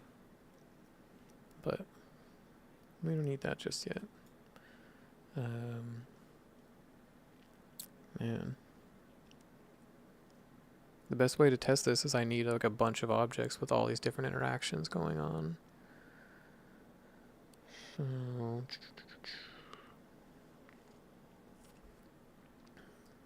I think I want to actually make a print statement.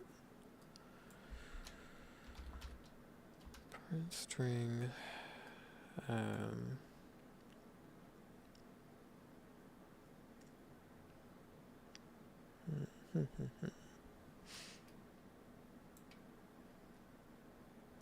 So this is going to be append. Oh, no, okay. Append string.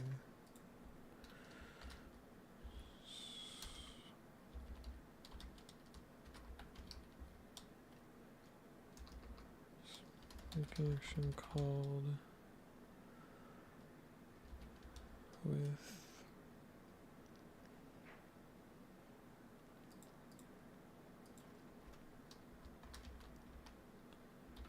strength. Oh, I spelled that weird. Strength at that. And that. And action points equal to this.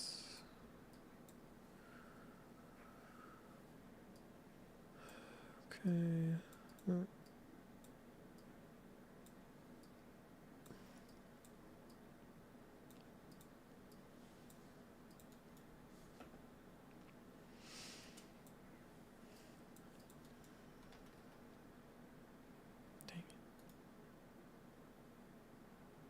Just remove the first one. Nice. Cool.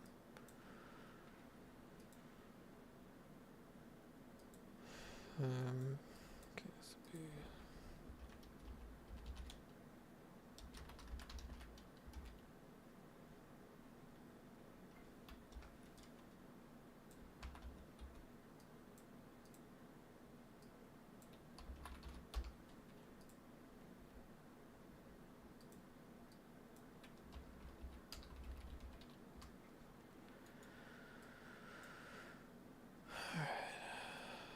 so after each unit, each test will get the name of it, and then they can each print the stats about what went into it.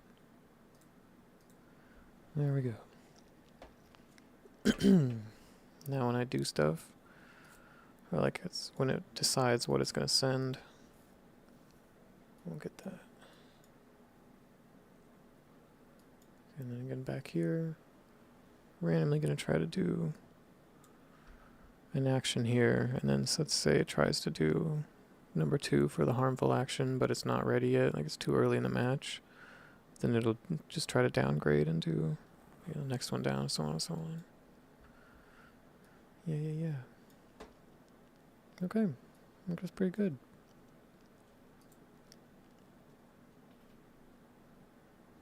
Begin play, we're setting, storing our entity base strength.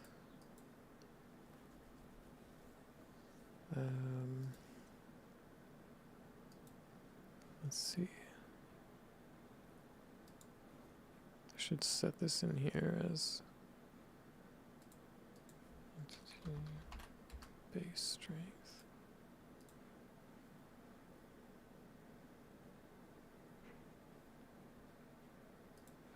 Okay.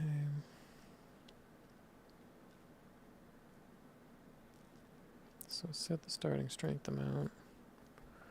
We have a multiplier from time. Adding that to set the strength we need.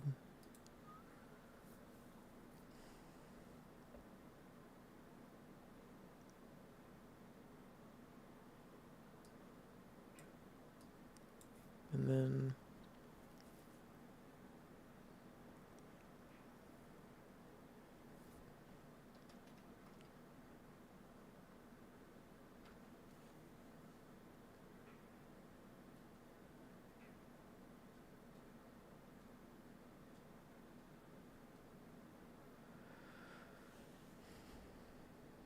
yeah, if our action points are not over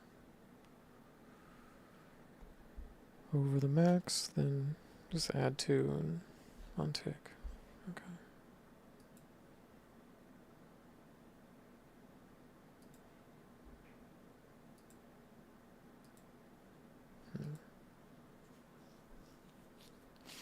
Maybe over time we can, no.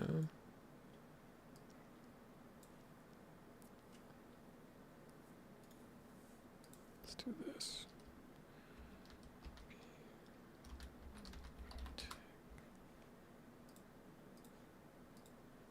Yeah. Now I can change that over time too. Okay.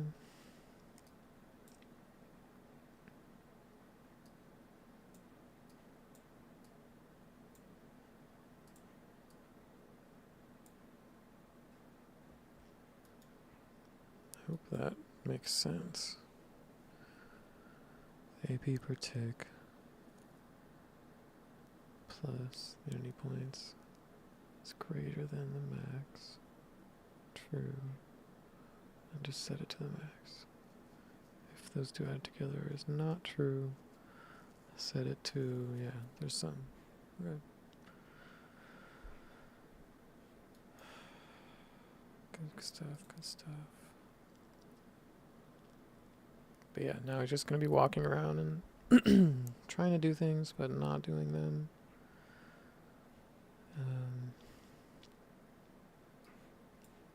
Let's see for something like this in the furniture. No, that's not it.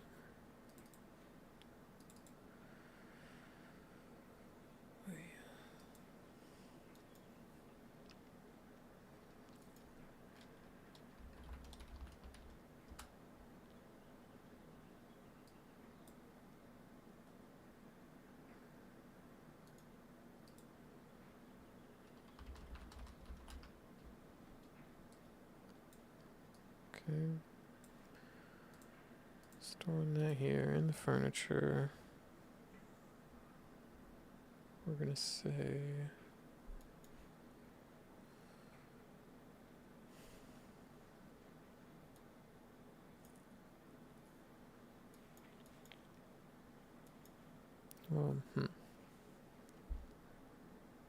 I mean, yeah, we're just storing a reference to it, so. Let's see. Game mode. Boom. Shoot. That's not gonna work. I think I need to store this as like the actual game mode variable type.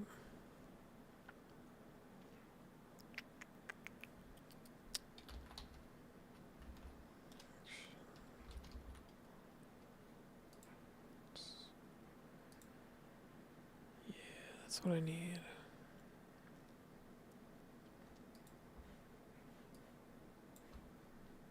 So we're gonna come back right here. So no, thank you. What do we need? What do we need? Cast to blueprint game goes. Whoa.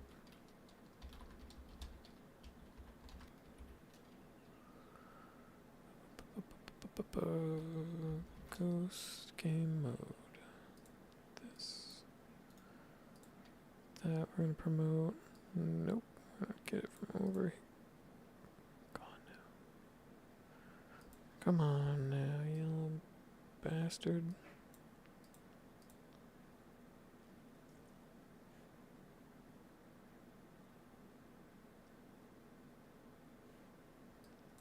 I guess, fine. Maybe do this. Cast to it. If we succeed, store that.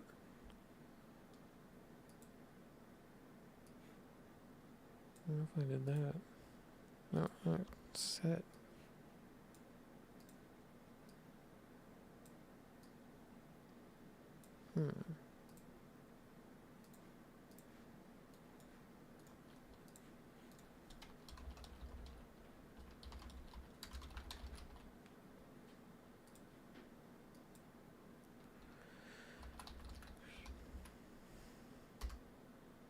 God. Alright. So it does have to be that one.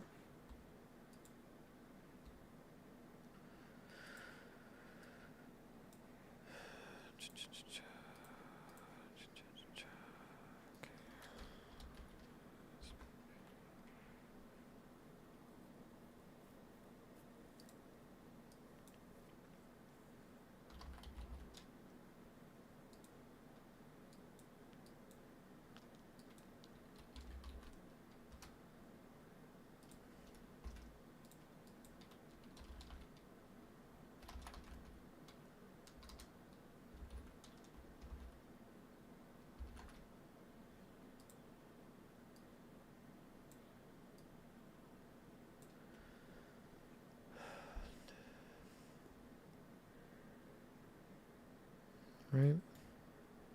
So just do something like that. And turn that into a small function.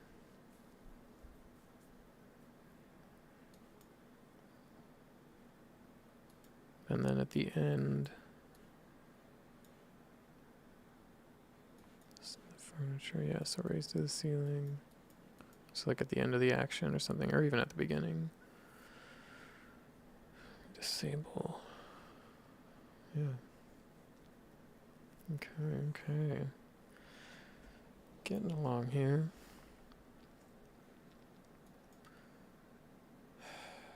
Can I convert this?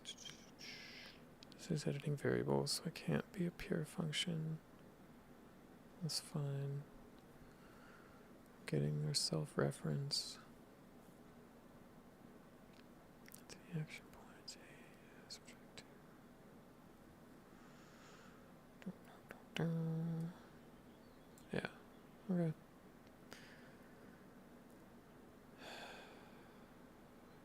Let's call this, I guess, collapse the function.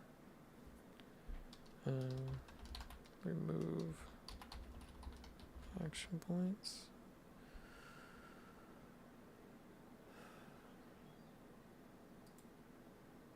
No, this needs to stay in ghost objects. That's what needs to happen.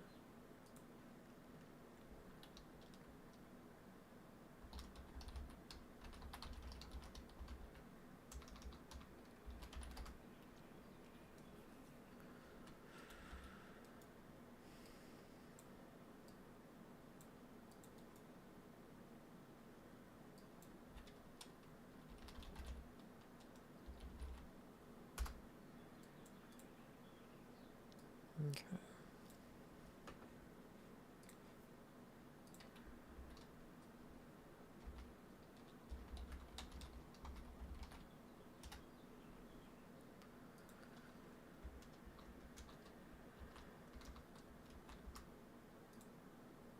Oh.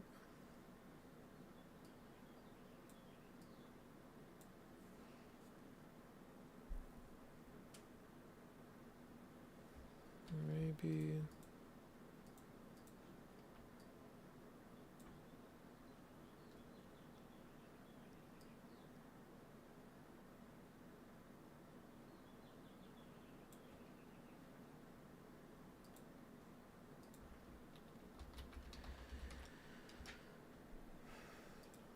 Something like that. Take this out here. We come over here then. Basically do this. Let's remove action points. Okay, crap. Let's delete.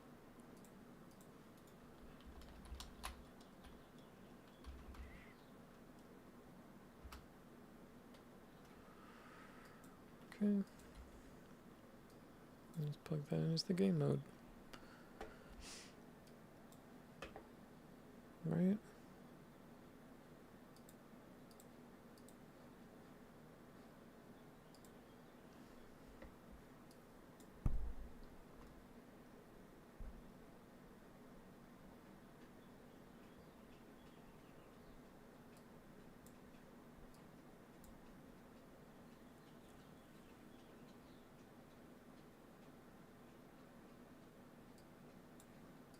This is going to subtract the amount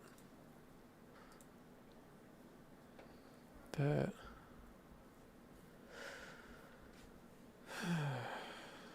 subtract the amount that we provide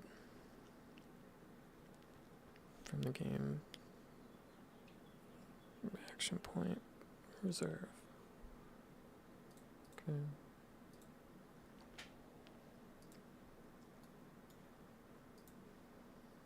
Now here, points to remove.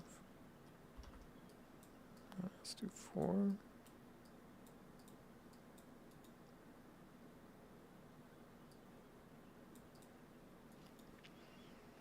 And then let's try before at the beginning.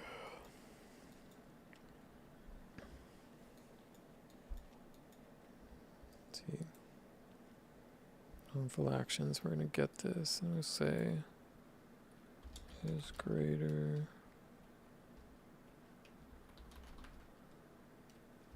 than, oh no.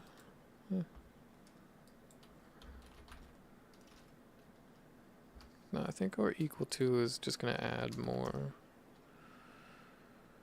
So do this, branch.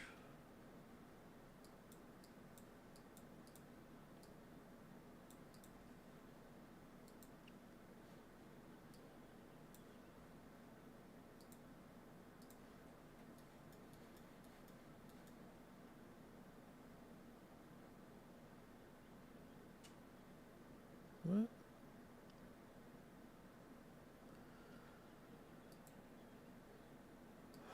Why is that? Why are you like this?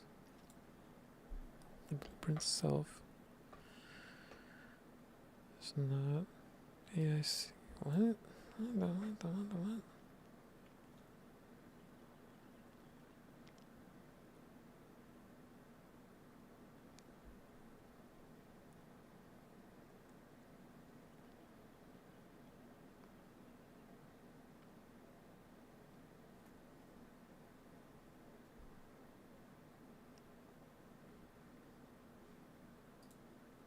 Excuse you?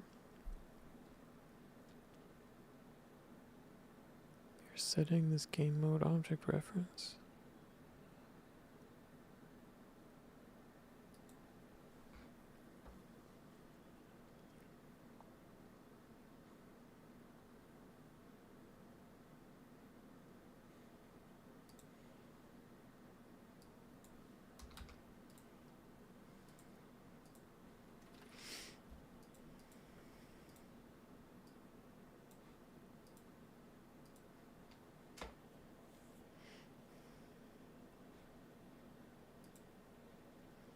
Target. Loop itself is not the AI controller.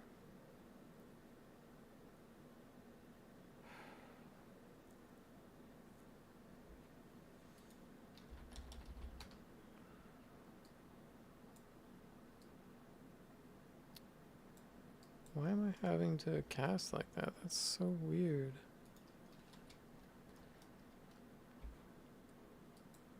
This is where I'm inheriting from, BP Ghost Game Mode.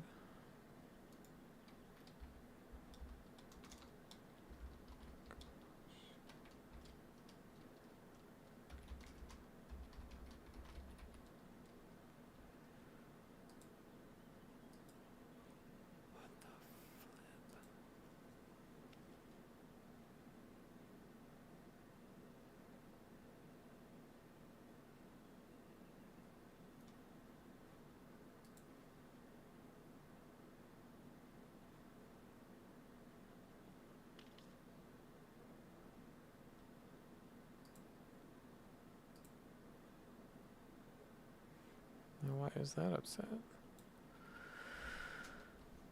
Game mode is not blueprint writable. What? I don't want to write it.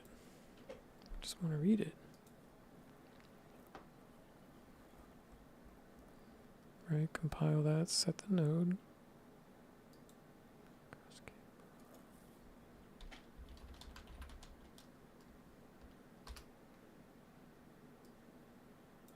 Dude, that's all I wanted.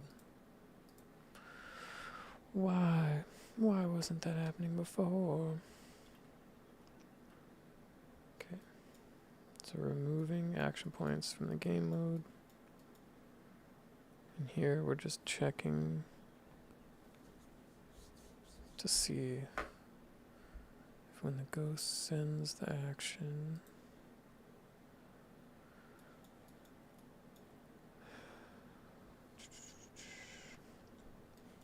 so we're saying on tick when it's time to do an action.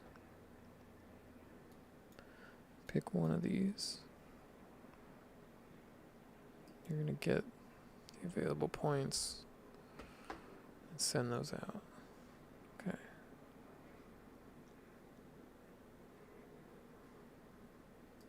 And then here we're getting, we're saying if the points you send us are greater than 3, go ahead and do that. Okay. That works.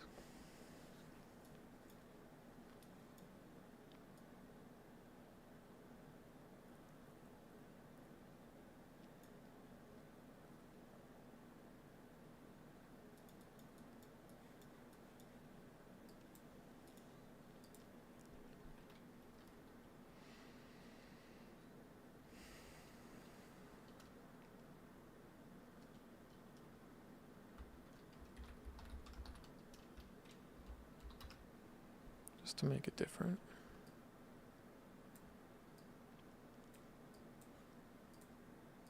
Okay, so we set the ghost strength there. I mean, yeah, right, with whatever's coming through. 0 to 100, basically. Ghost strength. Oh yeah, and then we're gonna fire it. So we're looking for the player, maximum throw harm distance. So take ghost strength. Get it. What is this? The harm distance? I guess we do this. Divide by 100.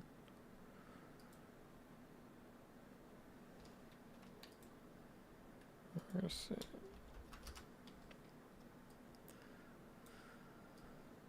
multiply that output. So basically, if it has 50% strength divided by 100, that's going to be 0.5. Then 0.5 times this is going to be just 250 for the output there. And that's just, how much force we're going to send to it. Wait, what? No. Distance. Max throw distance. Actually, no, let's leave this. The logic is right, but instead of putting in the distance, we need to put in our strength multiplier. Yes. This is just what we... 700, Jesus. Yeah, so we're going to basically bring this multiplier of our strength. Use that to augment how hard... This is essentially representing this asset, the chair. How hard the chair needs to be thrown, and then given our current strength, we'll throw it some percentage of that amount.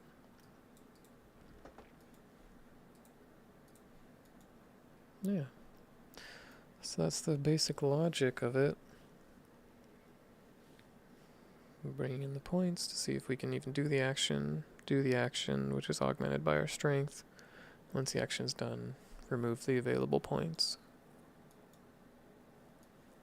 Rinse and repeat. Nice. Of course, all these things are communicating to our level blueprints. Level blueprints, the location zones, these guys. So that means I'm going to have to go around, place my furniture in the different places, and then come into these different arrays and add every different asset type down. Not the player array, but electronics will go there, room furniture for chairs and tables and whatnot, and then slam objects are going to be doors and drawers like in the kitchen over here. So basically the ghost can have a function to like open all these at once and do some cool stuff. And then there are just other objects lying around like this sort of bookshelf thing. I know I should have some doors down here. I might not need them for all of this, but we'll see. This came out of an asset pack too, so I'm not sure what they have available. But nice. Okay. For those who are watching, before I go, I can show off my zombie as is, or my entity. Where is it? Oh, he's going to the bedroom. Okay. Ooh, spooky. Oh yeah, that's another time-based event for those chairs to change. But yeah. So I need to program him to be able to just stand creepily in a corner too. Most of the time he won't be visible. Just period. But then the way my material is set up, it's randomly obscuring him and not obscuring him and all that. Yeah. So enjoy. If you think that's cool, stick around. I think I'm going to hop off now. If anyone has any comments or questions, now's your last chance. Otherwise, yeah. We've done good for that, and now we just gotta tidy up tighten up the environment and start really building out those interactions. Then we just watch them run around and do stuff. And we'll be cooking. Alright. Yeah, that one question from Fruvir IRL or Fruviri. Appreciate you. Thanks for coming around. We love helping people out when we can. Yeah. I think that's gonna do it. Oh, what? Whoa. Wait, what was that? What was this? Oh, I think that's just shadow coming in from here. Oh, yeah, actually, okay, one more thing I wanted to try. I learned that indirect light is busted. Or at least it was when 5.0 shipped. And the reason it was busted was because... Hello, sir. If... basically, if we have indirect lighting, it somehow like is a screen space thing. So as you can see, the shadows are coming through there as I look around. I think that's because I have my sunlight jacked up really high for the bounce light. So come over here. No, indirect lighting is there. Damn it. I thought that was gonna be it. Because yeah, they said you would have view dependent global illumination basically.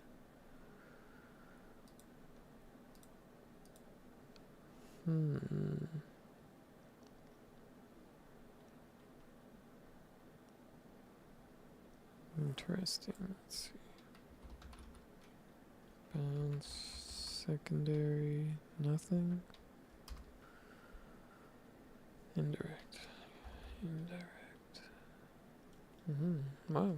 Okay. Oh no, here we go. Yeah. In the post process I changed it there. Can we make this 1? Whoa, no. Okay. So what's happening there is that I am setting these settings in the blueprint. Let's see now. Does it still? I think it still does it. Yeah, it totally still does it. Dang you. I wonder if that's more like a lumen scene issue. Because I have had some issues with this back corner over here.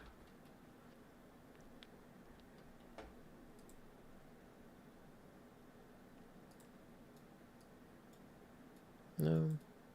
Because I also made efforts to tighten it up.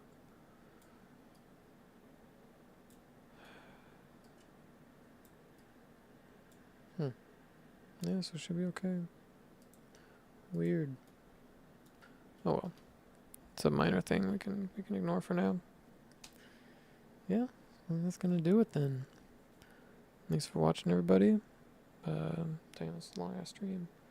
Yes, I'm usually on from about 12 what is it, p.m. Yeah, 12 p.m. Pacific time till about now 5 p.m.